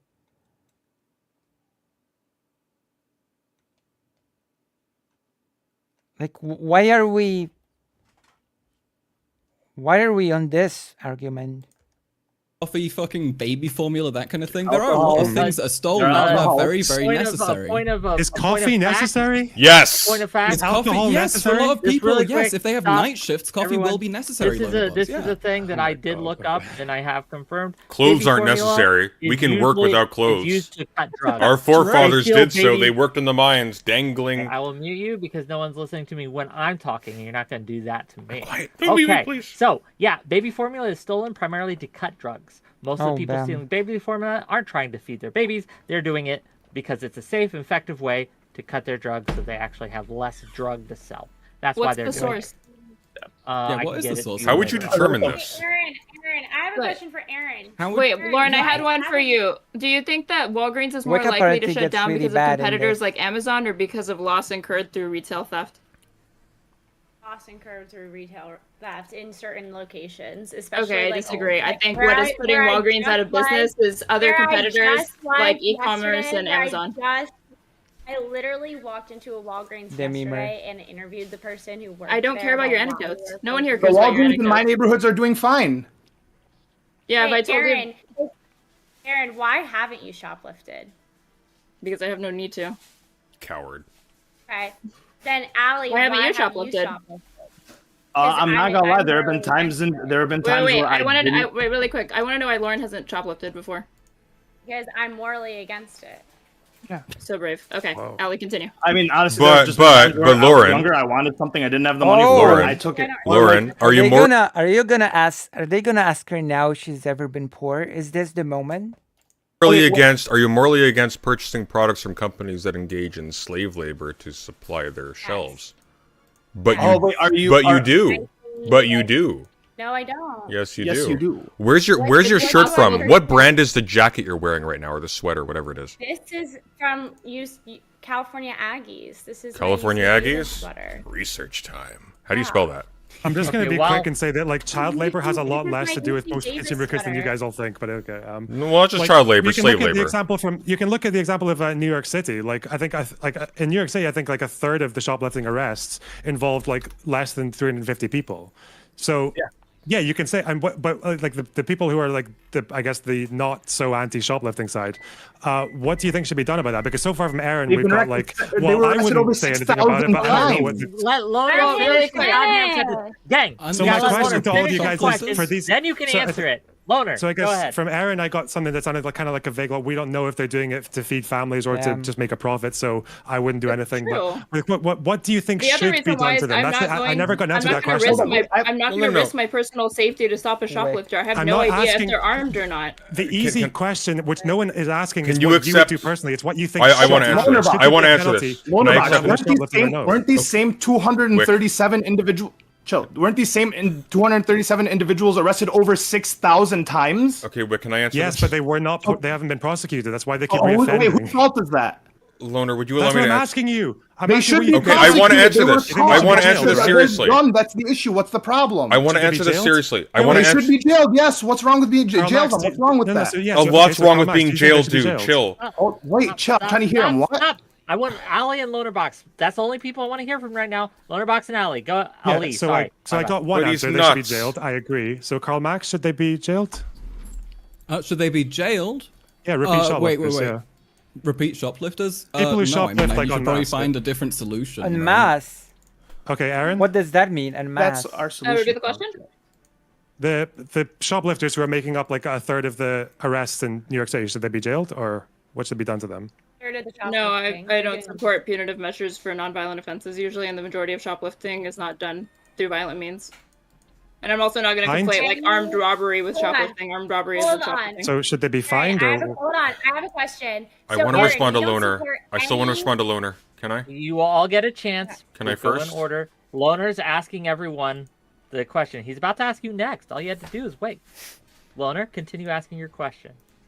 Yeah, so I'm asking then, like, should they be fined then, or what? Do you think there should be any deterrence at all, or is it just like we just accept it and fuck the corporations? No. Yeah. Fines, community service. There's other mechanisms of deterring crime, but a lot of these are just band-aid solutions. In general, I don't support carceral solutions to like most crime. No. Karl Marx? That's fair. What if people should go to prison? I already answered that, right? I mean, no, but like, what else in place of prison if you're not? What else in place of prison? Yeah. Oh, like rehabilitative measures. I mean, you have like 10% of the American population living in food insecurity. I think these people. No, you want a real hot take now? You want a real hot take? I think answering to this question right now, you're gonna hear a really original take from me right now. A hot take. I think answering to this question with what should we do with shoplifters, repeating shoplifters with rehabilitation is actually one of the worst answers, unironically, that you can give. Rehabilitation. Let me explain. There's a book that I've read called Everybody Has a Right to Walk and Smile. It's about prostitution in the Kingdom of Poland that was part of the Russian Empire. Prostitution was treated as, especially one that wasn't registered, was treated as a crime. And there were women who did it because of their poor financial situation, etc. And there were so-called correction houses which had the task of rehabilitating women. But rehabilitation in that way means nothing if you are not addressing their underlying problems that caused the thing to happen to begin with. Okay? So if your answer to what should happen to repeating shoplifters is rehabilitation, then you're missing the point. You know? Given that 70% of shoplifters, according to the data that I've got here, are people who are concerned about money, I think if you do actually help them out to get the stuff that they need, they'll probably be better off. But a lot of... Okay, that's a better answer. That's a better answer. Like the food programs, welfare programs in America are like dysfunctional and thus end up leading to more crime, right? So you need to fix these things in order to reduce it. Okay, Sunday. Go ahead. That is what often, should be done to people who unfortunately, shoplift. not what that means. That is often. We're not necessarily taking a moral status like from the eye of God when we're saying that something should be done to people who shoplift or something shouldn't be done to people who shoplift. What we are saying is that in a situation in which we as individual subjects Right. with our limited understanding of the individuals involved, their perspective and their circumstance, etc., you are risking causing somebody in a vulnerable situation extreme levels of irreparable harm if you turn them in. You are not risking that if you don't. That's the key distinction. Nobody is saying that therefore nothing should be done to these people. The stores have their own self-interest. You can't argue that they should act against it. Obviously, from the vantage of their own survival, they have to act in a way that stops shoplifting, etc. Don't shout. There's no argument against that. Like, it's just, it is what it is. But from the vantage of someone who presumably has empathy for the average human being, if you don't know the exact circumstances of the individual who is stealing food or whatever off the shelf, because all of these things, that's the nature of commodities, they can be turned into food down the line, or turned into the conditions of working or being a productive or functional member of society. Don't. There's no purpose to. For two reasons. First of all, the aforementioned, you don't know what damage you're doing to that individual or to other individuals upon whom they depend. Secondly, you're doing so in the defense of organizations whose product and whose place on this earth are not mandated by God. They are the product of either past deprivations or ongoing ones. Case in point, once again, I'm going to refer to this over and over again. Most of our clothing, the reason why it's so cheap and why we can have like 10 different shirts of the same kind for under $100 is because somebody in some really hot place in some dingy room was sewing that for pennies on the hour. I respond to that. Please, be my guest. And then Can I make a know point that. after that? True. Yep. Then. So here's what we're gonna do. Loner Bucks is gonna call it a myth. We're gonna have some back and forth with Sunday for a little bit. And we're gonna. I bet. Oh, I we're bet gonna you. Lauren, Then we're Gonna call it a myth. The straight array has a So- question for Loner too. So I know, like- that's the order we're gonna go in. Please don't make me mute you. Please, let's have a discussion here. Go ahead. I'll try to be succinct, but I know that the default progressive response to any kind of crime is just that it has to be because of some kind of like poverty or desperation or something like that. But the fact is that one other thing that any criminologist will agree on that causes True. Some people are just boring criminals. Some people are just born with the criminal gene. Why can't you accept that? Loner Bucks again here with New York said nothing. You cannot assess if there is need or not just by the fact someone reoffend. Yeah. Exactly. Someone might be in long-term bad situation and then they will reoffend, of course. certain crimes to increase is if they can do it and get away with it, which seems to be the case with shoplifting. Like, it seems to be the most common complaint you hear from every retailer or other customers or communities is that it's very easy to just go into a shop and just lift like thousands of dollars or pounds worth of stuff and then fuck off. And that is a problem. And the people who suffer for that are not the corporations. They can just raise their prices. It's that cost gets offset to other customers. It might result in shops closing, which has happened. And that means that people have to go further away to get their food. So it affects the people around them. It affects the people in their community. I agree with you. And it's with crime situations like that. You can see this with other situations like the knife epidemic in Glasgow, for example, like in the 2000s. Like the way that you can also respond to these crime things is not just assume it's all out of need or desperation. You can also say that there is a level of deterrence that's not there, and you can take, for example, the 1/3 of shoplifting arrests that came from just 300 people in New York City. You also you cannot exactly assume that it's all not out of need, can you? $100 is really falling low. True.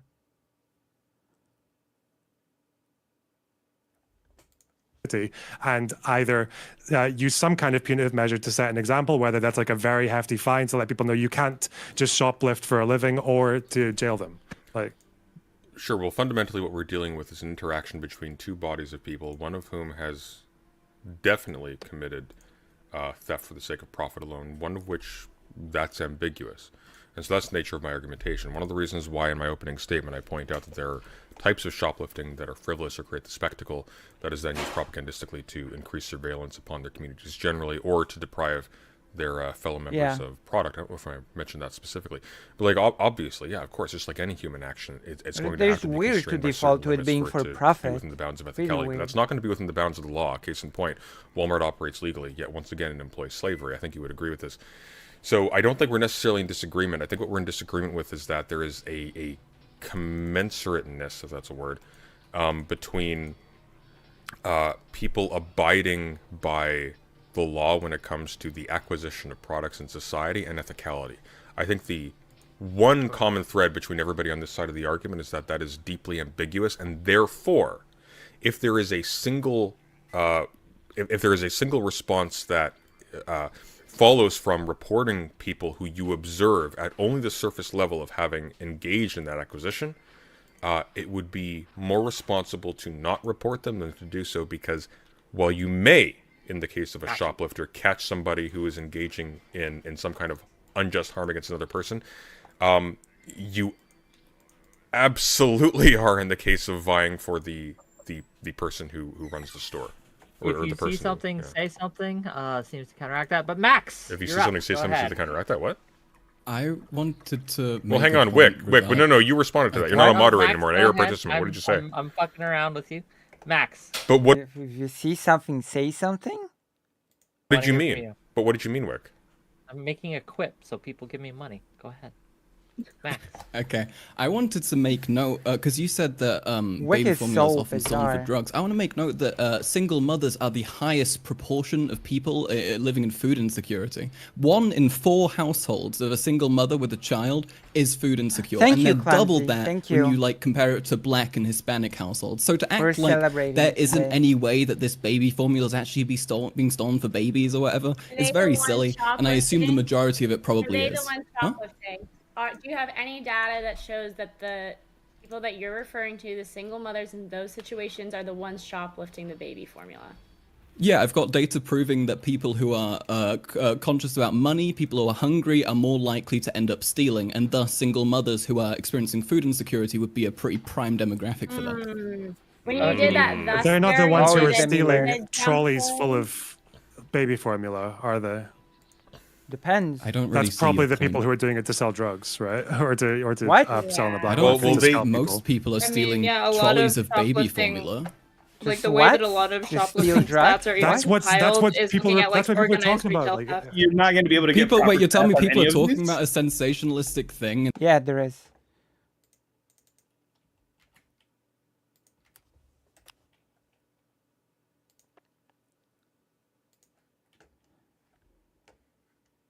And they're like talking about how crazy it is. I mean, obviously, if there's like a video of someone stealing a whole trolley of meat, it's gonna go like popular on the internet. That's not what happens on a like day-to-day basis, though. Most of the the time, complaint this that is most of these Shoplifting is retailers negligible and most staff members times. and people in communities are making is that people Drugs. are able to shoplift right now with impunity Everything because is there for aren't enough drugs, measures to always. stop them from doing it or to prosecute them afterwards.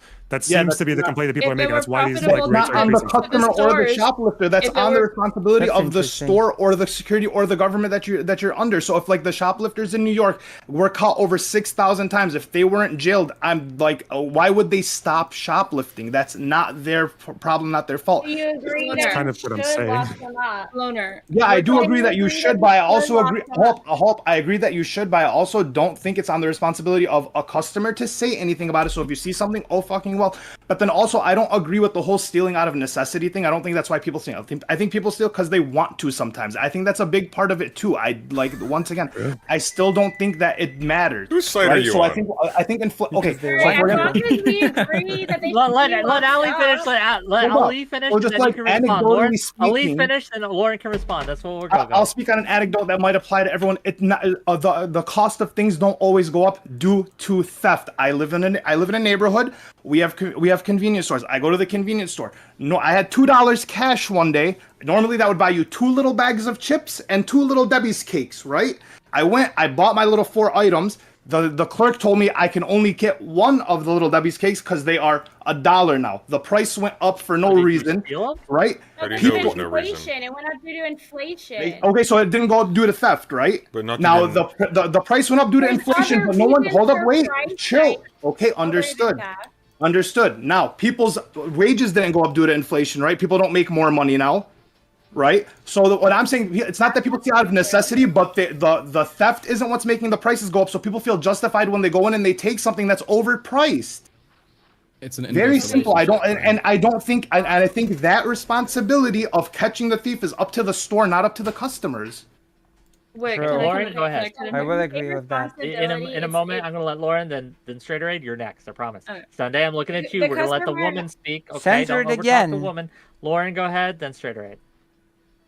First of all, by responsibility, it's the responsibility. Like, it's not Madam. your responsibility as a witness. Sorry, continue. If you witness I a have to. murder, it's not your responsibility to call it in, but it would make Yeah. you a morally better person. Same Correct. as the customers in this store. So it's not their responsibility. But once Only again, they because there's probably someone could if directly they wanted being to keep affected. people- Only because there's someone Anyway, being as I was directly saying, affected. There's no I'm effect talking. happening.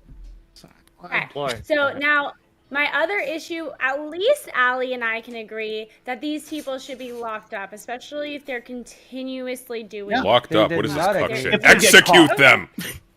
Stop it, please. Okay, fine, fuck. I'm gonna mute everyone except for the I'm not person talking. talking. Lauren, go ahead. better than at least Straight who says that no one should be in jail as long as it's a non-violent crime, which I guess means she is pro everyone for J6 who was non-violent and who just trespassed, right? So I guess all of them should be free from jail according to Straight Thank you for the conservative. Since when was J6 non-violent? Is that a joke? That really is a meme. The idiots who were walking through gawking because they were surprised to be in the building? Yeah, I agree. The people who broke in and, like, defecated on the desk? Maybe not. What were the people chanting outside at Gen 6? That's non-violent. They were invading a building. That is the definition of violence. There's a violation. Killed cops. Legally, cops. What? It's legally non-violent to trespass, but yeah. Wait, so you don't say actually really? Say you want to like Damn. kill Max, people? I want to hear Max's statement. That Straight Several people. Can I? What a joke. Okay, yeah, several people, there were large crowds outside at January 6th chanting that they want to, like, kill people. I don't understand how you're going to compare, like, January 6th and then somebody stealing to feed their baby. If you're a mother and you have a child and that child has to skip a meal every couple days because you can't afford to get more, see, according to you, this would be enough to not want to steal. Would you then put your child in the position where they're going to end up developing worse, experiencing a worse life, be more unhappy, be more depressed, be more likely to kill themselves as a consequence of you being poor and then inflicting that on your child because you're too scared to steal and take matters into your own hands? I think not to pretend that. No, let her answer. I want to hear it. Lauren would sooner let her child die before she steals. Let me respond. So, what you're saying doesn't make any sense because if it's a starving mother who really just cares about feeding their kids, we have this wonderful system called food stamps, right, in America. And if she let's get into it. Food stamps catching strays. Let's talk about food stamps. We're talking about the cost of the foods on the food stamps too. Okay, what's happening is you got like 4 people yelling at her every time she speaks. Oh my gosh! gosh. No one can understand what she's saying. Can I respond to the food stamps point really quickly? Well, once she's done with her point, you may. Lauren, are you done, Lauren? So, well, Okay, you go wanted on. to say that I was comparing starving mothers just feeding their babies who are skipping every other meal because blah, blah, blah. Okay, Yes. I am comparing the ravage shoplifting epidemic in which there are about 1/3 of these shoplifting are from the same repetitive shoplifters over and over and over again, and these people have made it their jobs to do it. They are not starving. They are not needy. How do you know? How do you know? Just because you repeat the shoplifting doesn't mean that you're not What? That makes no sense to me. That is so... And I guess starvation does not exist in the US. I guess starvation has been solved in the US. Congratulations, I guess. Who are most of these people other than PS and Loner Box? This is the person that debated Destiny Live about campus wokeness. This is a right-wing memer, I guess. I don't know this person. And this is Wick, the moderator. And then you want to lock away the January 6th obese welfare grandmas queens. for walking around. Okay, not I'm even not gonna- knowing that January 6th grandmas? Okay, go on. January So- and- 6th. okay, I was Those just repeat grandmas. offenders are only in New York City, as far as I know. But continue. Not true. No, Not it's- true. I was but- in San Francisco Wait. last night. Watched Is my he story really? on Instagram. No one cares I what you watched- personally saw or didn't see, Lauren. That's an But anecdote. That's reliable No, wait. data. The stat They're isn't. The stat's not. That's just the money. stat from New York. It doesn't mean it's probably the only place it's happening. No, and actually, we coming can back to the confirm. baby formula. Coming back to the baby formula, you can look on Google. Like there are stories from this going back That to is so 2005. funny. Like, yeah, baby formula has been a staple for like gangs for There a really were long time when it stories comes to about. drugs. So Okay. There were stories. I'm just saying, I think it's probably reasonable that the average civilian and the average human being can notice the difference between a mother stealing a ball of baby formula for a baby who's malnourished versus a fucking gang going in and lifting the entire I store. mean, Lauren Baby already formula said that for she kids, would right? turn in that mother. Unless When? the mother. How do you tell the difference? How? You've got a radar built in your ass? Unless the mother is actually just running a Lauren drug has industry. already just said feed her that she Okay. kids. would. Lauren has already said that she would turn that mother in Which leads me to Why believe that if drugs Lauren's own again? child was starving, she would sooner let her child die Okay, than but- just steal from Walmart. but to be I'm not fair- defending Let me Lauren. talk Hang about on, that hang on, one straight point. rate, hang on. Let me talk about Wait, that I want one. may I- to ask Lauren May about I? this. Quick, okay, quick, okay, quick, okay. Wick, No, you may not. Wick, No, you please, may not. please, No, none of please, you may pretty not. please. Max and then straight. Your beard looks lovely today. Explode. What is if she doesn't get happening to go. right now? Lona Max, Box, you said that there were a briefly, ton and then of. straight right is a question. Okay, Lona Box, you said that there are a ton of people. There are a ton of stories about how baby formula is sold to make drugs. Like there haven't ever been sensationalistic drug stories in the media. Like, do you know about Jenkum? That the thing that there was like tons of stories about where people were like huffing shit to get high, and it happened in like poor countries. Not actually a thing. Not actually a widespread thing. Totally overblown. Totally like blown out. There's also a lot of articles, quote unquote, about trans people being predators and groomers. So By the media, you cannot be like citing news articles existing. also, you should all consider taking this opportunity of a very special, what do you call it, 900 subscriber anniversary and consider donating. As a trustworthy source. Secondly, I want to know What about should I food trust stamps. then? If a news article says that this is a problem that's Data, been brought up in actual Congress data, and like actual information that's like actually fucking like statistical. It Yeah, isn't not just just like basically sensationalist reporting. anecdotes, which is like story. What news stories didn't are? Didn't Wick's story say? Didn't Wick's point say that most of the baby Wick's formula story. stolen is by gangs? Most of the actual Yeah, I think quantity I Wick asked is for a source wrong. and he I didn't said give me why the Wick source, is to be wrong fair. as well. No, because you said- mothers you are like didn't the say- you highest didn't proportion actually- of people who you have didn't- food insecurity. That you realize that doesn't actually refute what Wick says. If more mothers are stealing less quantities of baby formula and the gangs are stealing higher quantities, that means most of the formula is stolen by gangs. and by mothers. Okay. I How do we know gotta. that the Hang gangs on. are stealing- What? That's so stupid. What?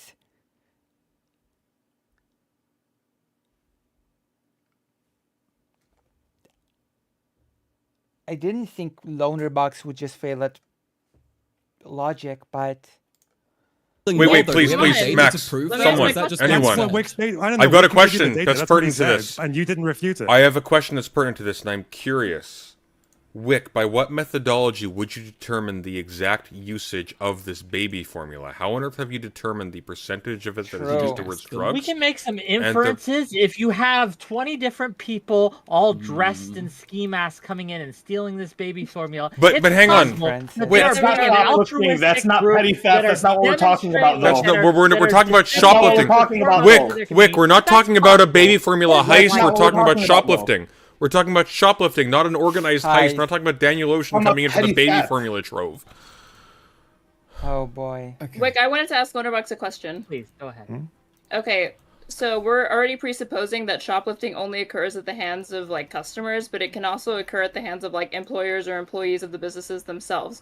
So I ask you, if you were at like a CVS or a Walmart and you saw an employee shoplift something, you saw them conceal an item, put something in their like pants, shorts, or whatever, try to steal it, would you report that employee to their manager, knowing that it was probably going to lead to their termination, and probably if they were convicted or whatever, like in Texas, it's a crime of moral Lauren is turpitude, gonna say and if you're yes. tried and convicted I for already something like know. that, or convicted of a crime like that, you can no longer work for retail ever again. So No, would you report that like stealing employee? My position is generally like the way that they deal with like other kind of like gang crime epidemics is that they go for the big offenders. Like I think the FBI defines it as organized retail theft is if you steal like $5,000 or more worth of things, and Yeah, that's felony what amount. I would go for. Yeah, I So, don't but really you- care that much personally about a shoplifter lifting like a bottle of juice. Like, you know. Okay, but like I mean an employee for sure. If you saw an employee doing it, you wouldn't say anything. No, I wouldn't say anything. No. If you saw like a regular patron or whatever, you wouldn't. No, do anything. and I can just shorten it really quickly by saying that like most of the people who complain about this aren't really kicking up that much of a fuss about crimes like that. They're more bothered about the fact that people go in there and lift trolleys worth of stuff to sell, like either on the black The market spectacle, Oh. or to scalp yeah. people and shit. Yeah. Yeah. Because that seems to be the thing that retailers are complaining about as well, about how easy it is to just walk in, And lift I like do thousands of dollars I worth do of wanna stuff, then be fuck clear off. that Right. the- That's their this fault, panel- isn't it? The reason that this panel came across Yeah. in the first place Yeah, it is is their due fault, to yeah. discourse over someone Yes, lifting can I- thousands of and if I dollars can- if I of can- meat. Yes. Okay, if the I can, Twitter if I post is can, whose fault? hang on. If I can, like, build a little bit of a bridge here potentially. One of my Building objections bridges is is someone. for I still cowards. don't know what side I am on in this, but I think I'm more on straight rate in this one side. This one. one of the issues with the meat lady is not just that she was shoplifting, it's that she was shoplifting in a manner that created a spectacle that generated contempt from within the working class. And so one of the issues that I have with it is that it created a situation where you had people who were obviously underpaid working for, was it Walgreens, or what was this organization that she was stealing from? They were the ones who were videotaping or recording her and trying to prevent her from loading her car with the meat. Moreover, she also prevented other people, shoplifters included, from accessing that meat themselves. And so there is, nonetheless, regardless of the ethicality of shoplifting generally, there are more and less ethical ways to engage in it and more and less ethical ends for it. I think we all more or less agree on that. Am I correct? Yep. I do. Yeah. Lauren doesn't. Can you explain why not, Lauren? You were the odd one out here. Go ahead, Lauren. Give her some space. Oh, I swear to God, Sunday, if you talk in the next 5 seconds, I'm going to mute you. Go ahead. Can you do it, coward. Can you repeat exactly what you said, Sunday, just so that I can. I am flattered. I am flattered by your confidence in my powers of recollection, but unfortunately, I cannot. Yeah. Sorry. You're up a creek. Alas. Well, I can paraphrase if you don't mind. You might guess. Right? Yeah. So what I saw you shaking your head at was the fact that Sunday said that there are more ethical ways to steal than there are less ethical ways to steal, and that we aren't. Is everyone in agreement that someone stealing just? Well, if I may very quickly, Yeah. I think it's a bit unfair for Loner Box over here to be lumped in with this one, because I don't think Loner Box is as anti-poor as I don't care if it's unfair. I'm doing the. But I'm saying this for a reason. But I'm saying this for a reason. I'm saying this. I wasn't quite entirely finished. Well, I want to hear what Lauren has to say. But I do think amongst the sane members of the panel. That Lauren, there is a general acceptance. I don't want to hear what Lauren has to say. We get it. Loner Box doesn't fully agree with me, President. I'm going to be honest. Also, you're muted. She sucks. True. I kind of come from the Kantian ethics standpoint, where if something is immoral, it is immoral. And so stealing is immoral. It's immoral at any level, whether it's small or large. I heard, who did I hear bring up something along those lines? I think it was. Yes, who brought up the categorical imperative? Anyone?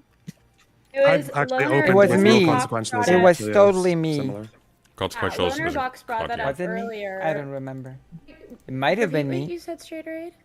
You said somebody brought this up earlier, and I said, yes, who brought up the Kantian categorical imperative? Don't send me baby formula. You should send me donations so that I can get it, so that I can buy the baby formula. And Loner Box, I think what the framework you're talking about isn't Kantian at all.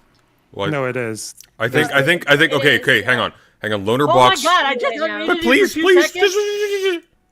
Sunday, I think actually knows about this. You deafened me first. Go ahead, Lauren. I want to hear what Lauren thinks, right? And then once she gets it out, we can have these things. And I see your Discord message, Doobie. Don't worry, we'll get to it.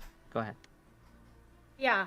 I agree with Kant for the most part. Was friend of the stream Shakespeare ever able to get that AC unit? At most levels, and you just shouldn't do it at any level, because if it's generally accepted by society, then it would be a negative impact on society. So, for instance, if everybody took the idea that it is not morally corrupt to shoplift and that it was okay to shoplift, then everybody would shoplift, and there would not be like a functioning retail society.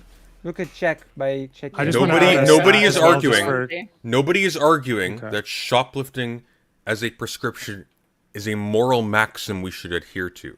What people are arguing is that increasing harm and poverty and misery in the world is avoiding that is a moral maxim that we should subscribe to. And so, given the circumstance that we do not know the circumstances under which people are shoplifting, it would behoove us to be cautious when we start appealing to the state to start putting its boot down on people who are engaging in that. That's the argument. Can I ask something? Could I extend that point? Oh, go ahead. Never. Thank you. I want to ask something after though. I mean, the reason that things like shoplifting are viewed as unethical is because you shouldn't take what you don't need, right? If we're like applying that to a lot of people, there are plenty of people who shoplift who don't need to be doing so, and I do agree that we should probably try and stop those people. But still, there are plenty of people who that doesn't apply to, and who do need to have the stuff. And also, if there are companies like supermarkets keeping a bunch of shit that they don't, I'm waiting for her to be asked they're if gonna she end up was ever throwing it out, poor. how is that ultimately more ethical than somebody else taking that and then feeding it to their child, right? Oh my god. I mean, Lauren would rather have a society where people panhandle before they steal stuff that gets thrown out. Loner, go ahead. I just wanted to throw in a I'd stat. rather have a society where people ask their neighbors for help before they steal from their neighbors, Aaron. What a wild homeless concept. people panhandling on the streets en neighbors. masse. I'm not talking about that. Loner, please. I just wanted to throw in a stat because it was challenged earlier that within about a year, it's anything between 15 billion and 30 billion dollars worth of goods are lost just from organized retail theft. So, and one of the top items is formula. So it's not like a sensationalist, Organized retail theft is not exactly the same as shoplifting, is it? Since when is organized retail theft the same as shoplifting? I don't think that's even comparable, shoplifting to retail theft. That's one of the problems. I don't know why you would assume it was just immediately a sensationalist, because I mentioned that I saw lots of... 3 billion of how much total? Because it's like 0.0. Well, maybe because the price went up and they can sell it on the black market. I mean, I don't think that to act like that's the only. This is from that it's only 2011. gonna be used for drugs. This is from 2011. That's why I said the stories from this go back to 2005. Yeah, it's a thing that gangs like to do. Yeah, it doesn't matter. Okay, the question is really simple. Obviously, people steal. People shouldn't steal. I don't think anyone is saying that people should steal. Right? We're saying steal. where does the responsibility lie? Does it lie with the customer to do anything? Does it lie with the workers to do anything? Does it lie with the business owner to do anything? I'm saying some people should steal. If you need to steal, I mean, yeah, if because you need to everyone steal keeps to bringing up provide the for your necessary family, you shit. should There you go. President Sunday is on my side. You should steal. Steal steal out of it. necessity. If you need to steal to provide for your family or to have a basic standard of living, you should steal. I don't think anybody's saying you shouldn't steal under any circumstances. I mean, sure. Even Loner I Box isn't saying you never shouldn't steal have under any a need. circumstances. That's never a need. This whole thing came up. This whole thing came up due to the fact that people were mad at the person sharing the Twitter post saying, if it's never a need, then why do corporations steal so much? Bam! Got 'em. Destroyed. I should have been on that panel. Should really watch Demon Mama's shoplifting video from a year or two ago. see someone stealing Shall after my angry food, no, you shouldn't. Then everyone called that virtue signaling. I'm calling the virtue signal called the virtue signal. You don't it does not matter when someone's stealing from a company. It's not affecting the person. The only reason that we would do anything, how is it affecting it? I'm sorry, which person are we talking? Are we talking the company owner or increase in prices? The increase in prices is not due to theft. There's not enough theft happening to these companies for them to be the increase. Hang on. Loss. Hang on. At whatever negligible amount, this is indisputable. Any kind of loss will contribute to increased prices. The question is whether it's determinative. That's ambiguous, but that's not really up for debate. Obviously, if you lose product Also, without getting Carl profit Max, from it, I've been paid. I've been paid to call you stupid and to personally insult you. I would have done it for free. I wouldn't have meant it because they're brilliant. Specifically, Doobie also sent me a yes, Doobie. Doobie also sent me a Wick, how much do I have to pay you to steal something from Walmart? Is this the Doobie I would know? I know there's a Doobie on a big Discord debate server. They paid me to do it. I did it. And also, he wants me to ask you whether or not why you trust data and not journalists when it has been shown, and he linked me a source. I trust journalists that report on data. People properly. stole falsified data all the time, or not all the time. But journalists don't? What? Wait, yeah, you're saying journalists are more reliable? I'm not saying anything. This is I was paid money to tell you this. I did. My job is done. You're a lucky respect that. I respect that deeply. I don't really see the point in believing in journalists over empirical data. I believe journalists when they provide empirical data. You need to combine the two. You can't just be saying journalists are correct or data is wrong because it can be falsified sometimes. Dude, but you recommended Mistborn to retarded. me. You recommended Mistborn to me. How could you? How could you take this stance? Unbelievable. Anyway, It's a very I think good it's more regardless, just because I mentioned like talking points that I heard from like journalists who were talking about an epidemic, and you just immediately dismissed it as sensationalist. That might be why he's upset about it. I don't know. Just guessing. Well, because journalists Might aren't be. necessarily Okay, relying on I wanna- data. I for wanna- those because who also journalists do a direct lot of this conversation a little sensationalism. I want to direct this conversation a little bit. For those of you Never. on the Be more, quiet. not to say pro-stealing side, but the Permissive. more permissive side of these Pro-stealing. things, would it be morally permissible to steal directly from Walmart, the owners of Walmart's house? Yes. Like No. if you No. were able to Yes. go into the owner specifically's No. house and steal Yeah. from them, No. would it be No. morally permissible? No. Why No. not?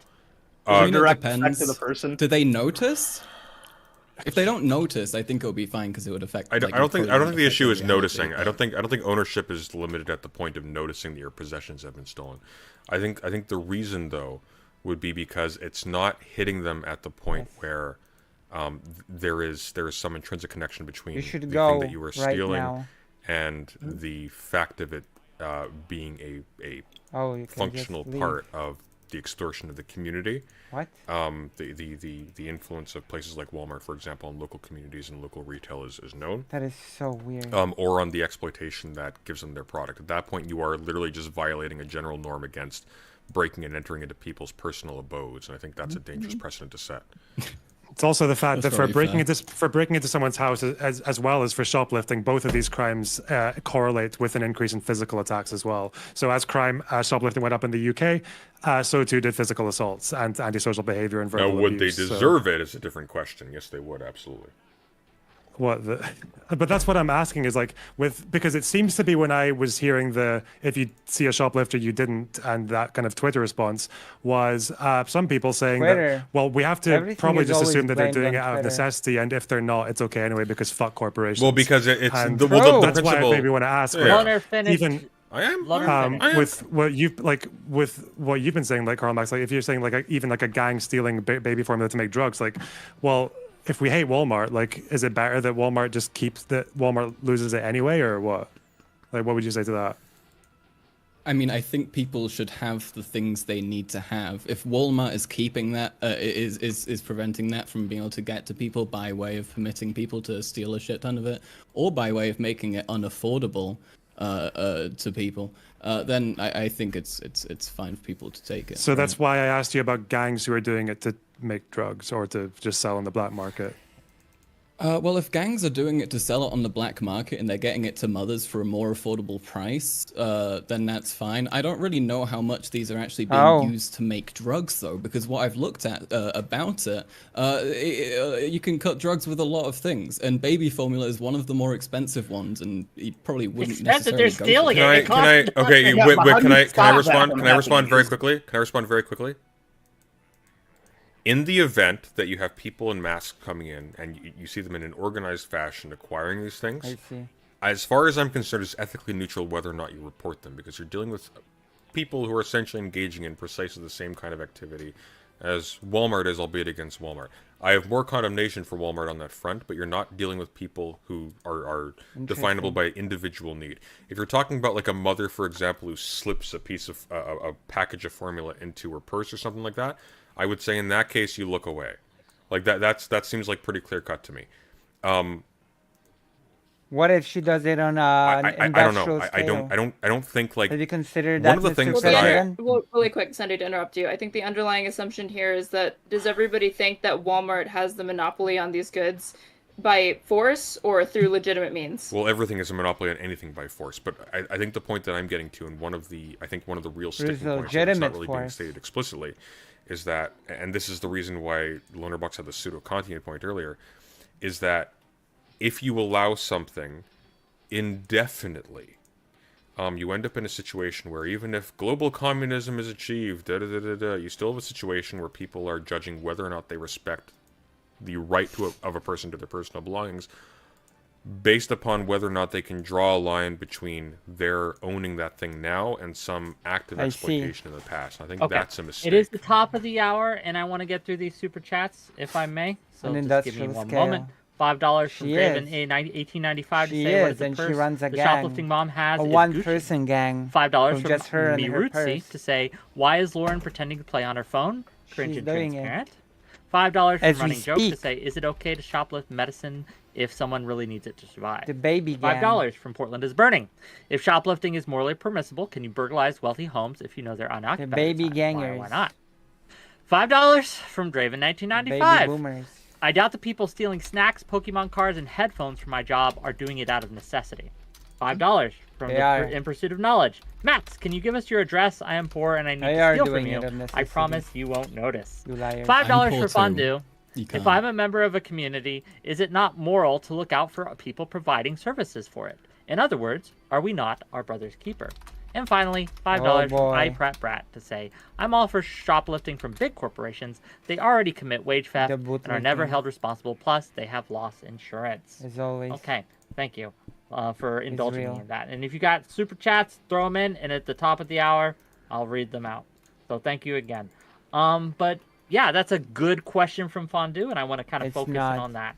Is it not it's actually a pretty looking weak out question. for your community to report people who are stealing from stores and knowing that that theft at least has a possibility of leading to those stores and those services no longer being provided in your community?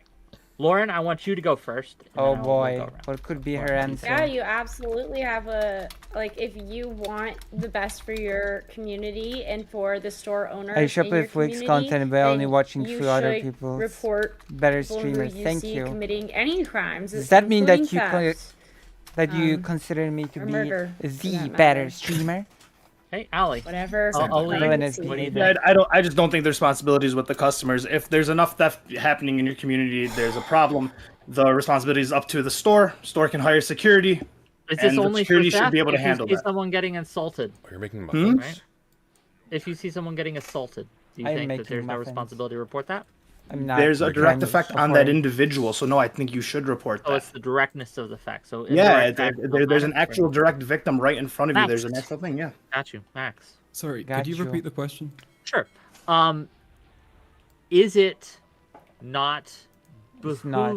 does it not behoove you It's not as a member moral. of community to report theft against people who are providing or companies who are providing services Oh my to gosh. your community? Why or why not? Thank you, Moose Watcher. Well, it depends on how those services are provided. Imagine thinking that Walmart is providing for the community, quote unquote. Imagine believing that sincerely. Oh my goodness. What have we become? Right, if those services, as we're under What have we capitalism, become? most services are going to be behind a paywall, right? So if they're providing stuff, but only to like a certain group of people who are making a certain amount of money who can afford it, then I think it's okay to steal from them, especially if you're a member of the group who they're not like helping out. Sure, if they're selling it, then it's okay to steal. If they're selling it, I mean, it really depends, especially because a lot of my gripes with the way that things have gone with grocery stores is how they've like hiked up the prices and allowed that to happen. So I think if they do just continue to keep high prices despite inflation going down and all that kind of thing, then I think you're okay to steal it. But generally you should only do it when it's necessary, and you should try and do it to shops that can both afford it and also kind of deserve it. Loner, what do you think? I don't know why you should only have to do it if it's necessary, if you think it's like, if it's all being held by capital or private property, which is inherently theft anyway. I feel like that would just mean everything is fair game if it's being sold by a because that would business. be True. I mean, that wouldn't work, obviously, right? If everyone stole, that wouldn't work. You said this yourself. Well, that's the why point, I'm saying yeah, that because- there needs to be conditions for it. Well, but you said one of those conditions is if they're putting the prices up. But one of the reasons they keep putting prices up, even if inflation's dropping, is because grocery retailers only make a profit average of 1%. Maybe Walmart makes 2% profit. So if they lose more than they expect to leak through shoplifting, they're going to put up prices to make up that loss. Or they're going to get security. And at the cost of security, they make up that up as well by raising prices. Well, that's the same thing. So that's the problem. It's like, even if you assume that this is like, or with the baby formula, even if you assume that this is like a good, honest gang just trying to get the goods to the mothers for a lower cost, then someone else is paying for that. Some other customers are paying for that. And generally, they're also seeing goods chained up and extra security or shops closing. Or so, yeah. I want to note that I don't just support gangs going into a place. I think keeping I know I slipped up there before, but keeping the community feeling safe and happy is a primary concern of mine. Do you so I think wouldn't that necessarily knowing that that. there's a high amount of The stealing or shoplifting difference makes the people in the between community feel safe and happy? the difference between a gang stealing product from a Walmart and I think Walmart Sunday likes to That is interrupt so when I'm I having do. questions with other people. I do. I know, right? and Walmart So crazy. I am yeah, I'm an anarchist. stealing How True, about you? poor Walmart. I am. Stop them, actually. I'm a thief of My time. security has stopped him. I am from like a that. Go on. god. I want Okay. you to answer What was your your question again? I'm sorry. So What? It's late basically, here. does shoplifting in a community or an area, I gotta pee does one that sec. not make the community feel less Imagine safe, needing to pee. right? It feels I mean, it depends Would on not who be you are. me. If you're a Actually privileged do member need of the to pee. community who feels like they're they're entitled have to go to the toilet having all soon. the products that they can buy or whatever, Full helpless. then obviously Walmart. you're going to see shoplifting. True. Like, oh, those people didn't do what I did. They don't deserve that, right? I mean, that's usually like the mindset of people protecting capital. Okay, so if you're scared by people shoplifting, by people committing acts of burglary, then you're privileged and you're spoiled. Do you think you're and privileged? What? Do you I think don't you're think I most mean, people care or notice when things are being stolen or shoplifted. But Let's yeah. let No, Lauren let her answer answer the since she question. was asked a question. Go ahead, Lauren. Okay. Well, I was asking you a question, but whether or not I'm privileged has very little to do with this. And Oh. I'm privileged not It has because everything to do with it. Because, Lauren, I know that you are somebody who's incredibly privileged because the way that you talk about shoplifting, know. the way you talk about not ever doing any crime to help out your loved ones, it shows to me that you've always had everything available to you within the system, right? It shows to me that you've never had True. to go like for an extra systemic solution. Like you've never had to go True. out of that in order to survive. So you're very clearly a very privileged person, and a lot of people aren't. Yeah, I mean, you know my life so well, apparently. So you don't I think mean, you're look at privileged, you, Lauren? listen to you. It's very Lauren, clear. but you don't Lauren. think I you're mean, if you weren't privileged, then That's tell not me. the question. Lauren, you're saying you're not No. privileged?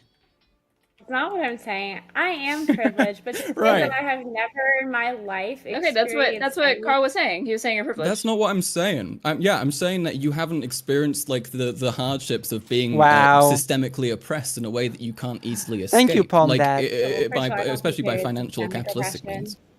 I will As say, for being I have experienced being like poor myself, not to the point where I was worried about starvation. I'll be honest with that. Okay. But that's How poor are we talking? I mean, I don't want to be too rude. I've had actually. like That's not what I'm I've saying. had zero and I've had like negative bank account if that's what you're asking. Like I've been down zero, but like I've had to go ask family for help before if that's what you're asking. Okay. And can you understand Yeah, if why I somebody get who there. doesn't necessarily have family and things that they Family can to like reach back help? on might if somebody didn't have that, can you understand why they might then feel it's okay to take money from like a company that gets like No. hundreds of billions of dollars a year? No, You don't- because you wouldn't there's still- understand that. No, You said that No, okay, because so it's- there's If you can just ask your family to bail you out, you're not poor. you say you have a lot of moral You're not poor if your family can just bail you out. Like, just come on. absolutes. You also say that like killing somebody is already always bad. What if somebody's like got your whole family at Defense, gunpoint? self-defense. They're holding they've got a self-defense.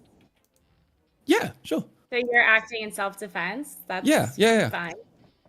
Self-defense is Yeah. fine. Okay.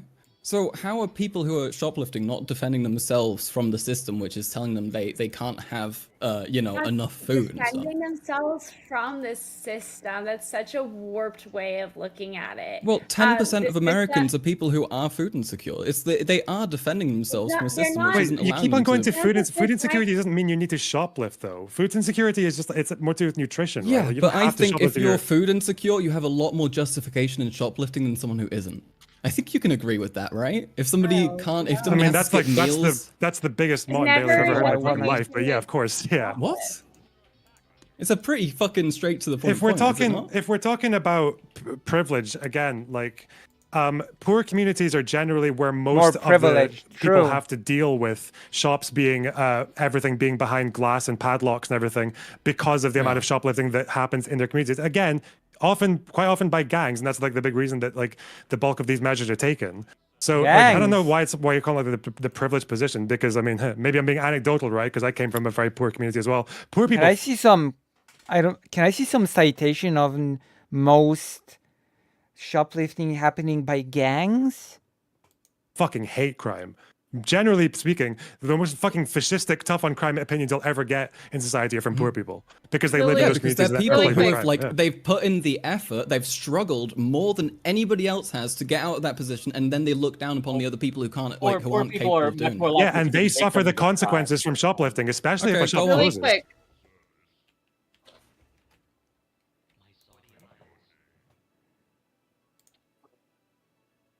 What's happening?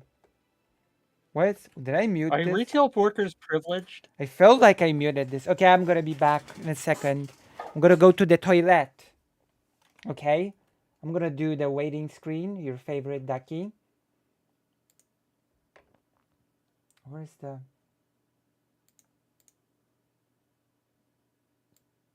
What the hell?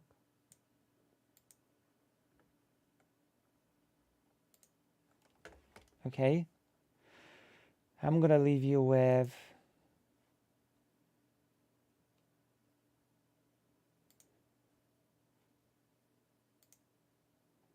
I'm gonna leave you with some muzi. What's it called?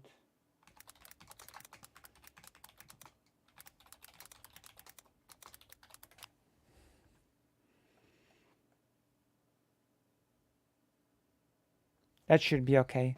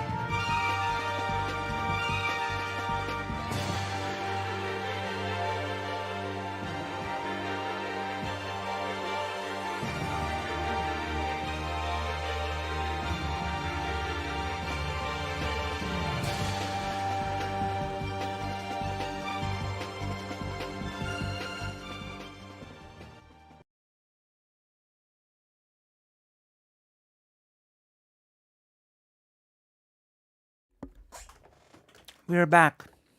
Hello. How many of you are left after this toilet little thing? Sunday had the wrong mute button. Oh no.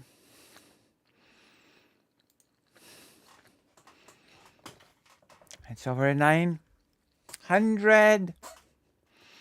True. Power level.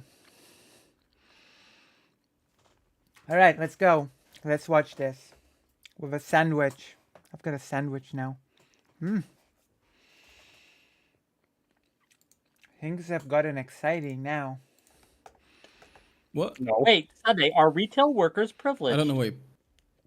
Okay, do they perhaps maybe represent the poor? What? Retail workers privileged? Wait, oh my god, President Sunday.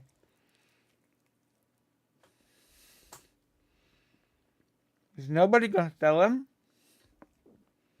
That's so mean. That's so horrible. I'm not. Yeah.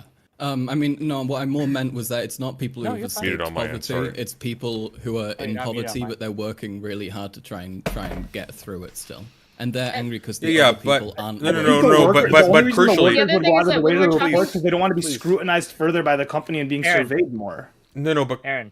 No, that's not true. That's not true. They enthusiastically, I know because I used to do this. They enthusiastically pursue shoplifters. Yeah. Yeah, The they, workers. no, but not because they're worried about moving up in the company. They view shoplifters with contempt, unjustly, by the way. But that's beside the point. Oh, I mean, I've just heard of people getting like over like. Okay, I want to hear from Aaron. Aaron, go ahead. Retail workers do not have limitless upward mobility. I'm sorry, my Look, friend. this is your friend, Aaron. You know you're friends with Sunday, so talk to him. I'm only Aaron, the first go lady. ahead. I'm not the president. Okay. One. Yeah. And two, the other thing is that like when we're talking about like consequences and fallout of retail theft and shoplifting, and we're talking about those security things that they have to put with like razors and deodorant where you have to ding somebody and call an attendant or whatever. It's like that's a consequence in the most neutral sense of the word, meaning that that's like cause and effect. Listen, Satan is a retail worker at McDonald's. I bet you didn't know that, but Satan is actually a part-time McDonald's worker. That's what happens after there's a lot of retail theft related to certain items in a store. Bet you But didn't I know do that. think it's like preferable to the alternative, which is that the store shuts down. Or I feel like how is this not a win-win for everybody? Correct. It's an automated security measure that most stores can implement fairly easily. Customers can reliably get the products that they need simply by, yes, an inconvenience that makes me want to fucking kill myself, which is having to talk to one of these fucking, wage cucks and get my deodorant. Okay, but Yes. it deters crime. You don't actually have to, like, to me, that is always annoyance, but it's a win-win because then we don't have to actually send more people to jail because of a petty crime like that. It becomes too difficult. I think the underlying problem that is across the board is that people are forced into a situation of poverty and scarcity generally, artificially, by a level of theft and a level of enslavement and exploitation that we are seemingly universally fine with. For whatever reason, the debate is at the level of shoplifting, even though people are only shoplifting outside of, for example, people who are doing so as an organized method to profit, which I agree is like at the bare minimum morally neutral. We are only at this level of resolution because we are concerned at a level of law and order when the things that they are stealing from, and we're talking about big supermarkets, Walmart, etc., we are talking about organizations that rely on expropriation abroad and functionally acting as a cartel with other businesses locally. There's a reason why companies are able to pay the minimum wage, and that's because there's no competition, because they all more or less will pay the same amount for the same job. That's what creates that poverty in the first place. Because people don't have a choice. I just want to say that given the fact There that should be no again, minimum wage. that what correlates with shoplifting is also violence against retail staff, and retail staff are usually quite poor and working class. Like that's why I True. feel like, but whenever I hear this, It correlates, but correlation does not equal causation. No? Lucy, check Discord.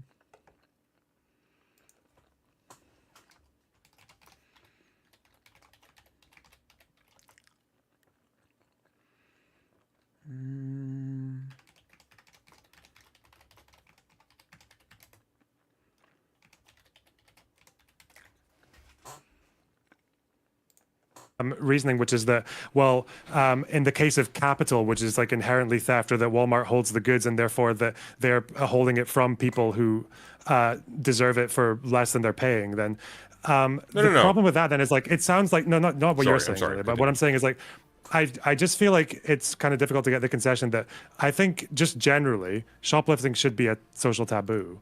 If we're making exceptions for violence necessity. happening to the staff? I think it should be because both. Shoplifting usually correlates with increased violence. I If think there's more shoplifting, there's usually more What violence. kind of violence? What's happening? Well, for example, I used to work. For example, Oh my God, I can give an please example. let other people But I can talk. give an example. I can give an Okay, but I example. want to hear from Ali. But he asked him for. You got it right, man. Okay. Ali, go ahead.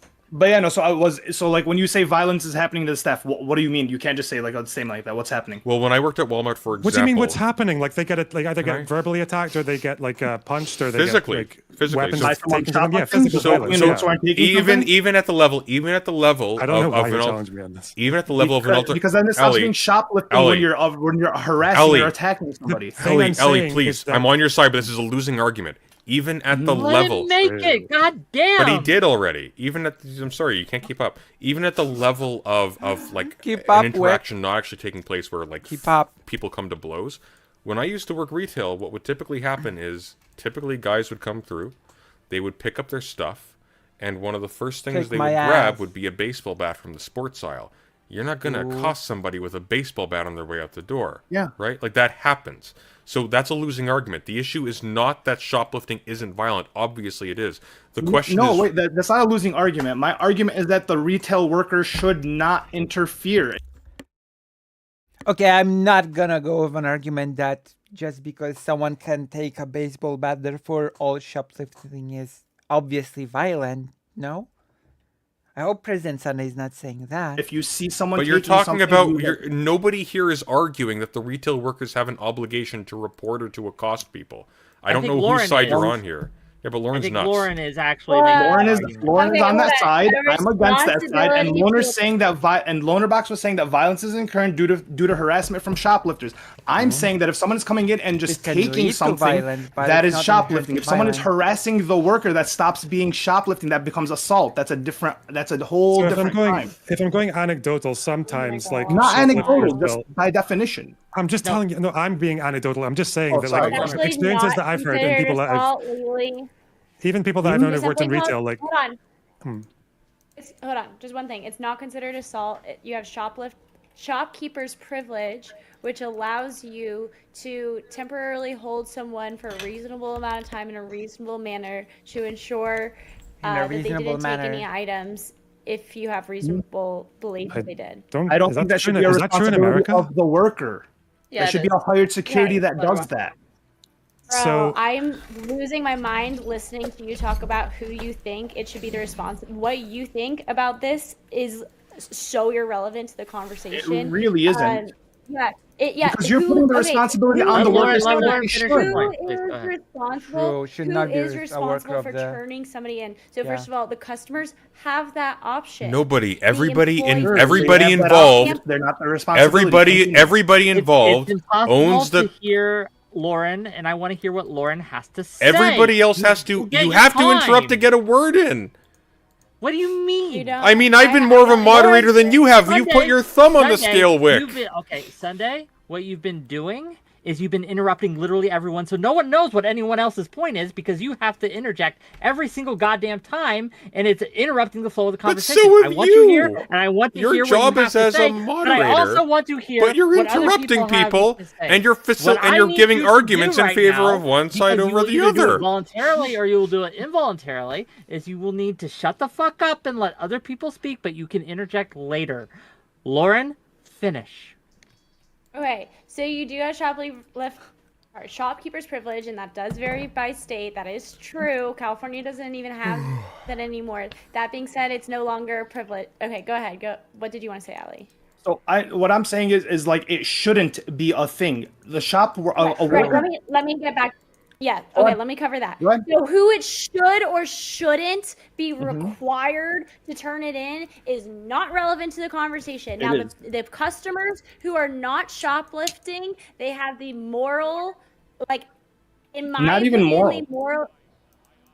Okay, what? They're not legally required to turn anyone in. Sure, fine. They're not legally required to. That's just the case. And you personally think that they're morally they shouldn't even turn anyone in. That's a different argument. Now, when it comes to the employee, that's based off their contract. If the contract in their employment agreement says that they are required as like the shopkeeper to also participate in security, then it would be their requirement. Good luck hiring a shopkeeper on a measly wage and tell them that they're required to also be security in the contract. Good luck. Godspeed. Like, this is so sad. Require, because contractual. So, yeah, agreed. It would be their responsibility. So, agreed. Yeah, it would be their responsibility. Okay. Okay, so you do, because you said it was. Now, oftentimes that is not put into the contract because when you're hiring someone to be a manager, you're not hiring them as trained security. They are not supposed to put their lives in danger to protect your profits. That would make absolutely no sense. True. So, well, I was talking when Lonerbox was talking, and he was saying that there's violence being incurred. I'm saying that it becomes a different crime. Now, if the worker approaches the shoplifter, which I think you should not do, that responsibility should not be on that person because they should not put their life in danger. That's all I'm saying. That's their fault. When you're saying it should not be their responsibility, what if it was contractually in their employment agreement that you are not to let people steal, you are to do your best? That's the company's policy fault. That's the fault of the company policy. That should not be in the policy. That should not be in the policy. You're not paying someone as a security. You're paying them to manage your store. What if they're paying them extra? What if you're then that's okay. If then that's fine if that person took it upon their responsibility. But most people don't even read their contracts that thoroughly when they're getting a job at Walmart. Okay, so in that situation, employees. I'm pretty sure a person that employs you has to explain all of your responsibilities in detail when giving you a job. It's not enough to rewrite something in small print in the contract. You have to be actually explain what you're going to do, right? I'm pretty sure that's the case. Right?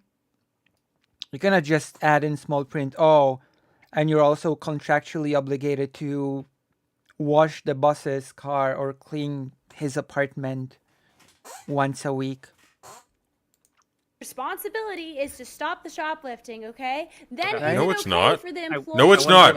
Hang on, wait, no. If you pursue a shoplifter, you will be reprimanded. Their contracts. I'm sorry. You get a job at Walmart. No, you're not expected. You're not getting paid to do it, and you're not expected to work security. I'm sorry.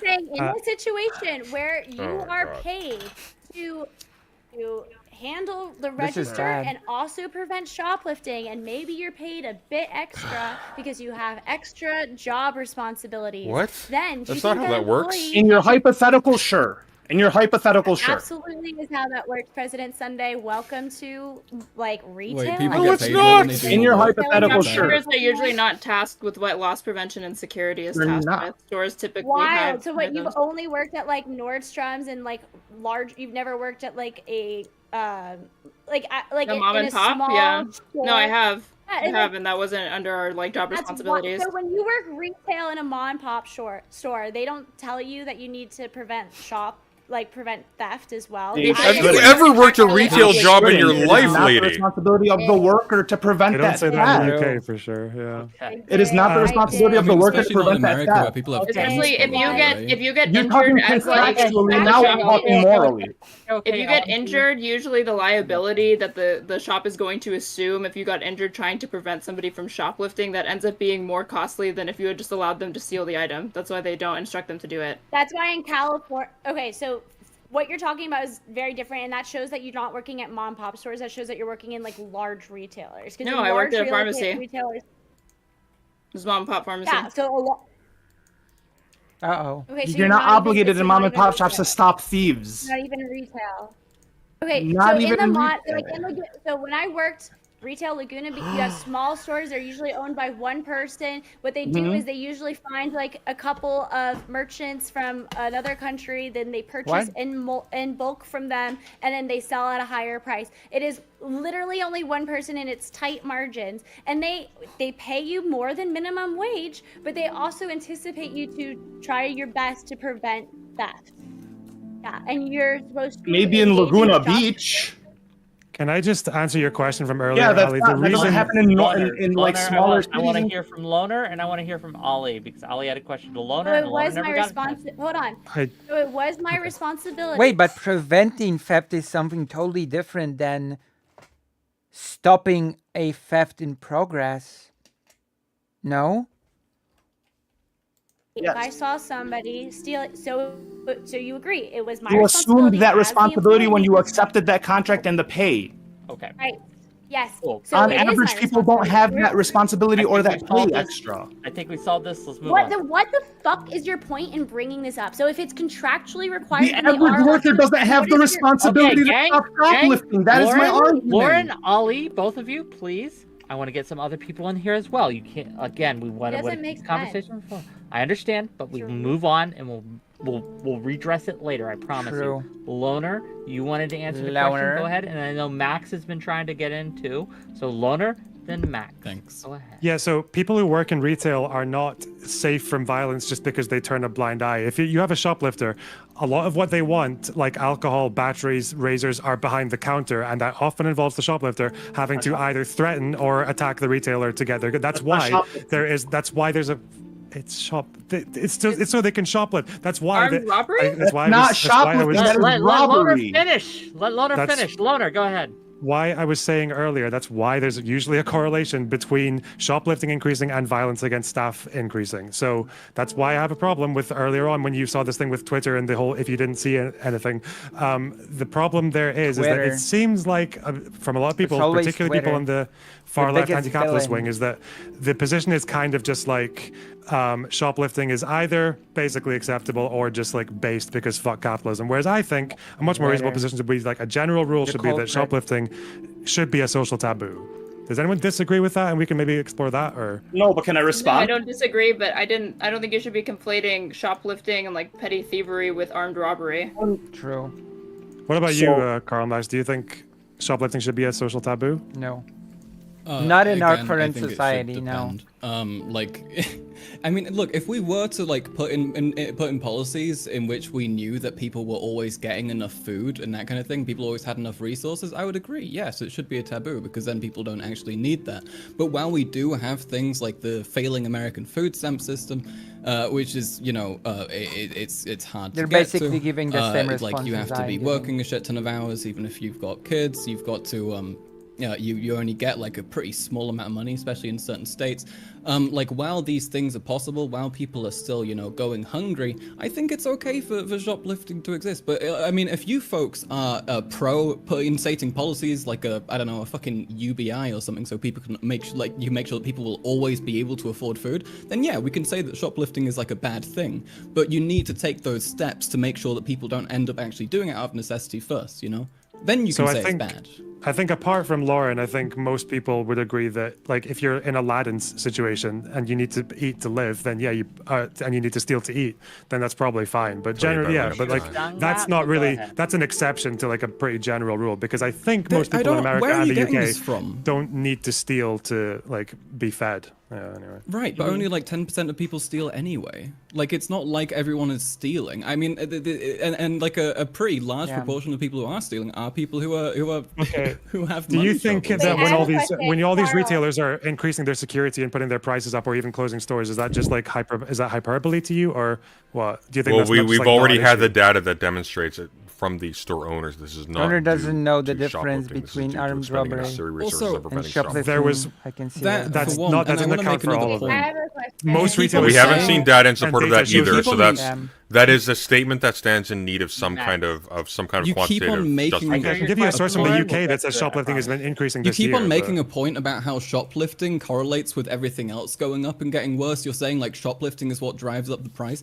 How are we to say that people aren't just shoplifting more because the price went up? That's usually how it correlates. You keep on taking these things where like you're acting like people like shoplifted and then ruin the economy. Like the economy can't do that on its own. Like people respond to the conditions that they're in. They're not like creating them by just shoplifting. It's incredibly like that's like such a minute problem in like the large scale of things that's causing people to suffer.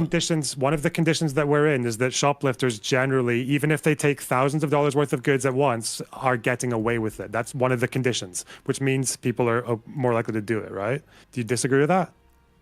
I mean, yeah, no, I think that. Well, I mean, you and me, for example, like I don't think you and me, if we perceive that we could get away with it, would therefore shoplift any chance we get. Well, we're not the entire statistical like sample of a country, so yeah. No, I understand, but it's not simply the case that every single individual within a country, if they perceive that they can get away with it, will shoplift. That's simply. Will I'm not more saying or everyone. less? Come on, wait, you're smarter. But Than if you're that, if you're talking but if you're saying that the perception that people can get away with it will necessarily cause an increase in the amount of people shoplifting, sort of in aggregate, and that will simply extend to everybody, that simply doesn't follow. Well, generally, people commit crimes for a number of reasons. One of those reasons is that there's not enough of a deterrent. Right? Necessarily, there isn't much of a deterrent. Necessarily, but deterrence can be multifarious. It's not simply. Some people steal to turn a profit. That's one reason people might steal. People steal to cut drugs. But we're talking about motives as opposed to deterrence, right? You switched. Well, but you need both. They're not mutually exclusive. No, they aren't mutually exclusive. I think the problem that people are talking about when it comes to retail theft, organized retail theft, is that there is no deterrent. And this is what retailers are saying. This is what governments are saying. This is what politicians the problem. This is what law enforcement says is that it seems to be very easy to get away with stealing thousands of dollars worth of stuff. Is that? I mean, them locking up stuff behind security things that you have to ding the employer for is a deterrent, no? That's one. Well, that's kind of like a deterrent, but that also means that you have to pay for extra security, and the price gets offset. Well, not necessarily, because it's typically not security that has the keys to the case. I also typically. No. That's actually the opposite. No. That's the opposite though. The expense is the case. When you go, for example, to the pharmacy aisle and you have to buy condoms behind a case, very embarrassing, by the way. You have to talk to a retail employee. You're not talking to a security guard. Yep. That's the person who unlocks the case for you. Which means they had to hire more employers to run around the store. No, they don't. No. That's not true at all. That's not true at all. Which is why I think it's personally, I'd rather not have to get everything in a shop from behind a case. So I'd maybe prefer that. At least for a start, the repeat offenders, which seem to be making up like a very disproportionate amount of the thefts, is that they can either be put in jail where they can't shoplift anymore, or they can get fined to a point that it's not actually worth the risk. But that doesn't solve anything. If they repeat, then it means that maybe they're in long-term need. No? The meat lady went to jail.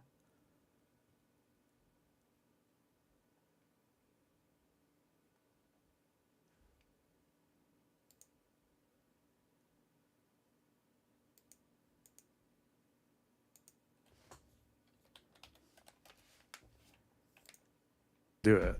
Wonder what sentence, out of like curiosity, what sentence do you think is appropriate for like a repeat offender for theft? 6 months. That hasn't even exceeded a felony amount.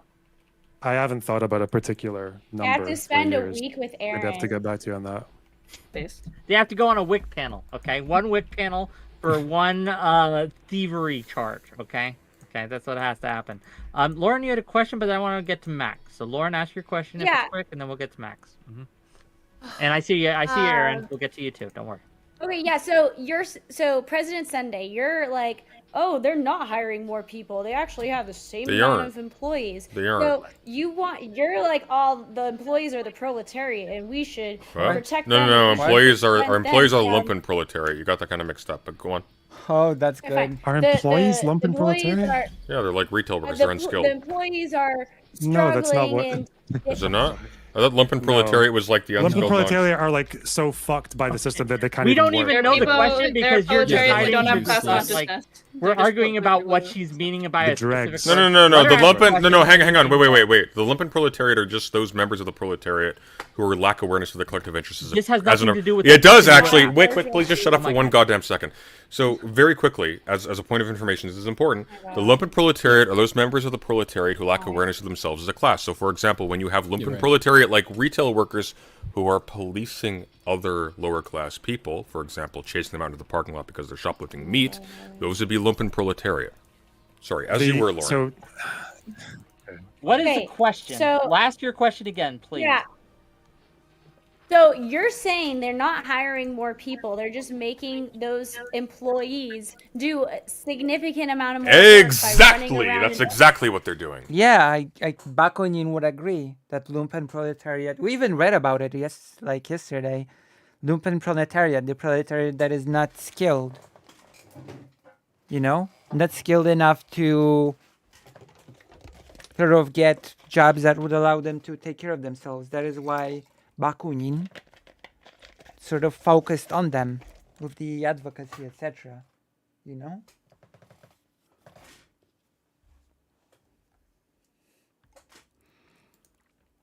They are making the You're- limited number of you're employees they already pro- have do more. Correct. So you're for that because if you're No, I'm for not. shoplifting and therefore I'm not for shoplifting. Well, then you- I then presented you in my would be opening for statement, if you'll recall, shoplifting. arguments against shoplifting. No, just Wait, Lauren so thinks then that you the could only for reason that they're doing that is shoplifting. because of shoplifting. No. Well, I mean that No, is the only reason why they're the doing it. reason That is they have shoplifting. That's those- correct. the Why reason else they would they put have them the- behind cases? Oh my god. They're not putting them behind cases I'm because they're never not finishing. shoplifting.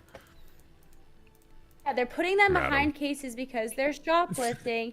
If they were prosecuting the shoplifters, they wouldn't need to put them behind cases. What? That But does you're not not make- for what? prosecuting the shoplifters, so you are for putting them behind I mean, cases. you're even though presupposing that's that if gonna we move locked the them way- Put all the up, shoplifters Can I behind finish? cases. They would Huzzah! get rid of Can I that. finish the sentence? Finally. Can I finish the sentence, Aaron? Is that okay with you? No, because you're presupposing that if they locked up every single repeat offender and shoplifter, that they would go back on those security measures when in reality they're probably going to be here to stay. If those repeat offenders were locked up in the first place, they would have never needed the cases. That's so true. If It's a locking people up hypothesis. helps It's a crime, nice how hypothesis come here, then. America's got so many people locked up but so many criminals still? It doesn't work. The American justice system doesn't work. Aaron. I feel like for different crimes, you have different like problems and solutions, right? Right, but do you folks agree that we should be instating like real solutions, like fixing the welfare system, or perhaps something like a UBI? Because if you are I against don't know. shoplifting, Sorry, go on. what do you mean? I don't know why whenever we have these discussions, people like feel like you have to just choose one or the other. I mean, like, I don't know, like, I didn't do criminology for that long, but one of the prime examples they gave us of like stopping a crime epidemic, like the knife epidemic in Glasgow, was that you can approach it from both ends. One end was that they gave The like pointy end. apprenticeships and social programs The and things like that to pointy get people end. off the streets. The other side was the negative reinforcement, which is that they took a bunch of people who were carrying knives and gangsters and jailed them for 25 years to set an example to the others. I don't know why one excludes the other. Like, it's you can do both. And with the Because we shoplifters, should be- with repeat offenders, it seems to be the case that some of these people are just kind of incorrigible. Like, yeah, maybe they just need to be fucked off so that they can stop But stealing our knives. indefinitely? But, I'm yeah. sure Definitely some we people- love No, women. not indefinitely, but at least they should Well, be no, jailed. but They look, should he's have. What not you're in that saying is way. that they need to be fucked. I'm not saying incorrigible like Loner forever, Bog's the no. jailer. But like when they I don't come believe back, life they're sentences Let's say, generally, no. let's say I'm going to be charitable and I'm going to say that it's actually just a minority of shoplifters who are doing it out of necessity. Let's say 30%. If there was a policy you could instate long to is get it? those 30% of people to stop shoplifting, We 'cause they need no to get longer to the have segment. Would you do that? Would you be willing to support that and advocate for that? I So I think, see people complaining about these things a lot, but then they never actually propose an actual solution outside of like just punitive, do you usual think I punitive haven't? shit, right? I don't think anything's Well, we don't wrong disagree. with So any of it. personally, we don't disagree with like the UBI and welfare measures and things like that. Yeah, we don't disagree with that. Well, but it seems to you me that should we be a- disagree with the punitive measures. That's why I thought it'd be more interesting to explore that one.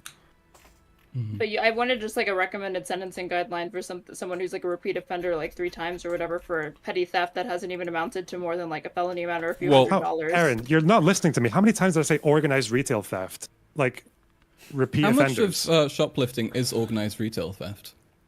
Do we? 'Cause 30%, I think. Okay, system, but does okay, anyone but the notice? difference between I don't know as a percentage, but we do know that it's like Hang on. between anything between like 20 and 70 billion It is dollars. rising. The difference between organized retail theft and non-organized retail theft is literally just there are multiple people involved in the collection of this material from the store, right?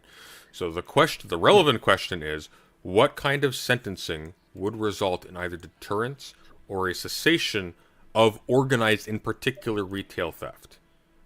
If you don't There's have added charges that you get added charges for organized retail theft, and it depends if it's cross-state and how many people I you understand. have conspiratorial No, I understand that charges, there are. so you could- I understand that there are different consequences. The question is, are there consequences that work? What's the threshold? Because this is the reason why this comes into play. If the argument is that shoplifting at an organized scale has some kind of community, like it constitutes some kind of community harm, and if your response to that is some kind of increased penalty or some kind of specific penalty for that, either you need to demonstrate that this actually has a positive impact either on the community or it diminishes the amount of organized theft, Right. or you are doing so for retributive That's not how the law reasons, works. which, by the way, is an argument you can That's not how make, the- but you need to make it. I mean, You how asked me hard there. of an argument is that I to wasn't make asking, that I was it's just saying something. retributive? That's not really like a difficult argument. It's What? clearly, but so Clearly when you're- what? What's clearly the what? one thing that Hang on, what- I didn't catch what you said. Can you say that again? retributive. Because you said keep you- talking when she's talking. Of course you can't Well, she hear was her talking when I because was you're talking, busy so I couldn't talking. hear it. How can anyone No, hear I what wasn't. she's saying? This push to me They can't hear you. Dude, it's not a hard argument to make that it's retributive because in the scenario that you just laid out, then what other if it's not going to actually deter the theft, the increased sentencing Retributive. guidelines is not necessarily to. I mean, it can be to prevent, but honestly, preventative measures it doesn't really show. It's just There's to very administer little the data justice of God. There's True. very little data that shows that increasing Data. the sentencing range for a crime actually deters the crime that much. What actually deters crime is the number of police officers and the likelihood to get caught. So if you're going to be increasing, so you're saying that you have to actually show, like data-wise, that increasing the sentence would correlate with a decrease in shoplifters, and that's just not how laws are written or what is necessary to increase the sentencing. I don't know how that was addressing anything that I said, but Loner, give it a shot. I was literally addressing the exact thing. Oh my god. Did you go to law Oh. school? What? no. Okay, Loner, give it a shot. I think Loner, give it a- apparently Why last did year she and ask into this that? year, I think like 9 or 10 states have put in laws to increase the sentences for organized retail Why theft. law school? I think it seems to range Of from all like a few things. months to over a year. But, yeah. Seems okay. I wouldn't have an issue with that. Maximum of 15 years in jail. Do you have an issue with that, Straighterade? If someone is continuously being caught for stealing and it doesn't seem to stop them. They get caught, they do some community service, they pay a fine, but the next day or the next week or the 15 next years. month they're back at it again. True. Is there ever a point where you say, You okay, time for shoplifted jail? up. Who went to yeah, there jail? is. Who went to Piece jail of for the candy. sweatshops in Bangladesh? Aaron, You, Aaron? answer my question. You Oh, stole yeah, a I said there candy. is. You're going to jail. There can be Well, cause or which whatever. Like one? working within the which one? framework of the American legal system that we have now. I want your moral line. I don't care about what is. I want you to tell me What what it ought ought to to be. be. Ought to be, please. I mean, ideally, no. Like, I don't think the majority of people need to be locked up for So nonviolent someone can crime. The steal United States has 1,000 like times. 1,000 times come and go into a store, break into No. Walmart, break into no, because Walgreens, you're and assuming steal that 1,000 times. Wait, you're presupposing that just because I don't share the same opinion on like what the punishment should be, that there should be no attempt to remedy that person from repeat offending. What I'm asking is, if your remedy does not work, is there ever a point where you The question is, if towards- my remedy doesn't work, or rehabilitation, or providing people with the resources that they need to deter them from stealing, Yeah, they keep then stealing. yes, I would look at Okay. more punitive measures if that was what Such as meaningfully jail. deterred crime. Yes, such as jail. If that Okay, fair if enough. there was data that suggested that meaningfully prevented people from repeat offending, My yes, God. I would. What do you think, There's data Romax? that- And Ali? There's data- Yeah, I'm curious what Max and Ali think. Max, where is the point where someone has repeatedly stolen, repeatedly, again, has been caught for this? It's been proven in court that they've done it. Okay. They keep getting 30-day community service. They keep getting fines. At what point do you say, okay, no, just throw this person in jail? Is there a point? I mean, I think that you... It depends on what you've tried, right? With like pretty much any of these cases that people will like mention, I mean there will be like a quantity of people who do just like compulsively do bad shit. That can happen, that can exist, and those people probably do need to be like protected in a way that they don't end up, you know, hurting other people or bringing harm to themselves in some way. But for the large majority, this just isn't really the case, and you can usually figure out how to solve these. Actually, interesting that compulsive stealing is not what never even came up in the conversation. Solve these I'll issues, come back. But yeah, you know, for some people, maybe heavier sentencing would be necessary, but I think in the large majority of cases, you could find another like economic or rehabilitative solution. You're okay with a 15 years? Actually, for prison, but let me ask directly just to make sure. What's your answer to this question, Ali? I'm curious. I think it a little bit depends on the amount and the like repetition. Obviously, if someone's stealing like 50-cent bag of chips, I don't really care. I don't think they should be jailed. But if someone's stealing enough and they do it repeat 3 times, they went through community service, whatever, then be jailed. So every day a man goes into Walmart, and every day he steals a bag of chips. He doesn't need to, right? Like, it's just what he does. Cut his balls off. There's no point in time where you don't throw this person in jail for at least... I'm not gonna lie, over a bag of chips, I really couldn't. Okay, fair enough. That's your answer, that's your answer. Okay, excellent. Loner Box, you're okay with a 15-year sentence for organized shoplifting? I think that would have to be pretty extreme if it was... There'd have to be some violence. Like, how much product is worth 15 years in your judgment? Did Breaking Bad lie to me? I don't know. If it turns a neighborhood into a food desert by closing the only place that's close to the people in a certain community, that's pretty fucking rough. But yeah, but that's not why they would be sentenced. And if they fucking beat someone up while they were doing it, like no, I don't think 15 years a Walgreens or a Walmart or something like that, it's gonna be more likely a contributor to it being a food desert than the opposite. Well, retailers can close if the shoplifting, the amount they lose in shoplifting doesn't make it worth it. But either way, I'm generally not for like massive punitive measures just for their own sake. I would. I don't know. I haven't thought much about how many years, but 15 does seem quite extreme. That's fair. I'll take it.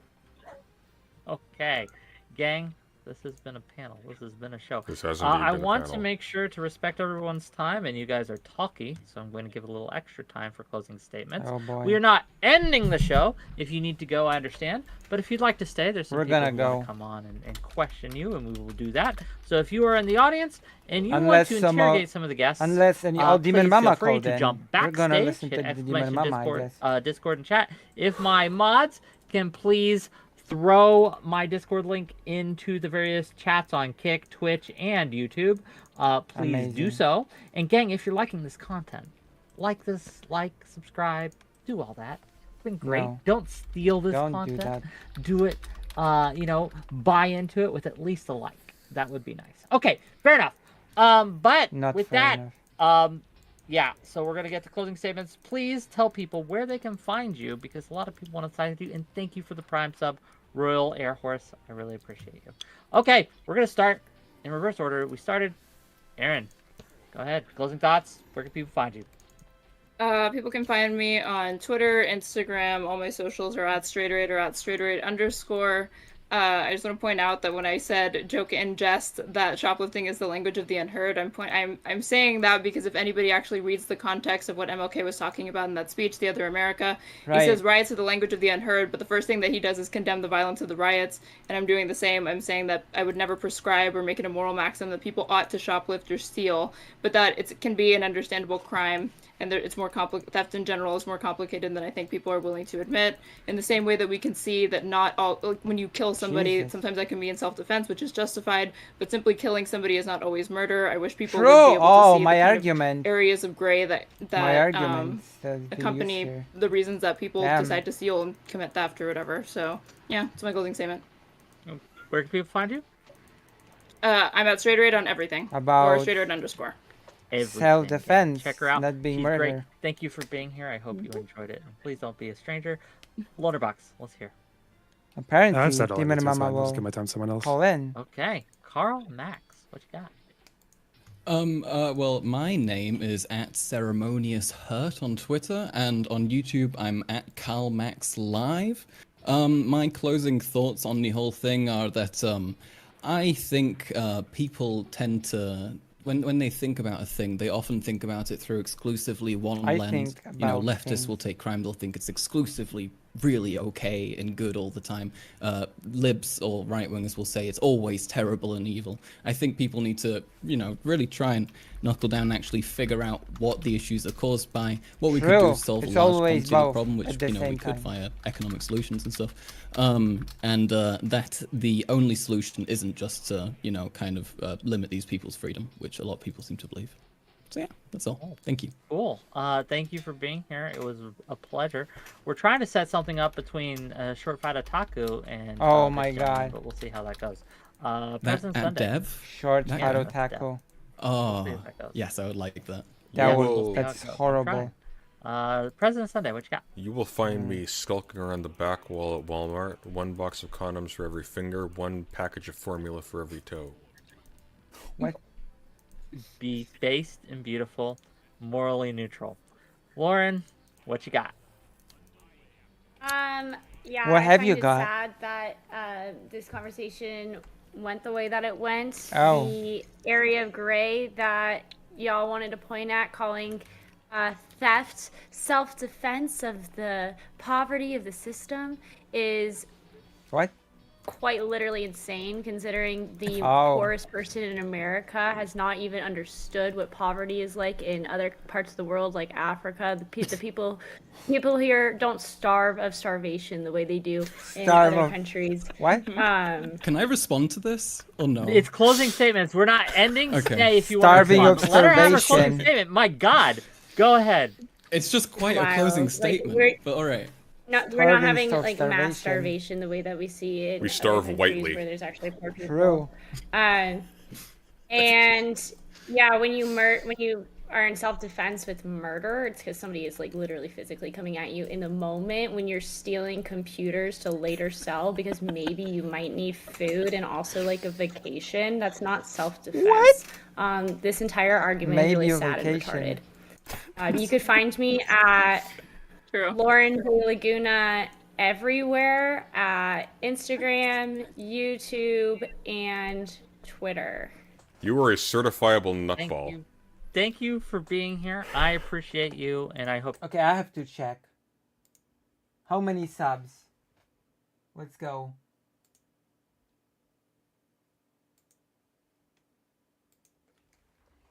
Ow.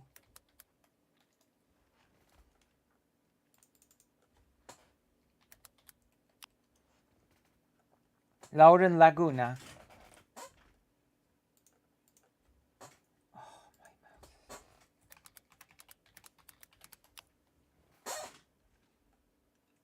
I don't think this is the person, right?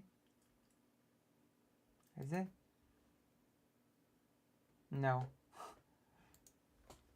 No, it's not. Where is that the Lauren Laguna?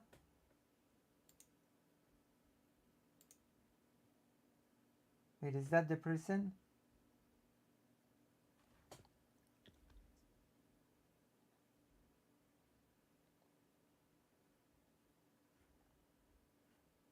Or no? Yeah, it is, I think. I actually think this is the person.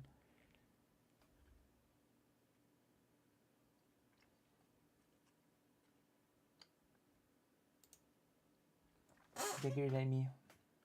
Unforgivable. Hope to see you again. Yep. Yeah, I have more degrees than you, President Sunday. Boom. You want to around with your book? Okay, we can fight in a second. We can fight in a second. We got. They don't measure mental illness in degrees, my friend. His turn. I'm not going to steal Ollie's turn. Ollie, your turn is now. Go ahead. Yeah. So my argument was never that stealing is good or that you should do it or any of these statements. Just simply that like someone stealing, it's not on the responsibility of the worker or the customer to report or do anything about it. Rather, it's on the responsibility of the company. They can hire security if they need to. You can find me on TikTok, Twitter, Instagram, Ali the Sagir. Okay, Ali the Sagir. Check him out. Thank you again for coming on my show. I hope you enjoyed it. And gang, like I said, if you like this content, hit like, subscribe. Let me tell you what we got coming up before we end. I don't know. Have we enjoyed entirely, it? And we go to open calls.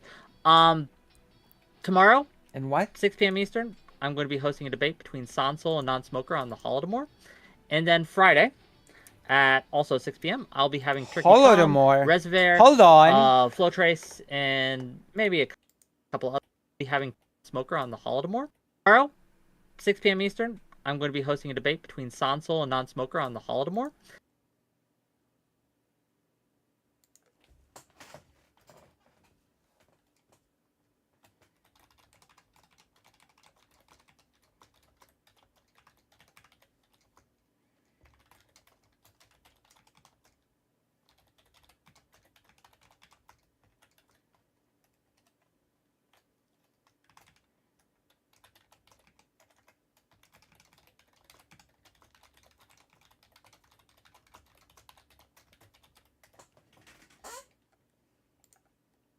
And then Friday, at also 6 p.m., I'll be having Turkey Tom, Reservoir. How do you sign up for a web panel? You have to talk to him, I guess, and pray that he thinks you fit the topic. Flow Trace and maybe a couple others to talk about copyright and React content. That should be fun. Check us out. It'll be great. You don't want to miss a moment That's of it. not going to be and fun. Copyright? Really? Another copyright debate? Copyright and React content. What's Non-Smoker saying about the Holodomor? You'll find out tomorrow. Did they smoke? Is that why Stalin was justified? What's the debate topic? Is there a prompt? Was the Holodomor a genocide? Oh no. Okay. Oh no, indeed. Pray for Sonsol. Lonerbugs doesn't think it is. I'm just gonna say that. Keep him in your prayers. We want him to do well. My condolences. So we'll see how it goes. With that, if you were like a lot of you, I don't see you backstage, but a lot of you been DMing me. A lot of you been blowing up my Twitter tag, blowing up my Twitter DMs, my Discord DMs, saying I want on this, I want to ask these questions. But where are you in this hour of need? Where are you when it's time to put your money, so to speak, where your mouth is? Get in my backstage, and I'll bring you on one at a time to ask your questions. What do you want to talk to Wick about? But please, !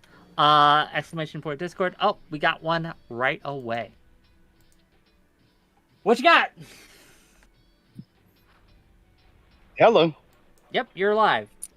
Excellent. All right, so just a quick he's gonna host a debate to the losers that defend stealing. I believe Ali and Carl. You can get a hot avatar. Yeah, I don't care about this person. Let's see, Demon Mama.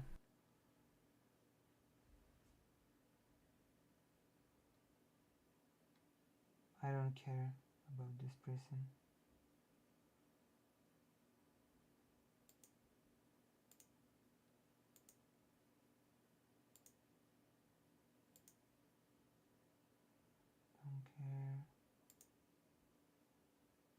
Don't care.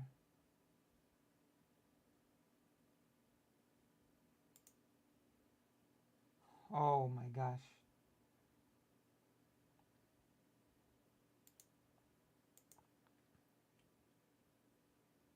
Even Lisa called in. Shrinkage specific. Imran called in. I was lied to. Demon Mama did not call in unless... Oh, Demon Mama's gonna call in to...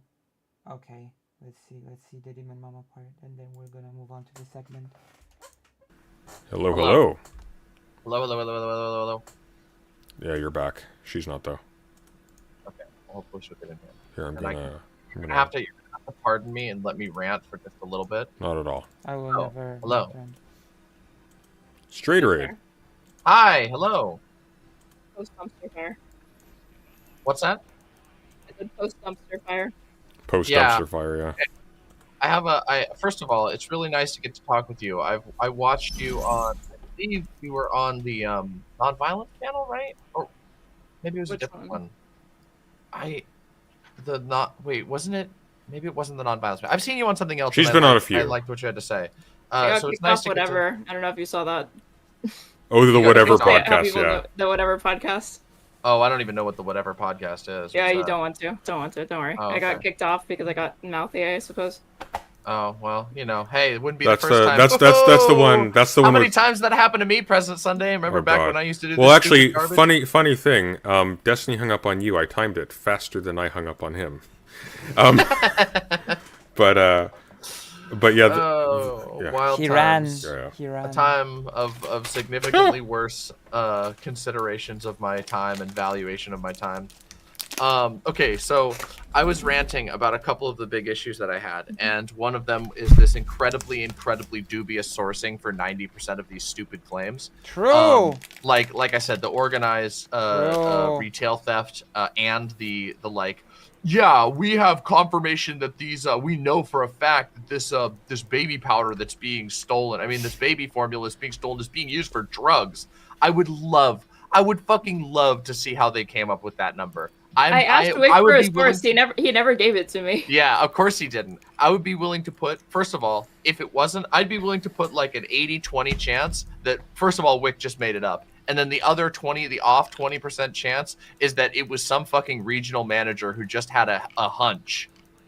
So I don't know. I would love that. Incredible. But my understanding, the majority of drugs are cut with shit like Comet. Like the cheapest stuff imaginable. They're not going out of their way to steal something as difficult as baby formula on mass. Flour. Or flour. Like that. That's super lidocaine is particularly common with certain types of drugs. Stuff like that. Sugar is also very common. Things that don't hurt you or kill you. Not expensive shit that's already put. It's stupid. It's fucking. This is all just, again, from the get-go, a fundamentally moronic conversation. But there's another thing. There was one thing. To build on that, because Wick said, oh, what does it matter if it's expensive? They steal it, so it's free. That's not the point. The point is that instead of using it to lace,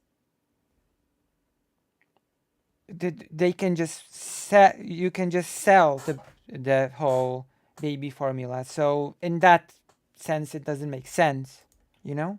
That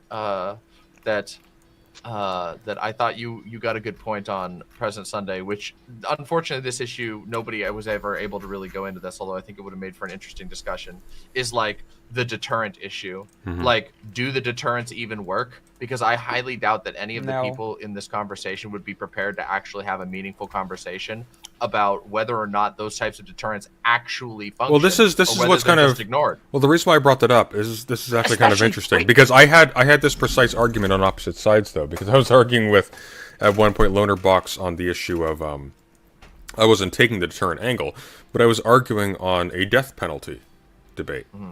And that was the position that he took, is that it has no deterrent value. But all of a sudden, we're supposed to expect that 1 to 15-year prison sentences are going to have a deterrent value on people who are 15-year prison sentence. That's absurd. For shoplifting. Let's just kill them at that point. That's your entire life gone. It's seriously. actually insane. Yeah, Well, he kept backing off of that point because he kept saying, with these repeat offenders, you have to get them off the streets at some point. I had already asked him, what do you think is a recommended sentencing guideline for somebody who is in totality? Because again, you can be apprehended for theft regardless of the amount. It doesn't even have to exceed up to a felony amount for them to decide to pull you in.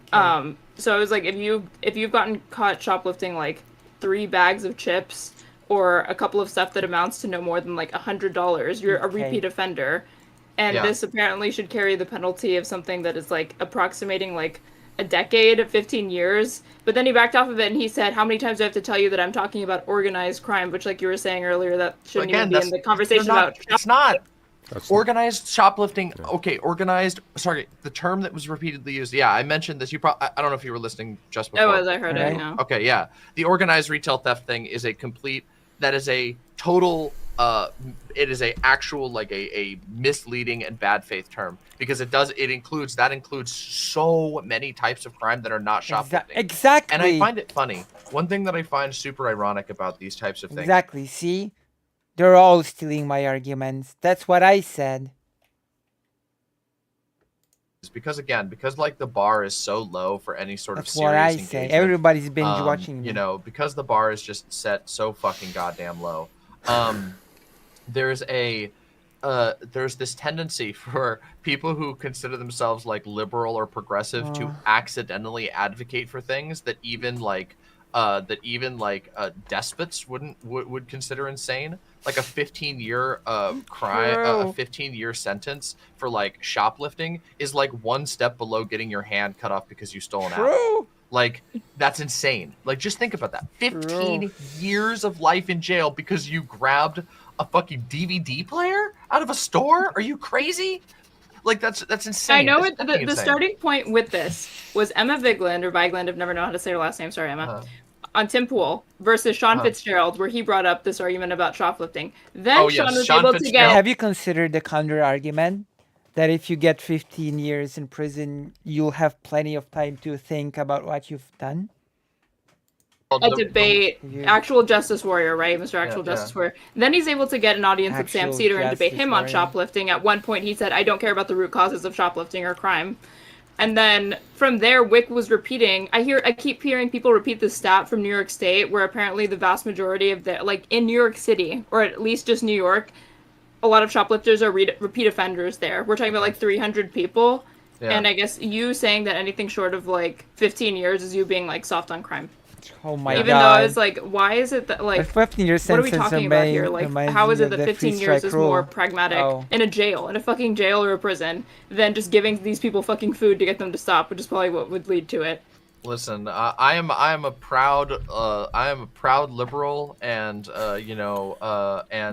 and I follow the school of, you know, the Iron King himself. I believe that your knucklebone should be removed for stealing onions from the royal coffers. Yeah, I don't know. It's just fucking crazy to me. This shit is so unserious and clownish. Well, I found it frustrating. If it's gonna be so clownish, if it's gonna be so clownish, why not just talk about something else? Why talk about something so fucking boring to most people? Well, I think Wick's operating at cross purposes with himself. He wants to have serious political topics, which is why they're all boring. But by the same token, he wants to run them like drama panels, and it's just like, come on. Very silly. It's not a winning strategy in the past. Well, it's not winning for him, which is frustrating because he'd do better if he just picked one or the other. Doing them both is just frustrating to all parties. I think one of the things. Have a debate about which. Just have a debate about which Game of Thrones king has the best system of justice, and you would literally get like 500 viewers instead of trying to pretend that you're like actually caring about. Oh, Stannis clearly. Bottom line. But yes, Stannis definitely.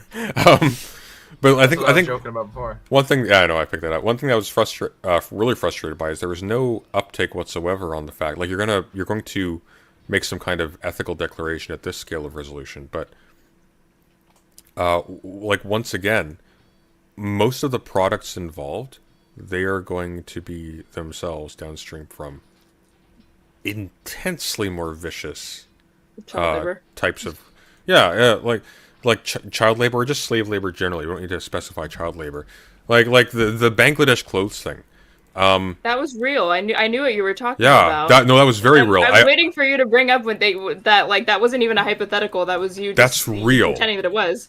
Yeah, like when you buy cheap clothing at Walmart, just so you know, that is being made in swelteringly hot buildings where people are literally locked in. They are not free to leave during their shift. Right. And that has meant in the past that when people need to leave or they die, they die.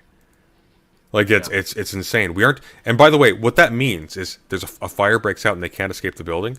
That means that when that fire broke out, they weren't even monitored. They just locked them in and left them. Yeah. Like it's insane. This is so to be clear, we're arguing about whether or not 15 years is appropriate for somebody who takes a few products off a shelf. The company from which they are stealing has murdered hundreds and hundreds of people. It's ridiculous. Or people dying in an Amazon gulag from heat or exhaustion or whatever. But of course, that's always met with people die all the time. So what can you do? People die in war. Yeah. Yeah, what's the old why the Mickey Stalin voice? I thought these guys hated Stalin. Why the Mickey Mouse? You know, one Twix bar is a crime.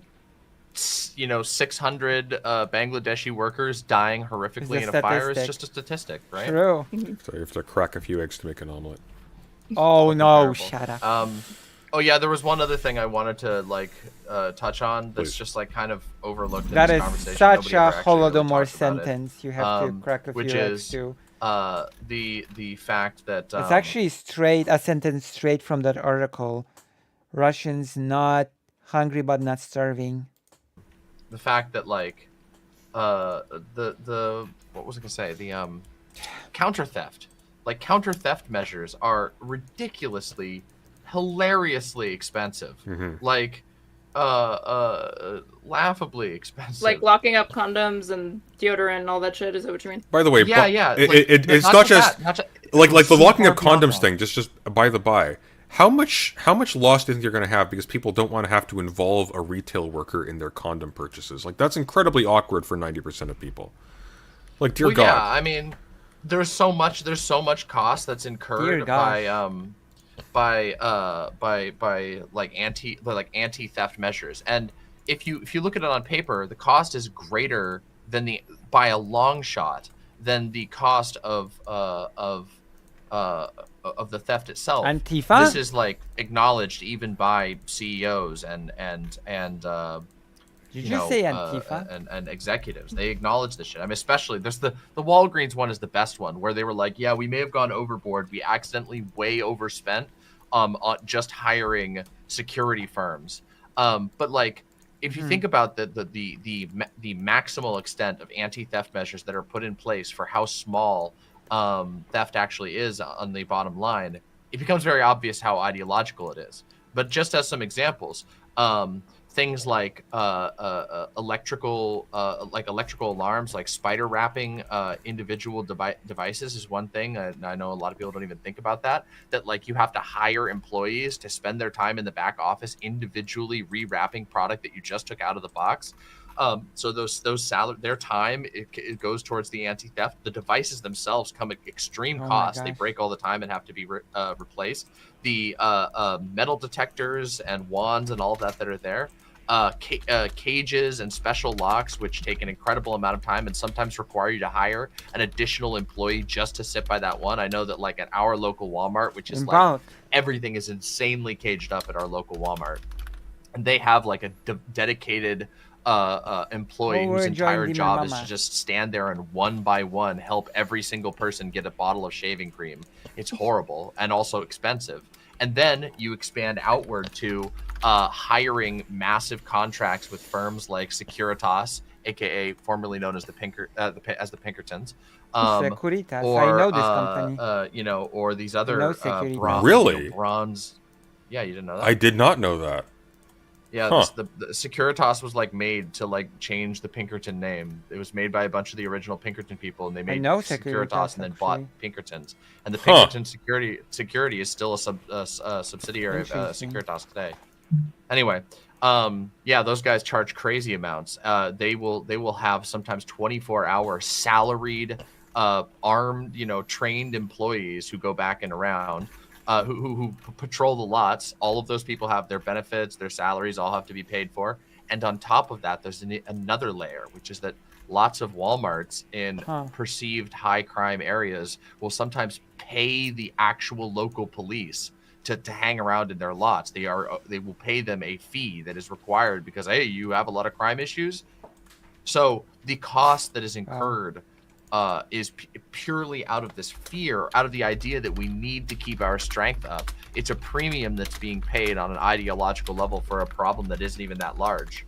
It's just, God forbid, that you get the idea that oh shit, wait a minute, what is actually going on here? You know what I mean? Lest we look weak on shoplifting and crime. Yeah. I'm about to sound stupid maybe, but Sunday, do you even have Target in Canada? Maybe not. We did.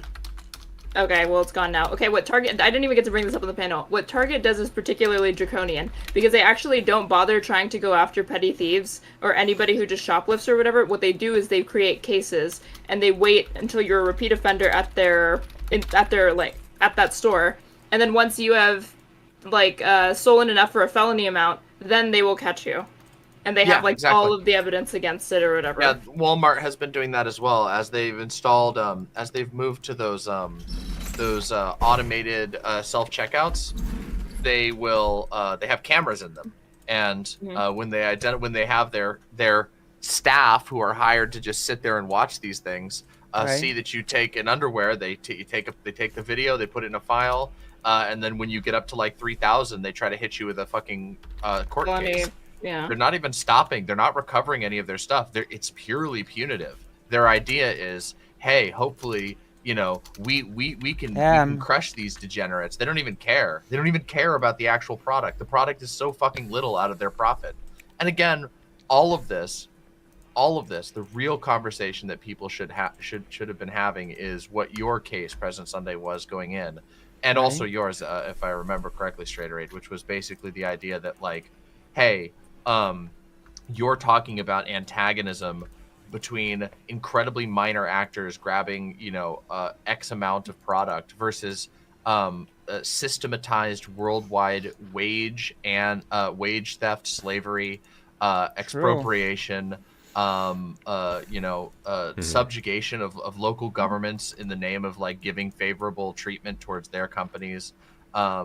And there's so much more you could even go into with companies, especially like Walmart, where it's like, you know, they more or less intimidate their way into poor communities where the communities need the jobs of any type. And they say, hey, you know, local politicians, we know you guys need jobs, so why don't you help us make it real easy for us to set up our thing here? Maybe you guys can pave over some of these building permits. Maybe you can push through some, you know, some pro-business, you know, we're bringing business to the area by giving tax cuts in this particular way. And then all of a sudden the town's owned by Walmart. Or how Walmart doesn't even pay a living wage, and the majority of like, I think it's almost like, I think it's more than a plurality of recipients of welfare in the United States actually partly work at Walmart or spend it at Walmart. So it just becomes like this loop or whatever. Like they understand what they're doing. And like even like what they don't what like was unmentioned here is like what the consequences of actually calling somebody and trying to get them apprehended for like an allegation of petty shoplifting, because it's not even going to be proven in a court of law because the majority don't even go to trial. It's going to be plead out, so they're probably going to plead guilty or whatever. You're talking about, like, at least in Texas where I am, it's a crime of moral turpitude, which is literally on par with like public lewdness, enticing a child, improper contact, like abusing a corpse, prostitution. Like that is what like the plane that they've put theft on. So it bars you from getting jobs at like retail places. It bars you sometimes in some instances from being able to get access to public housing. So it's this like cascading effect of something that I'm like, even if I wanted to get somebody in trouble for stealing, when I know that that's like the punishment that they're going to be facing, how does that punishment fit the crime? So I always like, I've never bothered doing it. Yeah. I think that like the like, no you didn't angle is like a morally I don't know, it seems like a fairly obvious argument as to why not. Like, first of all, like there is the like the danger argument that Ali was making. He was frustrating to me. He was so frustrating. I mean, I understand, but I think I understood his position. Yeah. Like his position wasn't strictly you know, like, you know, it wasn't really actually even about like shoplifting itself. It was like more like who bears the responsibility of taking care of the issue. And I understand where he's coming from. It just wasn't the debate topic. It was like, it wasn't really the debate topic. Well, I mean, I don't know what the debate topic was because it's a fucking panel and none of that ever matters because people just go wherever they want with it. True. But like, I mean, I can understand where he's coming from as being like an advocate for retail workers. Also, something that's really weird, that I found was very strange and kind of funny from that Lauren person, was the like insistence that like, yeah, totally, it's your job as like a minimum wage worker to like personally police theft. I don't know, maybe it's true. Maybe in fucking Laguna Beach or whatever, every mom and pop you know, surf shop or whatever, I don't know, that they have there, every mom and pop Gucci store has you know, has the personal and like thing deputize with it, like, you. And here's your that. gun. Yeah, get ready to snap their neck if they steal one of our $10,000 shoes, you know. But God. Every single retail position I've ever held has literally insisted that you do not interact with somebody that you think is shoplifting. You're supposed to, if you have an LP department, you're supposed to let them know, and the LP person is supposed to basically ask them to leave the store and apply pressure. And if you think they've stolen something, you wait, and the LP, the loss prevention department, will contact the police, and it's the police's problem. They literally do not want that because because the liability, the simple liability of the fact that, like, okay, well, somebody who's stealing something could become scared that they're going to go to jail and become violent. You don't want that. You'd rather them just walk out with whatever shitty item that they grabbed and let the police handle it. Yeah, in the instance that a shoplifter is even willing to up the stakes to, like, no, I'm going to actually use physical force to defend me stealing this, like, DVD or whatever. Now we're talking about a company leaving themselves vulnerable to a liability lawsuit on the part, or like a workers' comp. I don't even know what you'd begin to call this, like workplace injury lawsuit from somebody who attempted to intervene and prevent somebody from stealing like a $39 movie or something. Yeah. You know, like we're talking about like you've spent $1 to save a nickel. Yeah, it's bad. And also just again, like I said, my experience with. And maybe it is only a matter of major retailers. They don't care. But that's who was at the center of this discussion. The center of this discussion was grocery stores. Wash was cringe about immigration? What do you mean? What do you mean, Gabriel? Store chains and Walgreens. Also, I really like the fact that you, even though, of course, none of them care because they don't care about the topic. None of them cared to actually address it. But the fact that you brought up the fact that, like... Wait, when? What? When? When did Vosh say that? What? When? Oh yeah, do we really think that Walgreens is going under because of fucking shoplifting? Shoplifting? It's like, or is it cope? Yeah, is it cope for the fact that their company can't keep up with the fact that they're getting taken out just like everybody else? Wait, really? What? Amazon just launched their pharmacy like 2 years ago. And Walgreens has been suffering ever since. Like, it's fairly obvious where the costs are coming from. Wait, what? What did he say? And I don't know. Both of you. Pretty silly. It's been a pleasure. Yeah. Aaron, fantastic job today. I'm sorry for talking over you. It's just my nature.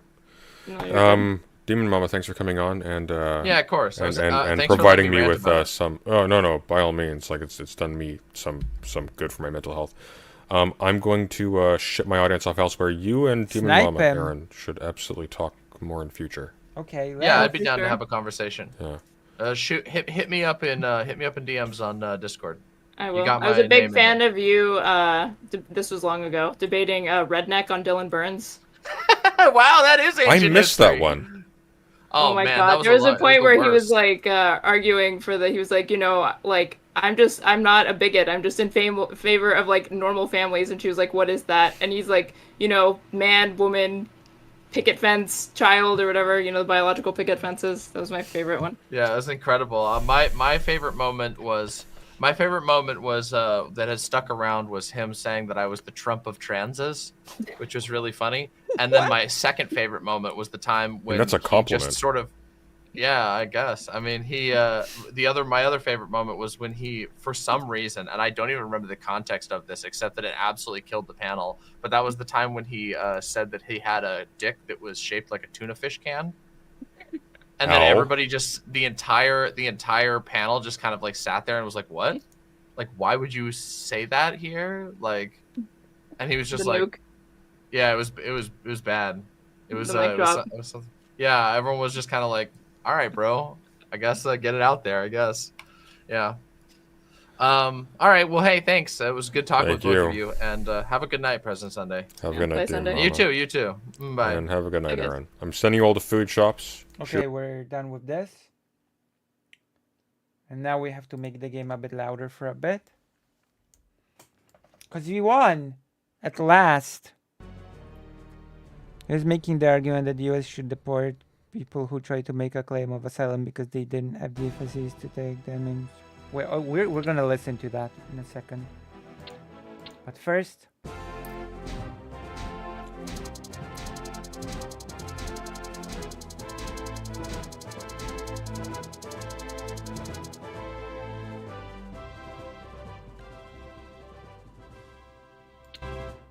I need to grab a drink. Drenor, the Red World. scouts bring chilling news from Azeroth. A tearing of shadows heralded the arrival of the mighty orc shaman Ner'zhul and his guard of death knights within the royal library of New Stormwind. Unleashing their black magics, they slaughtered all who opposed them, and then fled into the night with their prize, the Book of Medivh. This serves to confirm what Khadgar has gleaned from the Battle of Nethergarden. He is convinced that the Horde is attempting to learn how the great sorcerer opened the rift between our world and that of the Horde, known in the Book of Medivh only as Draenor. With countless domains to plunder, the Horde will become an unstoppable power. The High Command believes that our only recourse is to venture through the portal, both to reclaim the Book of Medivh and to ensure that the Horde can never again threaten Azeroth. Azeroth the country, not Azeroth the planet, by the way.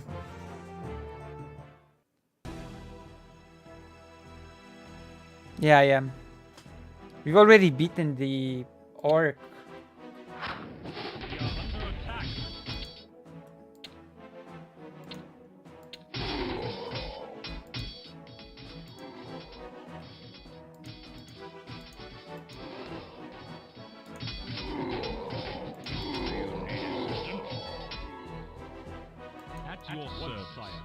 Hey, I'll be right back. Don't go anywhere.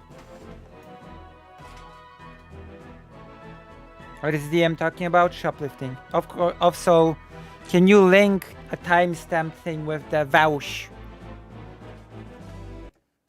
Link vouch, please. Also consider donating while you're here.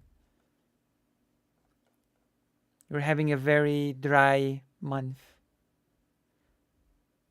BRB.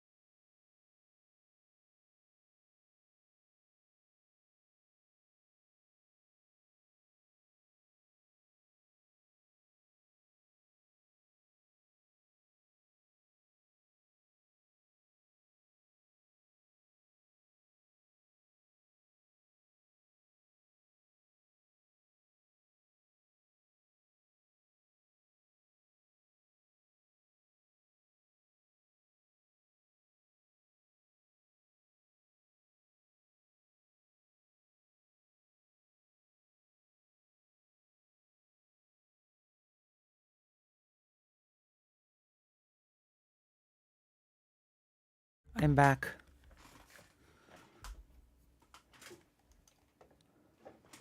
Okay, we're gonna find that whole vouch thing now.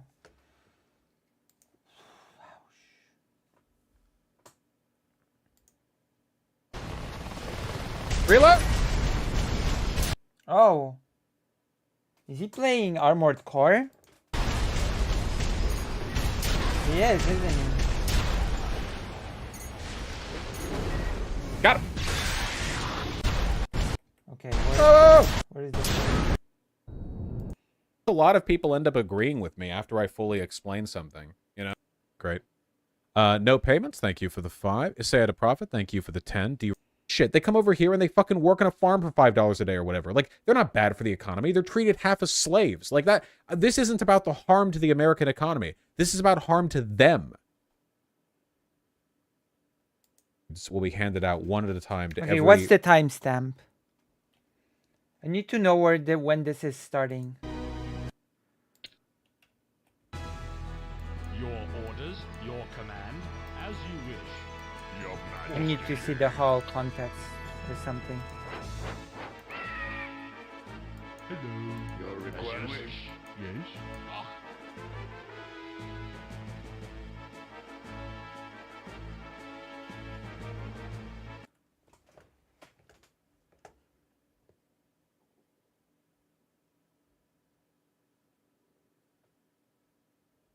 Here? the social dynamic somewhat. Kidney Stealer, thanks the tier 2 sub. Comrade Biden, true. Steel Radiance, thanks the $5. I'm glad you got to meet these perfect babies. Ooh. Fluffy.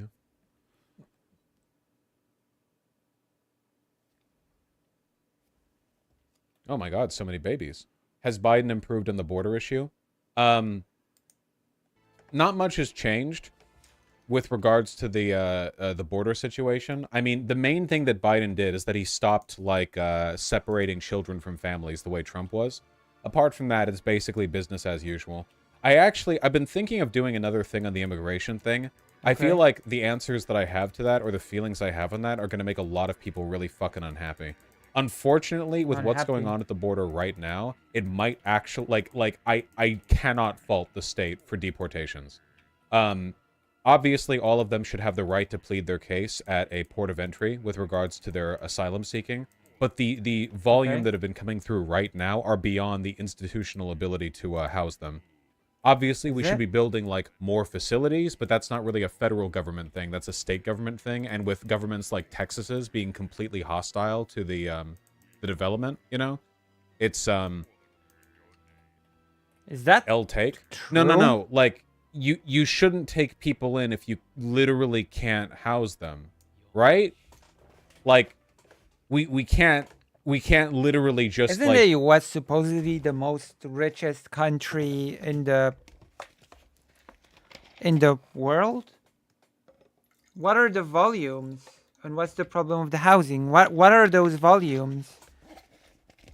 I want to know what the volumes are. And what's the problem of the housing?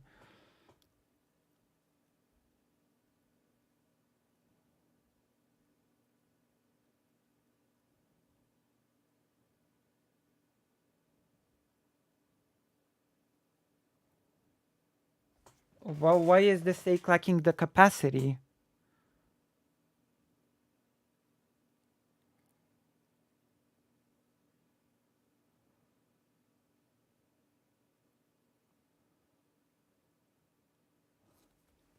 Like, bring people in and then dump them on the streets of Houston or whatever, and then just have them all be, like, homeless, fucking not English-speaking... Like, obviously, there has to be some kind of institutional, like, system for establishing the processing, but a lot of that has to be done... I think you can do some of it at a federal level. Like, obviously, the Department of Homeland Security can put, like, stuff down there, but the Department of Homeland Security puts temporary camps down. They can't put down, like, shelters that can house tens of thousands of people. Why not? But right now, tens of thousands of people are coming across every day. I don't know if there's any way to construct enough to... Yeah, I don't know.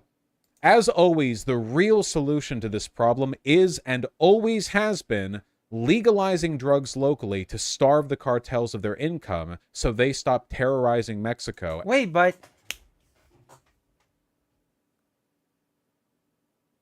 That's the problem with homeless that he's talking about, not a migrant's problem. Wait, but... That's...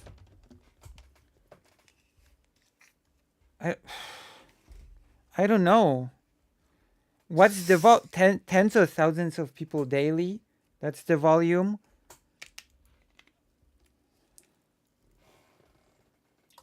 And housing.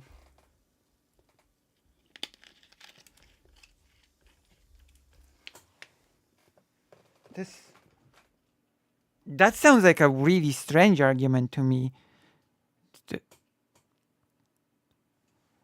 The government is hostile and not building things that are good, so I can't blame them for deportation?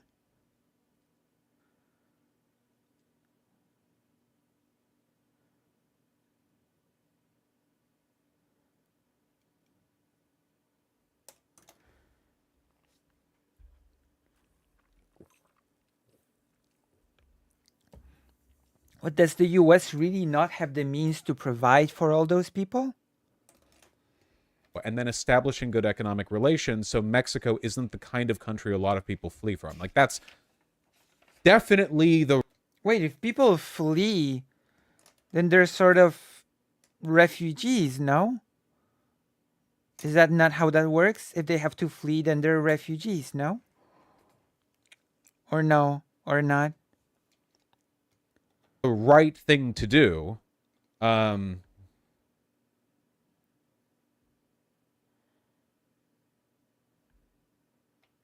Didn't you just argue with the Canadian that it's not a problem? No, I said that immigration doesn't cause wages to decrease, which is true. However, the if you take in like too many immigrants at once to the point where you can't even like house them, like that's a problem, sure. But that's not saying immigration is an issue. That's just like, yeah, but can we really establish that they cannot be housed?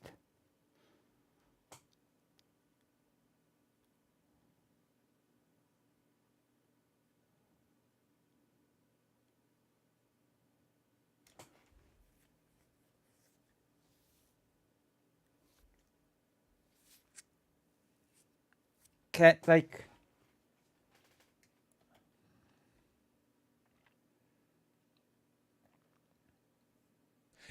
Sorry. Yeah, most of them aren't fleeing Mexico. They're fleeing country South Mexico. That's true. Though helping Mexico with the drug cartel issue would have a downstream effect because a lot of that shit has. If we had actual public housing, it wouldn't be an issue. So are they immigrants or are they fleeing refugees? A lot of people are coming over. It would be an issue. See, the issue is like, this is the difference. So this is an actual unironic problem with illegal immigration versus like regular immigration.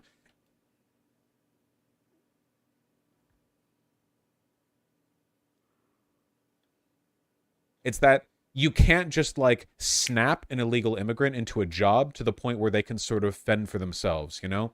You can when it comes to like them being illegally employed for below minimum wage on a farm or whatever. But imagine if the government was like, okay, you're still an illegal immigrant, but like we're not going to deport you immediately. Like find a job so you can pay for shit, whatever. But like you don't speak any English. And let's be real here, there's a bit of a cultural gap too. I mean, if you just came over from fucking Venezuela or Colombia or something, like it's not just the... Wait, am I misunderstanding what illegal immigrant means?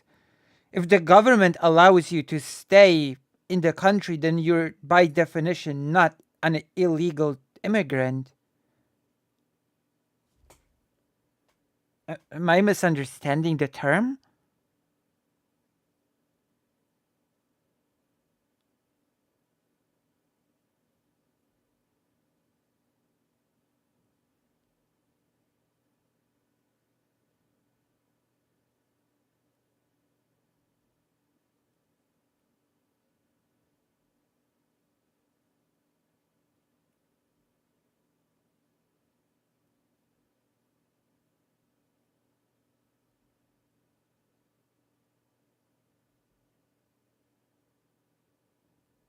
Well, yeah, immigration law is a whole legal field, but when a government lets immigrants in consciously, then how can they be illegal immigrants? The government decides who's a legal and who's an illegal immigrant.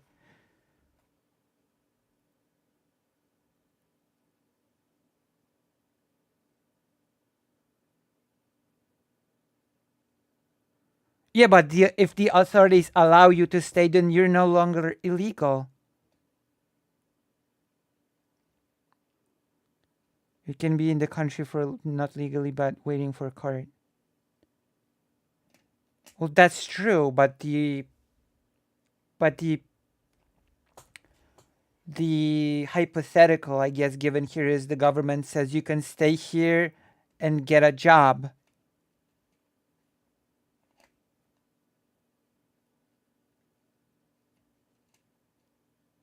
But if the government is saying you can stay here and you can get a job, then that means they are allowed to stay.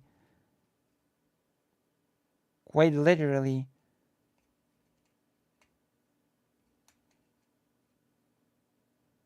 Like it's physically impossible for the government to say you can stay, but you're still not allowed to stay because you're undocumented. You become documented, I guess.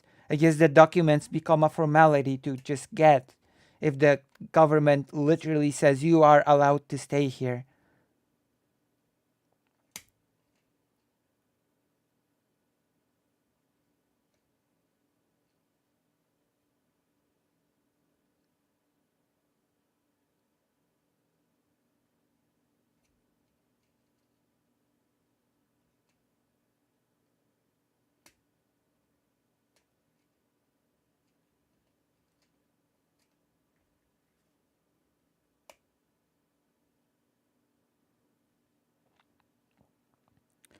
His argument is that even if they are refugees, they should be turned back because the US doesn't have the facilities.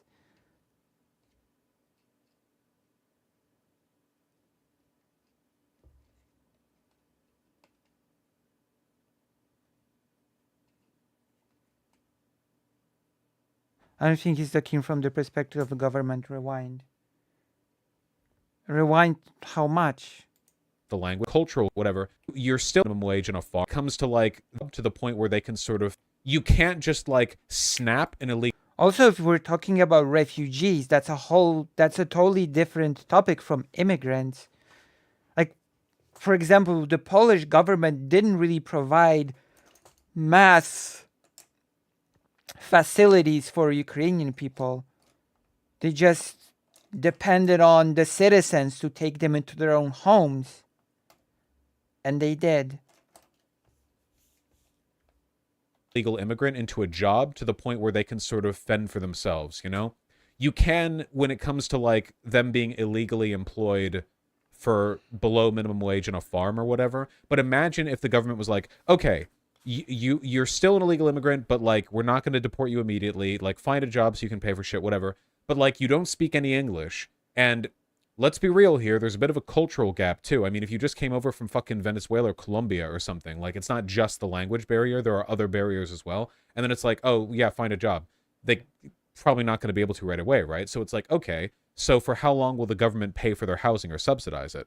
And that makes sense when you're talking about like 5 or 10 or 100 or 1,000 people. But when 20,000 people are coming across the border every day, I mean, Poland accepted over 1 million refugees, and it didn't give housing to most of them. It didn't subsidize most of them, actually. Then it's like, okay, that's difficult. US can't afford. Look, I'm fully in favor of the humane political solutions to this, but they need to be solutions, not optimistic hand-waving. The idea that state governments can keep in mind, again, tens of thousands of people a day. Do you really think these respective state governments have, like, let's assume they have the political will, and they don't. But if we assume they have the political will, the money to build enough temporary housing facilities to subsidize the food and the housing and stuff, I don't think it would be possible. Vosh, you're being an idiot. God damn it, not again. What? Why? What? They'd be working, Vosh, and making money too. I just explained how that's not necessarily the case, not right away, and it can take a while, and it really depends on... Wait, but that's not necessarily not the case either. The US is not just English-speaking communities. Don't you have Spanish-speaking communities that could take those people and hire them? Aren't there whole Spanish-speaking communities? And I assume that people that come from Mexico and those areas usually will speak Spanish. And I assume that Spanish is not some unspoken language in the US. So it doesn't really matter in this case if they don't speak English. So we're making like a pretty, as Vosh said, oh, they don't speak English, so they won't be able to find a job. They would go to a community that does speak Spanish, no?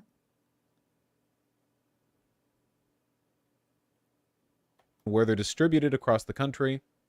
Didn't you criticize New York mayor for this take? No. I work with people who can speak English every day. Oh, I didn't. The New York City mayor was saying the city was being destroyed and highly overestimating the cost of housing for people coming over there. I'm not saying anything about America being destroyed. I am just talking about the well-being of the immigrants.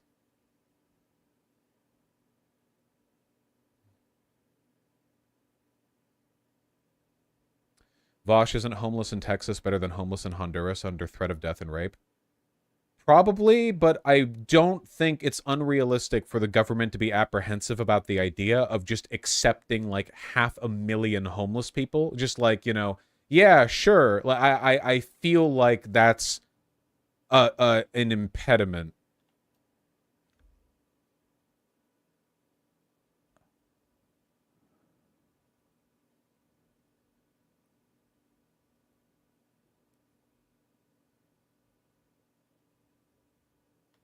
Tensions between the federal and Texas governments at the border.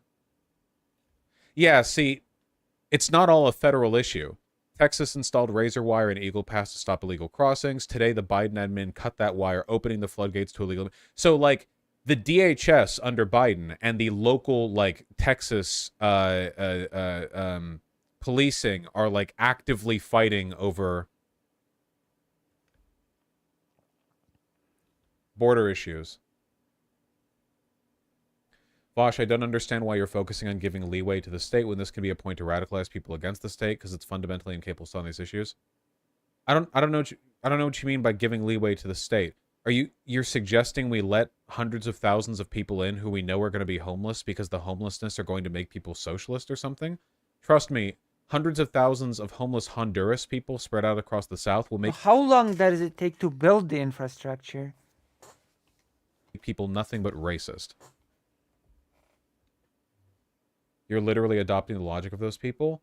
What, dude? Can I say? Are we really so like fucking politically illiterate that I can't even say something like, "Yo, dude, there might actually be an issue with a functionally limitless number of people we don't have the capacity to immediately house or deal with." And chat's like, "You're literally the same as the people who want mass death at the border. You're like those people who cut the water bottles so they don't have any options to drink and then they die." Like.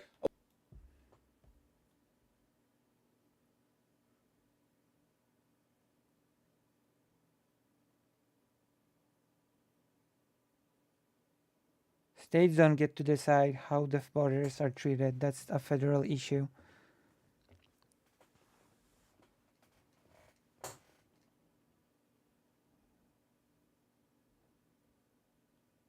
What? Come on, really? It was just really no possible middle anything? There's nothing here? Anything? I'm responsible for 50% of this interaction with the chat here. Wait, you're in the chat here? I don't see you there. Wait, you really are? Or...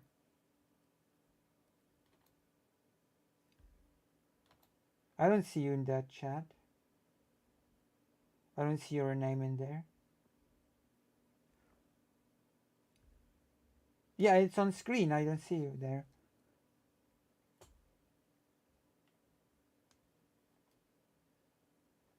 What's your nickname there?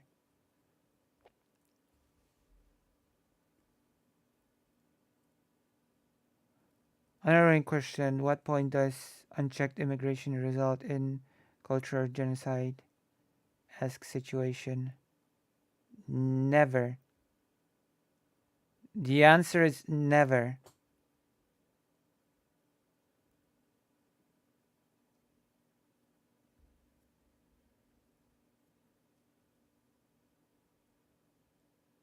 That is the honest answer. Unchecked immigration never results in cultural genocide.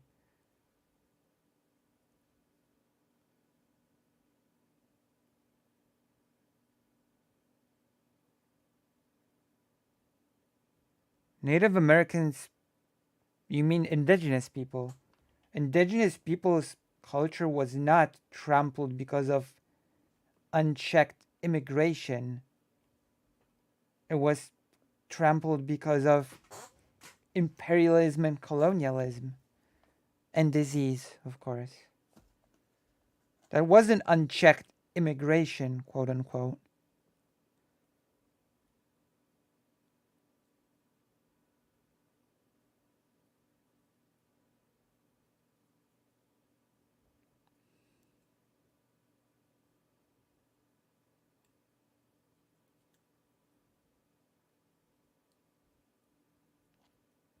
Sure, it costs more to deport them than to house them too. and there's like there are means to build up the infrastructure. No, it's a federal issue, but when the states like Texas are making makeshift borders on federal land illegally, they attempt to take authority over it. No, not that they should have that capacity, but it's in effect. God, at this point, the only real solution is for the U.S. Army to just occupy the sovereign states and let in immigrants and house them and get them stable jobs.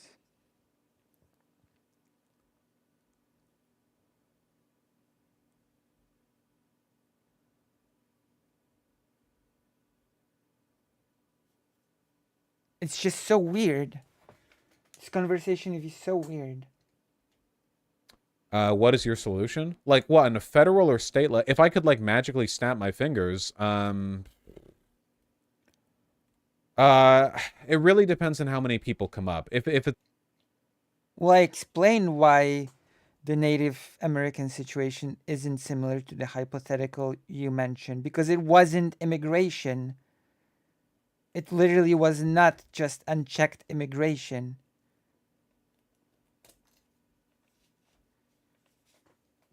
How do you think it is similar, I guess, would be my question.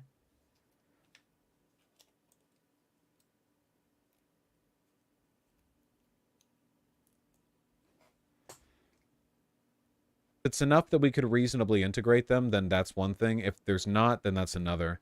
You know, you don't want to have like an exploding population curve. It's a matter of like national capacity past a point, but there's like a timed gating of that. You can't just instantly incorporate a fuck ton of people. It's like you have to. We usually take in what, like 1 million immigrants a year or something, or like 1.5 million, something like that.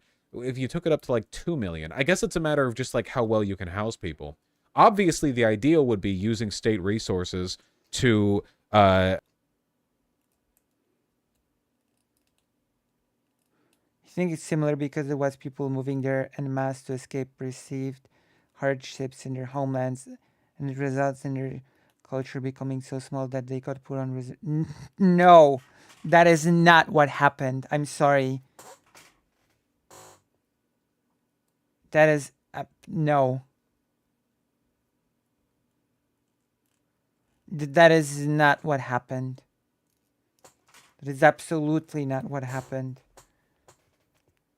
Read what Palm Dad said below. It's just no.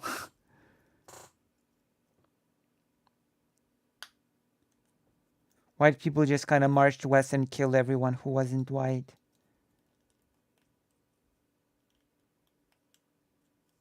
So no, those things are no. Oh my goodness.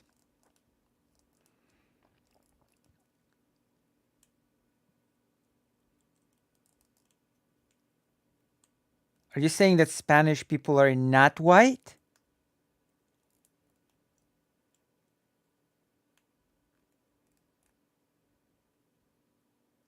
They literally are.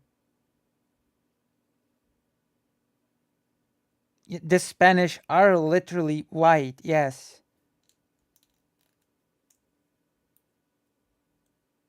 Yeah.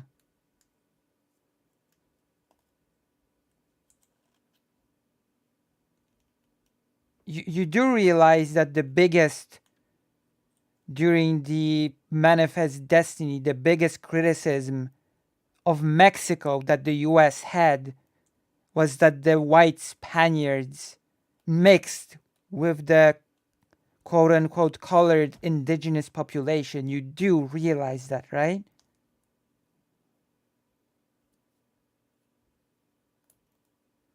You do understand that, right?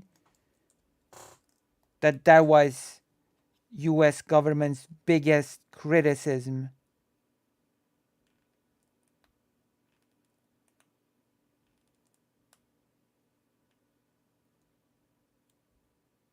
What? Leonardo in high school from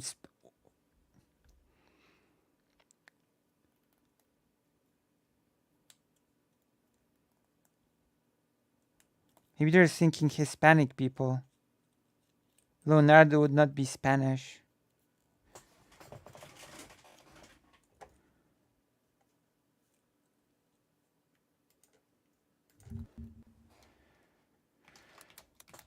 Oh my goodness.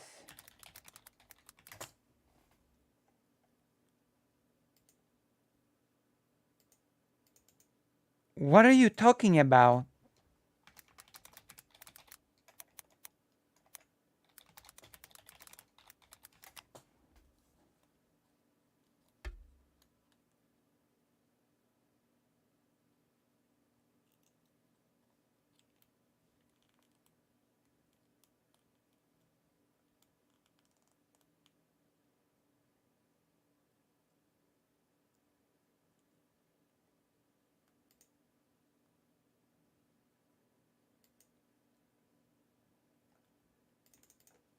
Let me check this. Top 10 Spanish actors.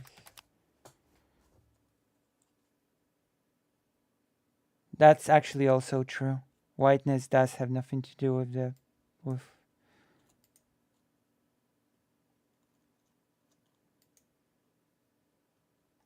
Let me see.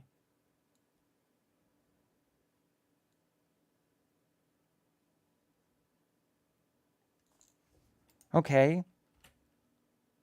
Let's try this. Let's try this then. We're getting into this tangent now. I didn't see this coming, but we're doing that now.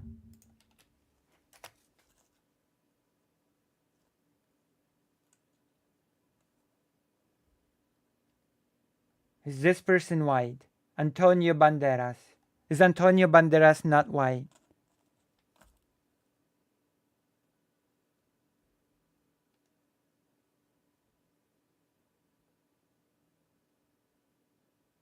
No. Not even close. Interesting. Is this person white?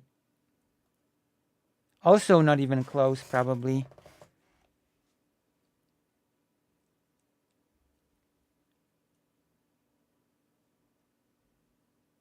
Is this person white? Javier Bardem.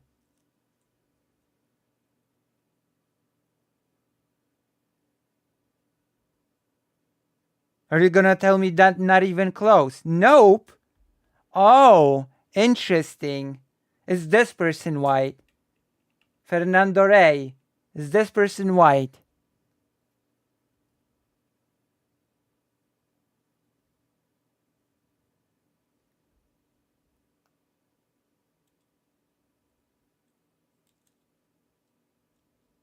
No in Spanish.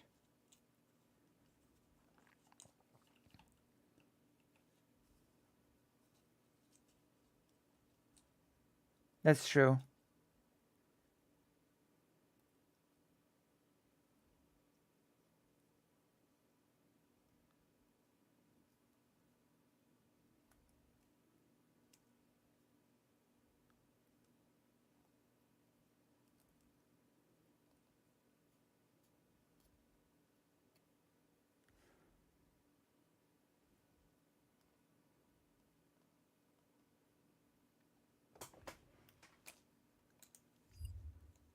Sorry. The US government considered Spanish people to be white. So I'm not sure by what standard you're going.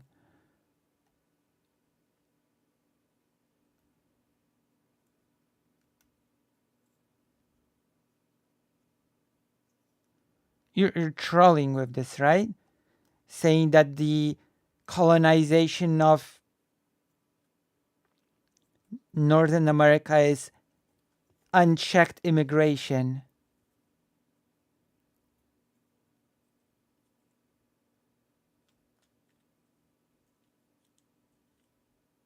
Spanish people considered themselves white.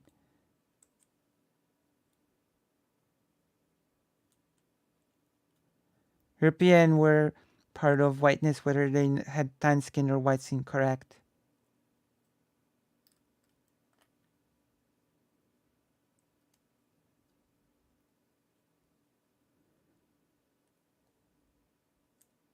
That's because it was an armed invasion. Do you know what immigration is? Do you know what the difference between an invasion and immigration is? Do you know?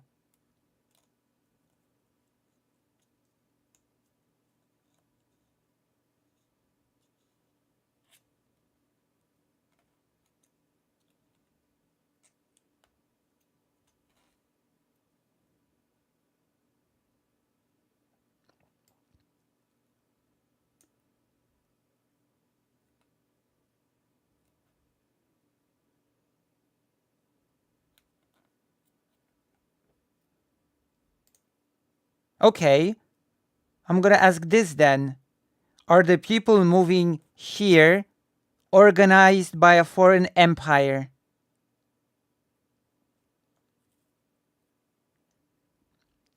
Are the people moving here organized by a foreign empire in order to colonize it?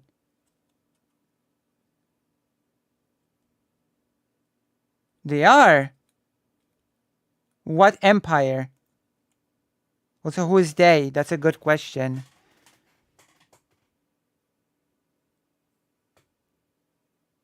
So, that's not an answer to my question.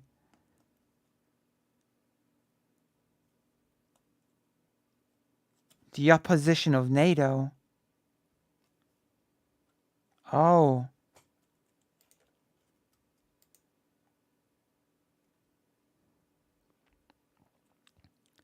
You know what the difference EP2 with Native American genocide and refugee crisis, immigration crisis? I actually have not, so I'll have to Google it.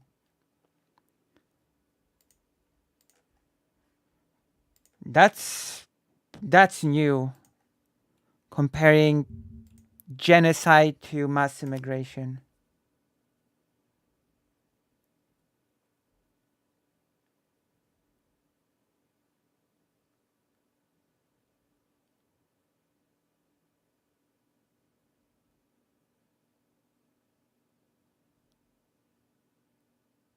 Okay, the Yugoslavia thing.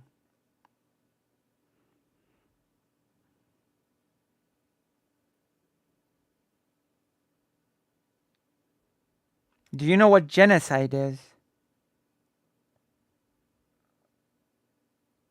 Do you know what genocide is, IP2? The earlier had done it an extension of a state, taking away land and forcing people to live into places with no resources. Exactly. Okay, can you write your definition of a genocide? Can you do it now in the chat?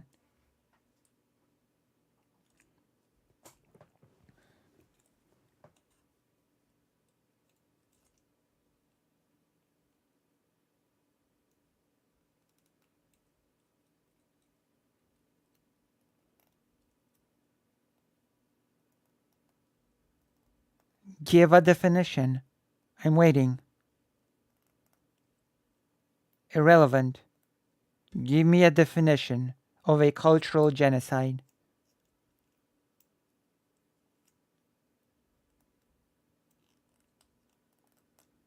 I'm gonna wait just a few.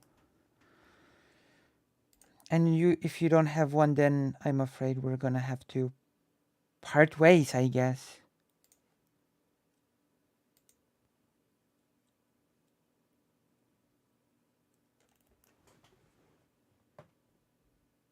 You see, they're literally a Nazi. I'm noticing that very quickly.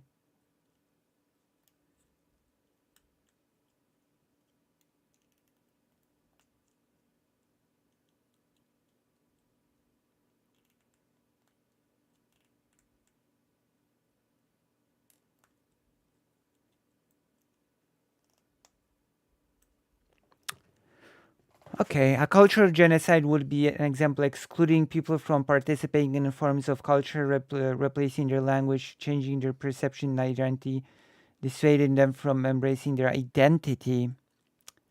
So who would be doing the excluding? Who would be doing the Look, Lucy, yapıcı yüzden müteasıfen Croatian fascist. Oh! Well, you're a mod, Karasu. You know what to do. You know what we do with fascists. I mean, I can do it myself, but, you know.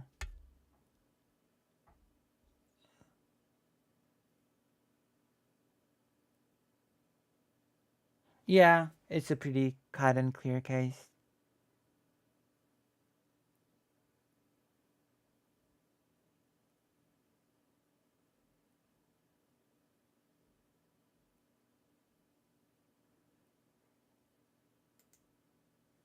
Ustasha.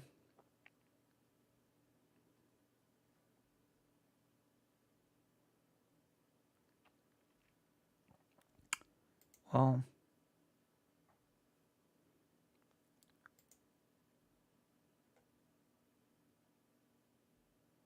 here we go.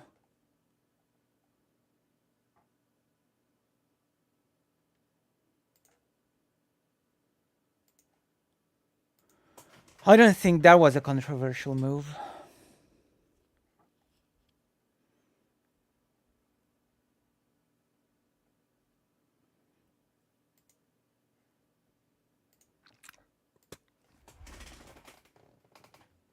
Saying that a group of immigrants could commit genocide is laughable.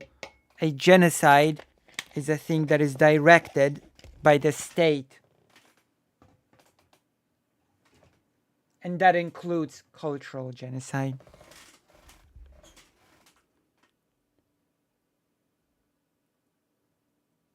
So changing their demographics means here that non-whites going to US probably. Yeah. And that is just ridiculous. The comparison of indigenous people genocide to mass immigration. At one point,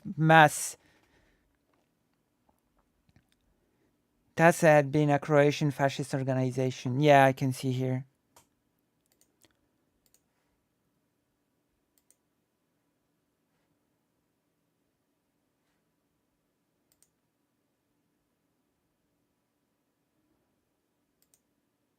Yeah.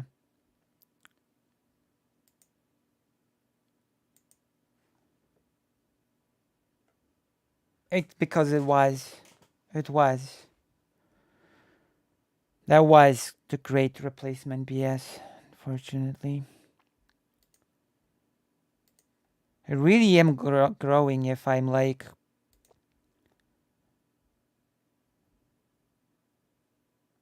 He cannot distinguish the state and the people. He's a fascist, true.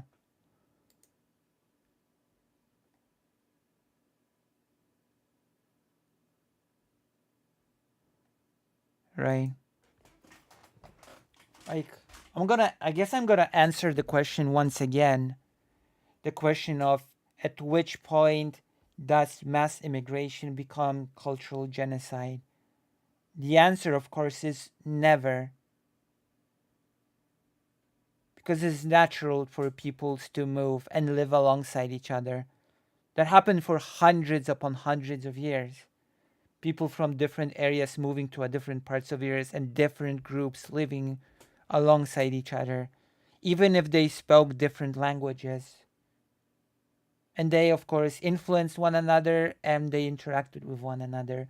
But it has nothing to do with cultural genocide.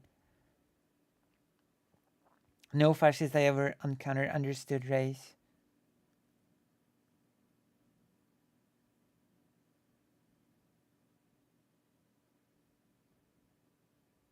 Oh, I'll see you soon, Maya Mayor.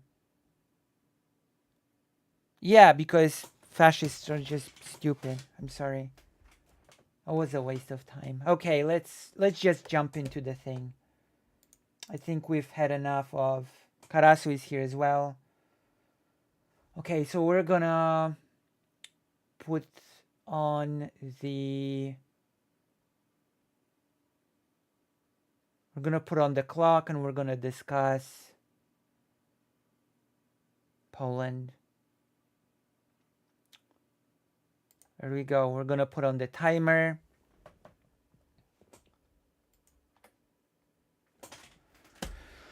And I'm gonna do an overview of Polish affairs.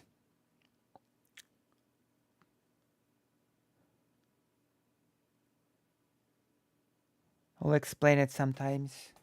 Maybe we should do a segment on it.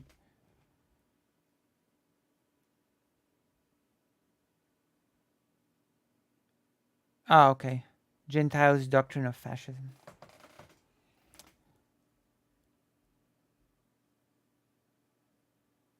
Remember that Jewish people think cultural genocide is zero and have strict immigration policy.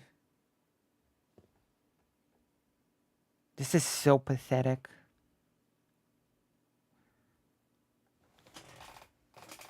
Of course, jumping straight into anti-Semitism. Reminder, fascists don't even get what culture is. Oh, I know. Yeah.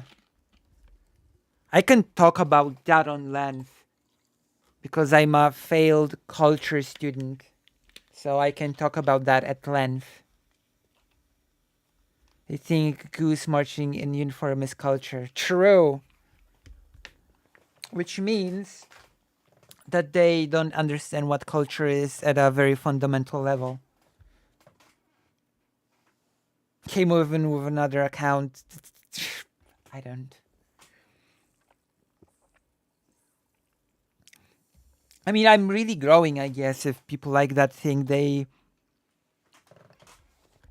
feel the need to do that.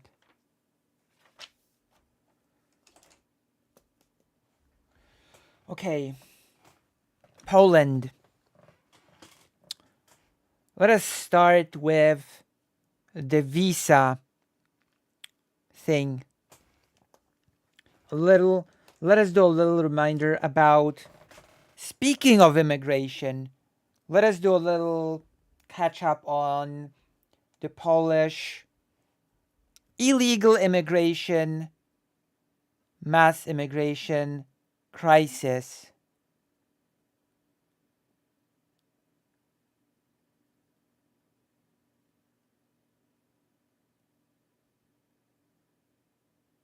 I'm a Democrat related to Union presidents who fought the Heartland Country War.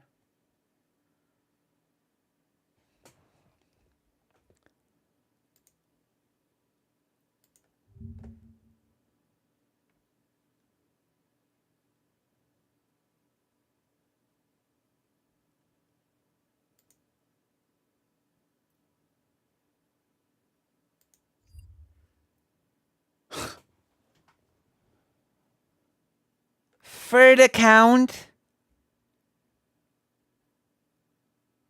was arguing with someone who thought forcing people to perform cultural practices was actually promoting culture. Yes, a third one. It's incredible.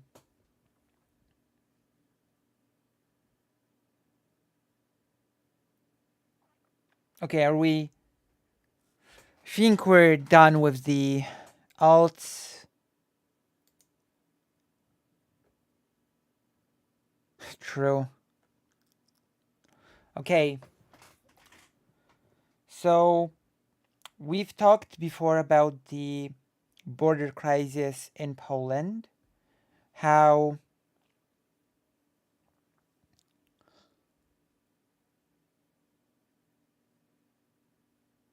true. We've talked about how Poland has basically built a wall on the Polish-Belarusian border. We've talked about how people trapped on the so-called no man's land and basically sentenced to die.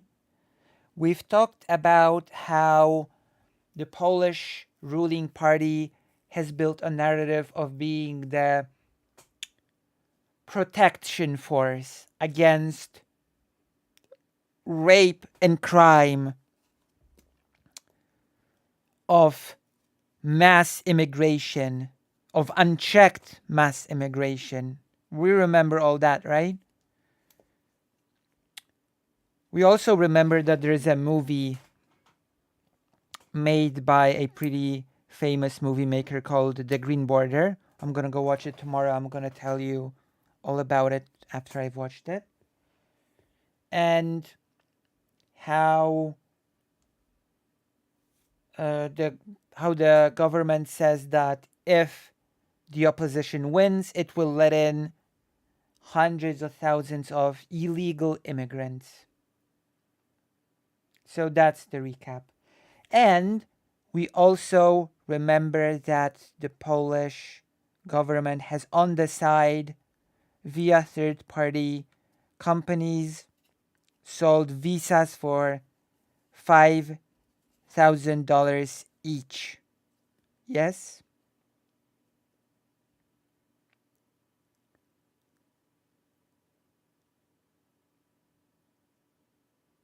Maybe you could note that Lebanon has around 5.5 million population. Anyone wish to guess how many refugees there are in Lebanon? Okay, I'm not good at guessing. I actually don't know. But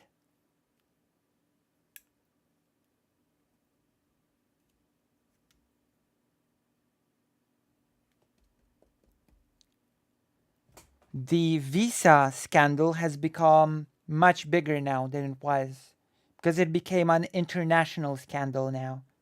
Germany is tightening its borders because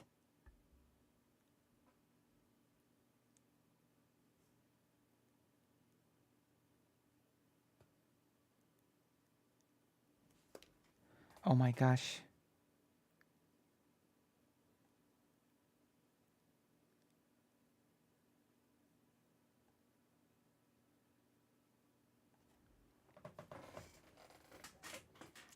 Why is that person so desperate to get on here of all places? I'm below 1,000. Oh my gosh. You're gonna have a tough time editing that one, Somiostatic.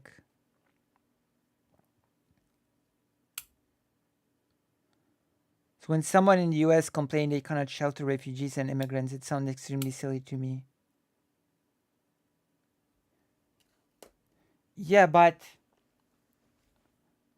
like there's a lot to talk about with the whole accepting and sheltering immigrants. Poland accepted over 1 million refugees from Ukraine, and then Poland actually did not house them. It just shifted that to Polish citizens who took them into their own homes. But moving on. Germany has tightened its borders, and it was the US that informed that something wrong was going on with Poland.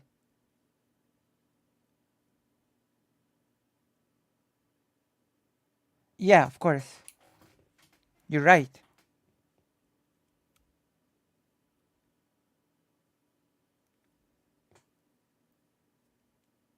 Yeah, it's a weird argument, I think. It is a weird argument.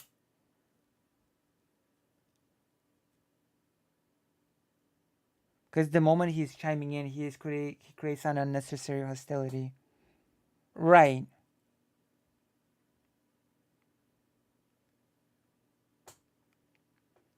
Yeah. And again, keep in mind, it did come out when it comes to the Polish government that on one hand, Poland is creating this hostility against certain types of immigrants who they deem to be illegal. Okay? But there were immigrants who the Polish government saw as illegal who were not allowed to stay. They were pushed outside of the Polish border, but they later bought the visas for $5,000 and they were let back in, no problem. So you can see the duality of this whole situation. Demonizing immigrants as horrible, creating this big hostility against them, using it in the political campaign to win votes, but also profiting from visas from the same people they are demonizing. And actually not doing background checks on them.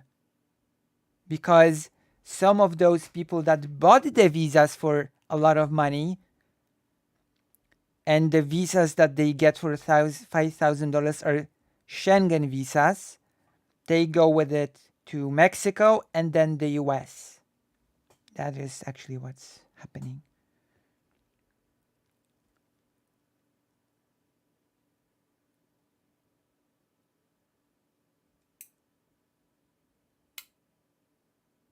Right.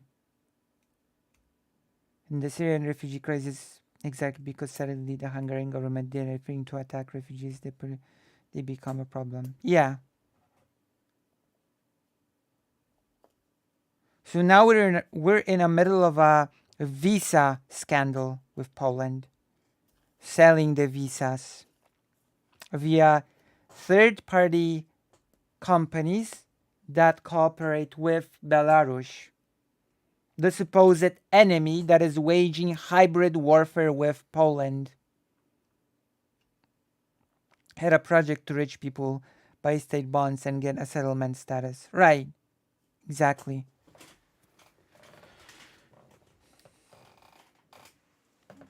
And yeah, exactly.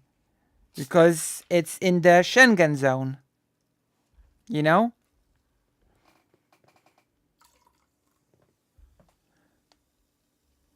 Yes, that is exactly what Poland is doing now. Yeah. Poland is attacking refugees and also selling visas to them. Correct. Yeah. Poland is playing it in the same playbook. And now clumsily trying to defend itself, saying that it's actually the fault of the previous government, that actually the person that was responsible for it was fired, and the scapegoat that was actually fired attempted suicide and is now in the hospital. It's the timer to the election, the parliamentary election in Poland. Because if I'm gonna roast the government, I have to have a timer to the day when they will hopefully be voted out. So the parliamentary election will happen in 23 days, 1 hour, and counting the seconds. So exactly, they did not care about security concerns, but at the same time performatively attacking immigrants and refugees. Yeah, exactly. That is exactly what's happening. Poland does not care about security.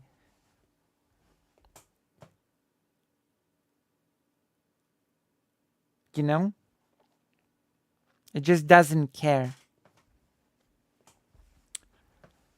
And now it became, from a Polish scandal, a scandal that affects a lot of countries in the world. And of course, to me, their problem is not that immigrants are able to come to Poland or anyone else. It's the fact that, well, there's also an inside of Poland problem, but I'm going to talk about it in a second. The big problem is that people are being scammed out of $5,000 in order to be able to go to Poland or the rest of the EU or Mexico or whatever. And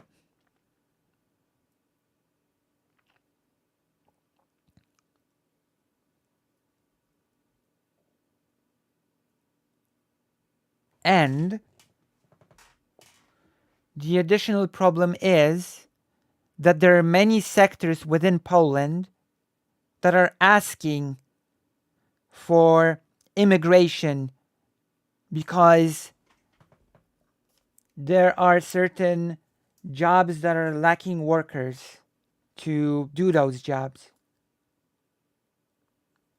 So they are asking for people to come, like from Asia, from Africa, etc.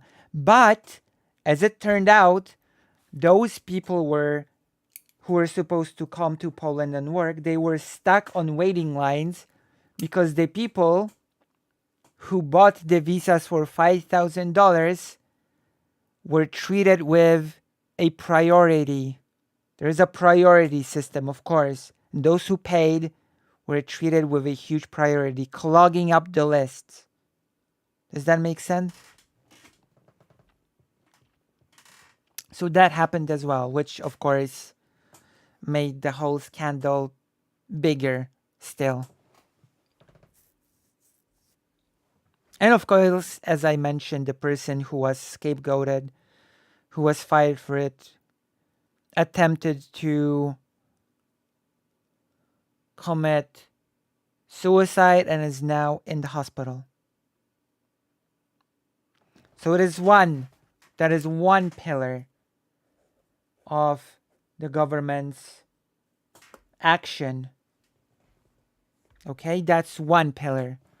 The second pillar, so one pillar is immigration, where Poland is saying, do we want to become like Germany, like France, where there's just rape and murder everywhere, stuff like that. That's one. Immigration is one pillar. Second pillar, as it turns out, is Ukraine. And what's been going on lately. And what escalated into a very tense situation between Ukraine and Poland, which someone in the chat today got really angry about. So it all started with the grain crisis, which, when it comes to Ukrainian-Polish relations, went like this. Poland was supposed to accept grain from Ukraine and let it pass through the territory of Poland to other places in the world. But since Poland clogged up its shipyards with coal, and that's a whole other thing, since the transportation routes were not prepared by Poland for that purpose at all, what was done instead was that there was industrial grain that did not really, that wasn't really fit for human consumption, was bought cheaply by the government and sold on the market as grain that was fit for consumption. And of course, the grain ended up flooding the market, which meant that Polish farmers would not be able to keep up, which meant trouble. Of course, the Polish government has kept it under wraps for a really long time, being quiet about it, even though not long before, trouble started brewing. The leader of the ruling party, Jarosław Kaczyński, assured everyone that it would be okay and no problems with grain from Ukraine would occur. That the topic is just that the government would handle it no problem. And so when the problem reached basically an impossible to ignore level, the government overnight decided to block the border and embargo, to which the EU actually joined in like to block all basically food products from Ukraine, which also caused an uproar and also caused the farmers to be really angry at the government because they said, hey, you didn't just block the grain that was flooding the market and giving us problems. You also flooded some really key products that we require to use for fertilizers, for example. So that was an embarrassing moment from the government. And so the thing kept escalating. There was a moment when President Zelensky said that we should calm down and find a solution, let the cool heads prevail. And then the embargo from the EU ended, and Poland decided, because Poland did not work on any solutions to make this situation better, decided we will just continue the embargo on our own without the European Union. Okay? So products from Ukraine still blocked on the border, this time by Poland alone without the European Union. So in turn, Ukraine has sort of blocked certain products from Poland from going to Ukraine. And I'm giving you a pretty abridged version of the events. Then there was the statement by President Zelensky saying that Poland is basically setting up this space for a Moscow actor. And now, Prime Minister of Poland has declared that Poland is no longer sending weapons to Ukraine, and Poland is now arming itself. This is where we are with this, which I personally see as a backstab of Ukraine by Poland. What do you think? Basically, after this introduction into the topic. And, of course, Poland has been doing its best to move away from this. The statement about not sending weapons to Ukraine, we're now arming ourselves, was, I think, issued yesterday by the Prime Minister.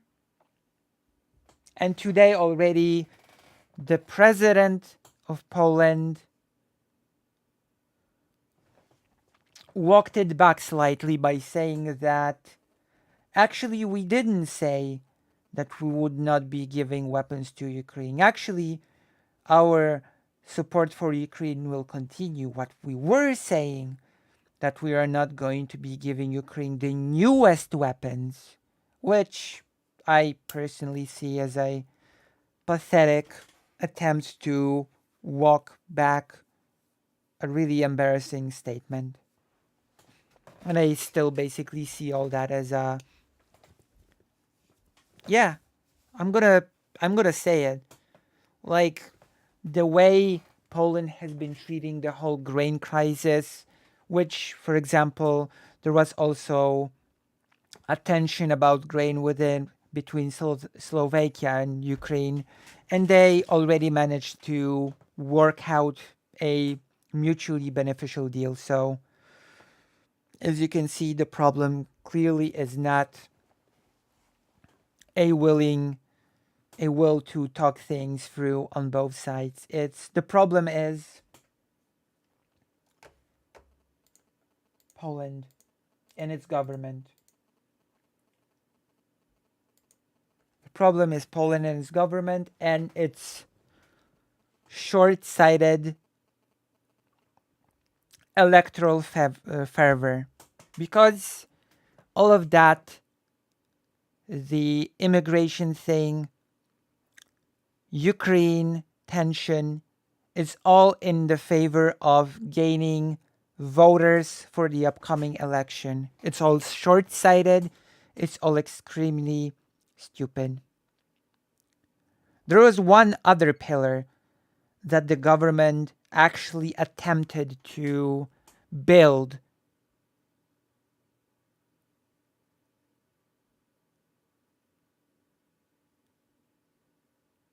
You know? There's one more pillar that the government attempted to build to gain support from a bigoted base, and that was transphobia. For a moment, the leader of the ruling party, Vice Prime Minister Jarosław Kaczynski, would do a tour around the country and make transphobic jokes during meetings and speeches, like, oh, Tom will be Tom and will become Anna 5 minutes later. Or maybe revert back. Who knows? Ha ha ha.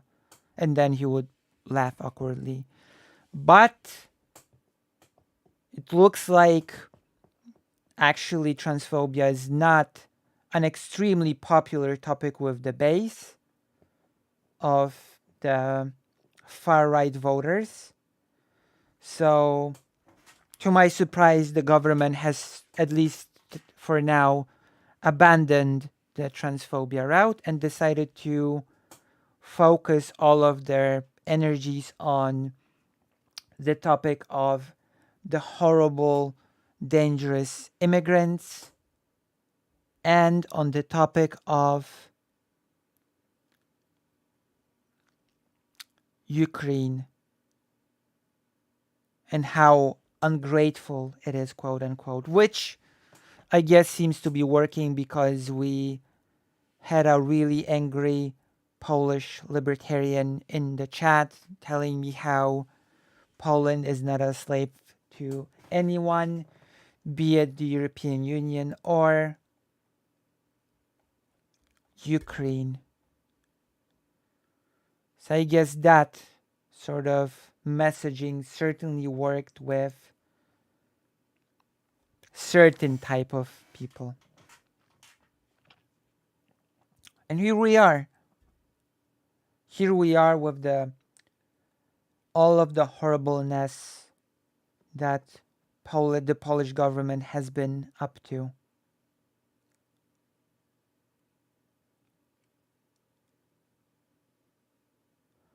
Look, you all should be more accepting of this poor soul. Wait, you mean the person that has 4 accounts? Or do you mean the mad libertarian who said that he's like a little boy being naughty to get attention, as all fascists are? My goodness. What annoys me the most is a lot of suppressed sexuality. What annoys me the most is when people basically say that cultural exchange equals genocide. Because that is basically what that person said. That if a lot of people from some different place come into a different place, that's somehow cultural genocide. Which is... Come on. You know? That is a very fundamental misunderstanding on what genocide is, which this person was very hesitant to give any definition at all. What culture is, how culture develops, how culture works, and how it works in relation to other cultures.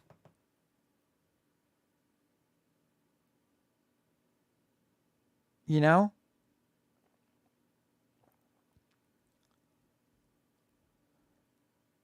And it is the worst argument you can use. Now most of them remain as they are. Like, and to try to use Jewish people as the example of the cultural genocide thing is just because the person said somewhere above that Jewish people believe that cultural genocide is a genocide, and so they have strict immigration policy or something like that. Jewish people have lived in the diaspora for over 1,000 years while retaining culture. So that argument falls extremely flat.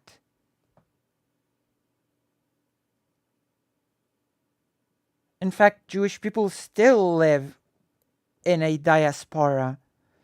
I'm in a diaspora right now. And that's not how culture works.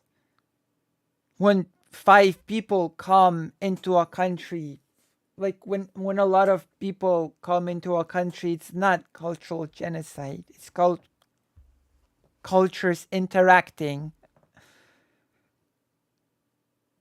They were talking about Israel, but the strict immigration policy is not about cultural genocide. Genocides are something that is performed by states to begin with. That's a pretty crucial detail about genocide, that they are performed by states.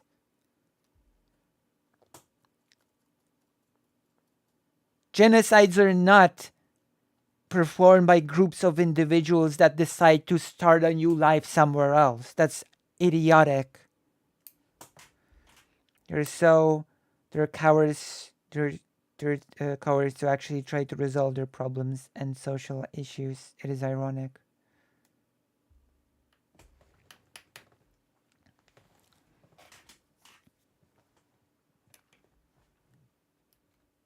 And as a student of culture, I am really annoyed when people basically claim that cultural genocide is when cultures interact. If you would ever know Jewish groups, you would know that you're able to hang out easily. No one will afraid that if you are non-Jewish, you will erase their culture. True!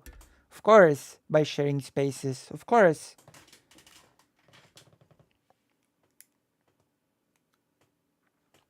This has happened for over 1,000 of years. In fact, I've mentioned this, that Jewish people and Roma people also share spaces often in different countries.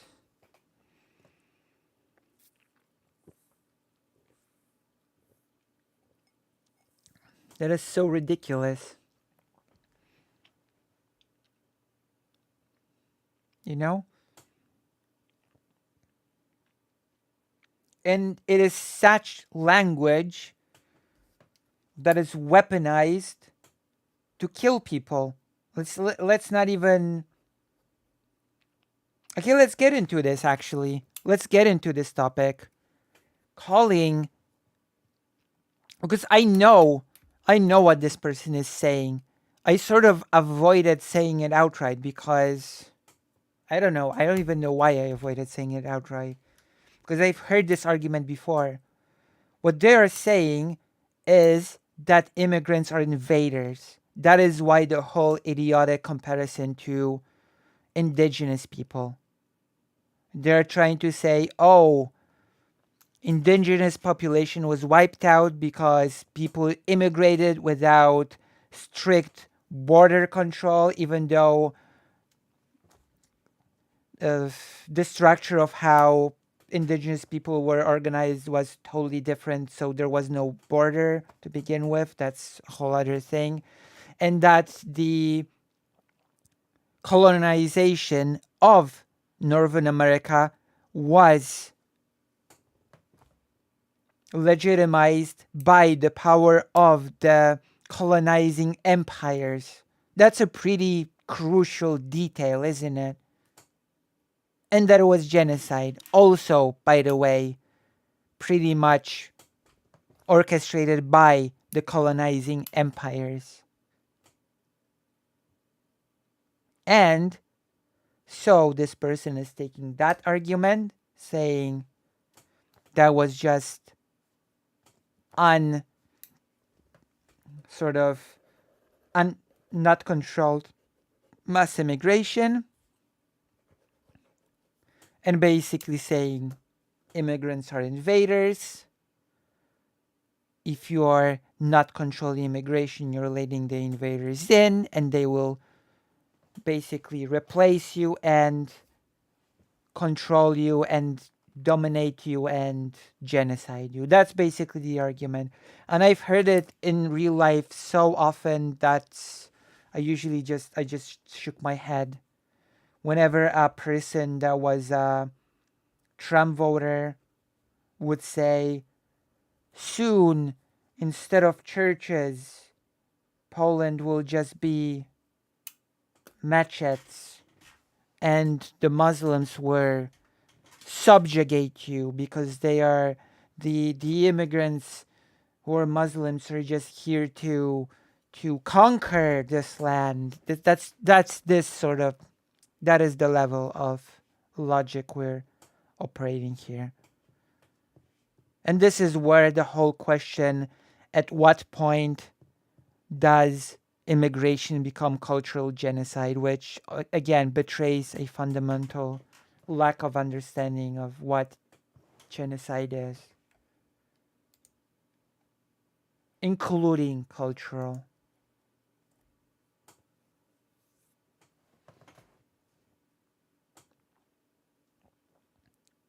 Also, pretty important detail that the new American state decided not to respect treaties and push out Cherokees, for example, Trail of Tears or Dying Navajo people. Yeah, yeah, absolutely, yeah, absolutely.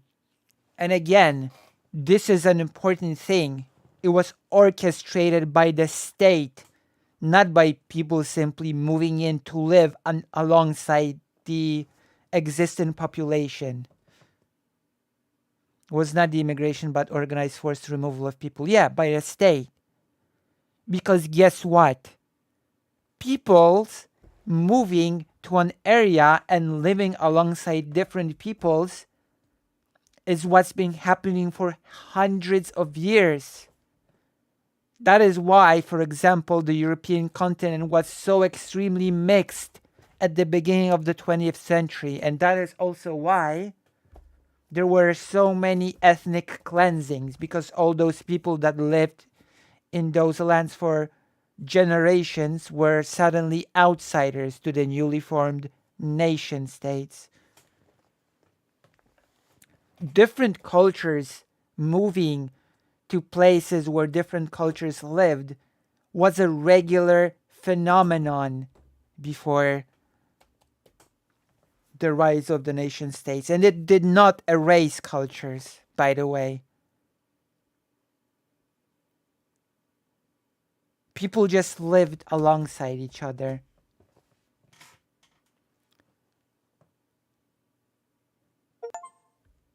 It is often a projection and fear. They assume that state is people, race. State is biology, therefore the biological other will act upon as the state.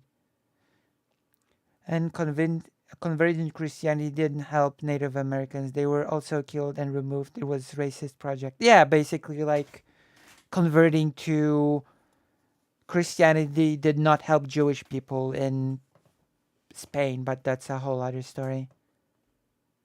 You reach the race war stupidity with this logic. Yeah, exactly. It's bankrupt.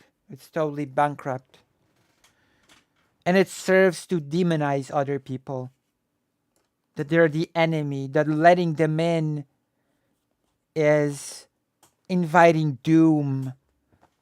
And then there's only one step further for we as your representatives, we as your protectors, we the state will defend you from them. So you have to trust us, and more importantly, you have to elect us. I think we should address Vosh stuff properly one time. We could do this. But I don't know. I just don't buy the argument that the US does not have the means to accommodate these people. I just don't buy it. Because again, just I just find it so hard to believe.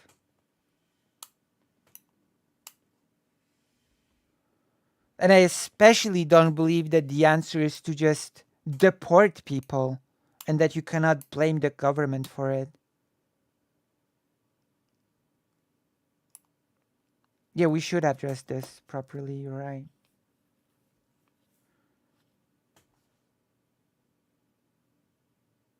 Maybe we should talk to him about it. That's also an option.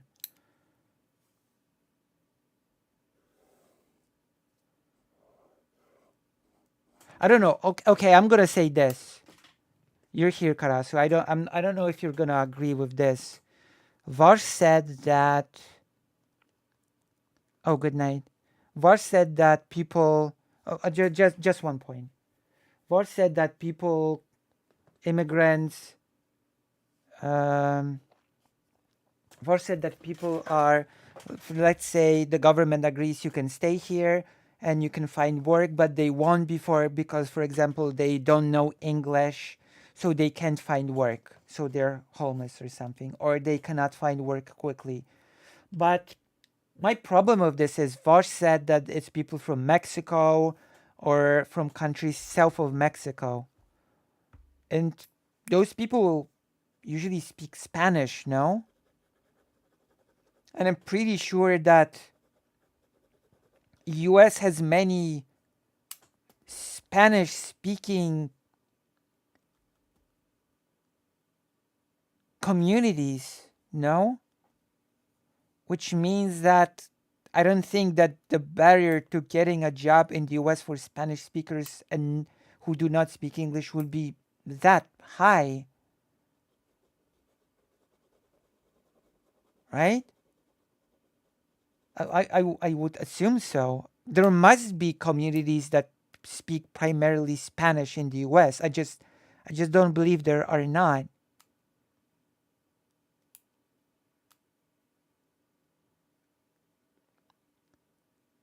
Lebanon had been able to house refugees not only but 1.5. Yeah, exactly. First, Spanish is a well-spoken language in the U.S. Yeah, I that's what I assumed as well. That is my assumption as well. Yeah, that is a pretty well-spoken language in the U.S. So they're.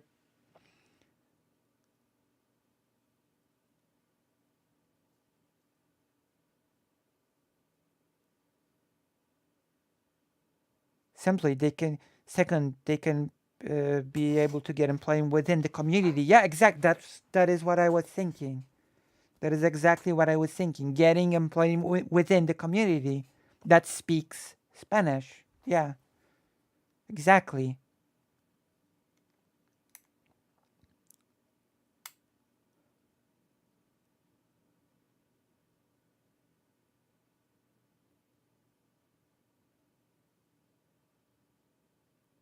I live in New Mexico, and I hear workers outside my apartment speaking Spanish primarily. Right. Also, the Lebanon thing is very impressive. We'll have to get into more detail about that. 1.5 million with 5.5 million population. That must be a pretty big boon for them. They can employ English teachers, and it is in the meantime enjoying them. Example, building shelters, houses that they. Yeah, right? Usually with this situation, it will take Vash like a week to work out his take, and it will end up at least making sense. And he'll be mad at Chad a lot. That's not good. That is not a good thing. Also, refugees, immigrant, everything will also create demand of labor. Right. And also, I don't know. I guess I can give the example of Poland with refugees that did not, like, the Polish government did zero effort to house sort of refugees from Ukraine, actually. Like, the government did not provide housing for the most part. For the most part, it was actually just citizens volunteering to say, oh, I have an apartment and I have a room and I will house a refugee. That was the program by the government, that people were housed in citizens' homes. That was the primary means to house people, not building shelters or housing, which is ridiculous if you think about it. We're talking about, we're discussing Vosh's take about him understanding why immigrants would be deported, which I just can't wrap my, why?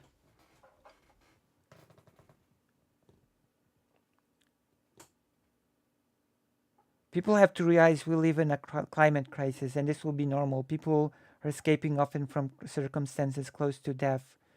We have massive heat waves. Yeah, and also this is interesting because this topic has been discussed at length in Poland among politicians and people who are not in the government, in the current government. And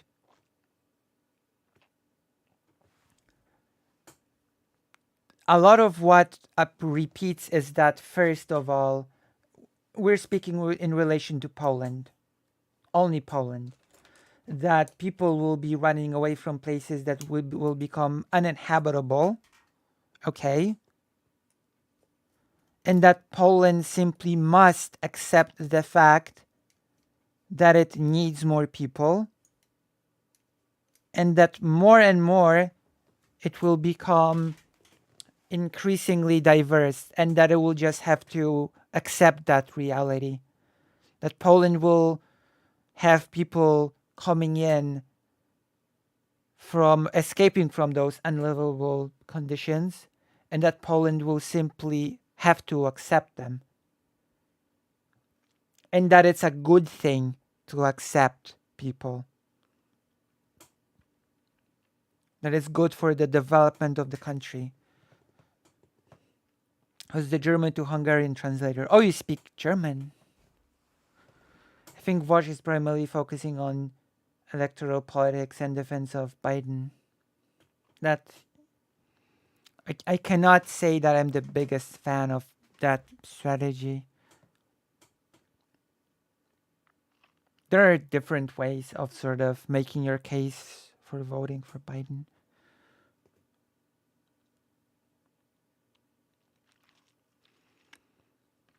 That discussion did start with Biden, so I guess yeah. Had a tree cut down once, and only one of the workers spoke English. He relayed everything to them. There was no issue. Yeah, exactly. That's also a thing that people often do not understand. That often all you have to do is sort of like a connection between the languages, and the rest just works out.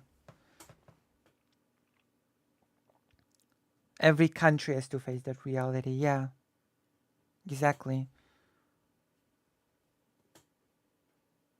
Like the days of homogeneous nation states are just, it's over, and thank God. No escape from that, except if people want to live in a war. True. Like, there's no going back to those homogeneous nation states. And again, that's a good thing. That is a very good thing. The alternative is not very... So yeah.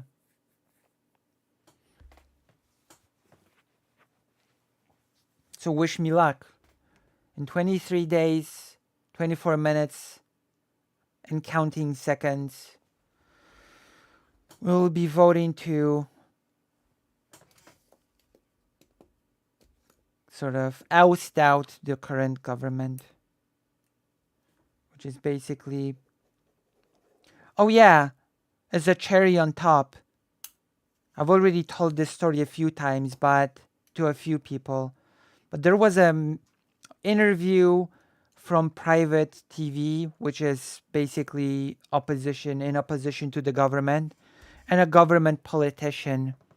And the reporter asked, so does Poland have any allies at this point? Any friends? Any allies? And the politician said, oh yes, Poland has many friends, many allies. And the reporter said, okay, can you name one? And the politician said, there are many. And that was the end of the response. We have many friends, but couldn't name one. What a sad state of affairs, especially since the relationship with Ukraine was extremely well for a time. And I just kept my fingers crossed that even though this is like a horrible government, that it won't screw it up. But it proved to be an impossible task. Not screwing up basically the only good relation that we had proved to be an impossible task. Even the relation with Hungary is not perfect, ironically enough, because of issues relating Ukraine. So I guess now Poland just has strained relations with everybody, literally. Also with the US, because the US sort of is looking at Poland with a side eye because of the whole visa issue, which apparently US was the first country to inform about the irregularities with the with the visas coming from Poland. So that's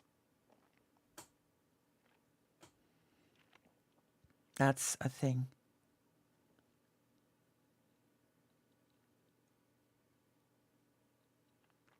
That is a thing. So yeah, thank goodness Karasu has given us the perfect example of, I guess, mass immigration. And yeah, I do think that it's nonsense, the whole... they cannot be accommodated. And even more nonsense to say that the best course of action is therefore to deport. I just don't buy it. This segment has been all over the place. I've been mentioning Poland. We've been talking about Vosh. A fascist has been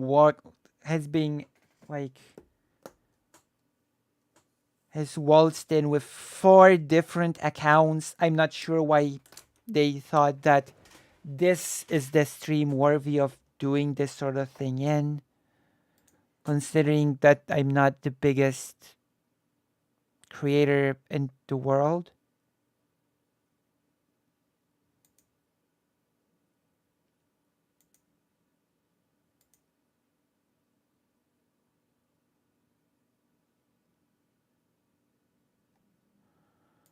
Incredible.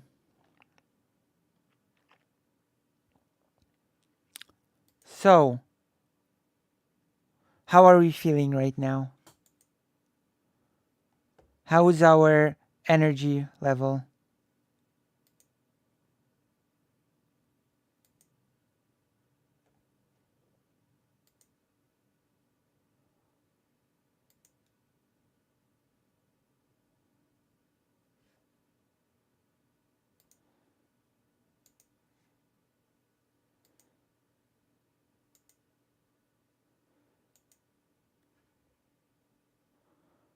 How are our energy levels? Me, I'm good, but you should sleep. I'm pooped. I'm like 1 out of 100. A little tired. It's almost 1 a.m. It's almost 7 a.m. 7.5 hour stream. But we had a very good viewership this stream. So I'm pretty happy with that.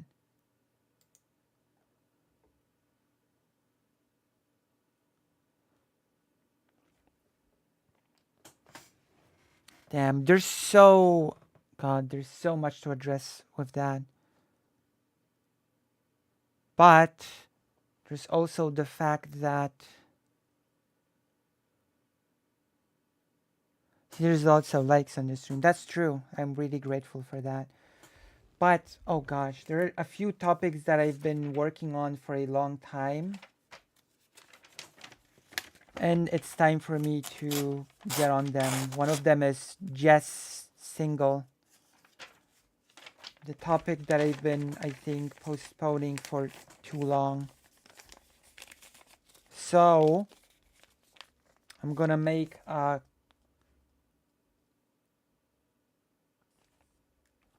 conscious announcement. It was a very good stream, thanks. Thank you.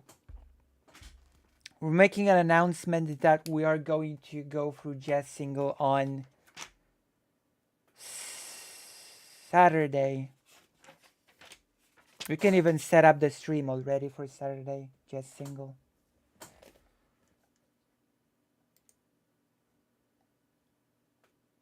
That's gonna be a thing, definitely.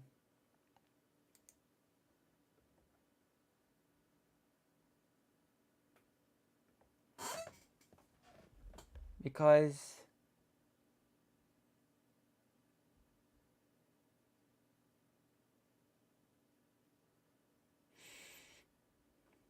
I don't know. I just think I've read too much about that whole single person not to talk about him. You know? Does that make sense? Wonder if there's anything new. There's always something new. We're gonna discuss this all in length. Also, I'm gonna give a review of the movie, The Green Border.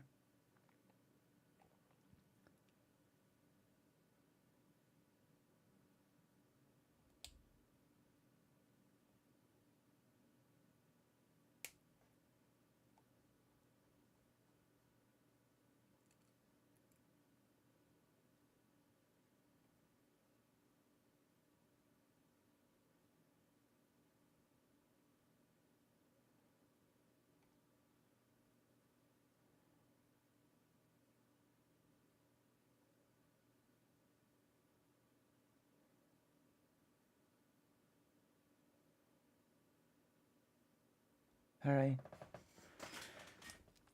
So I guess we're gonna finish off for tonight, and I'm gonna see you on Saturday.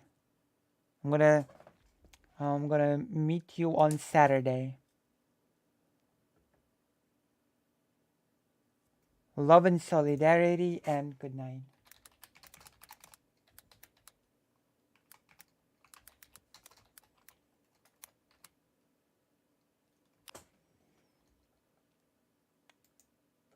Squimp Gang, true.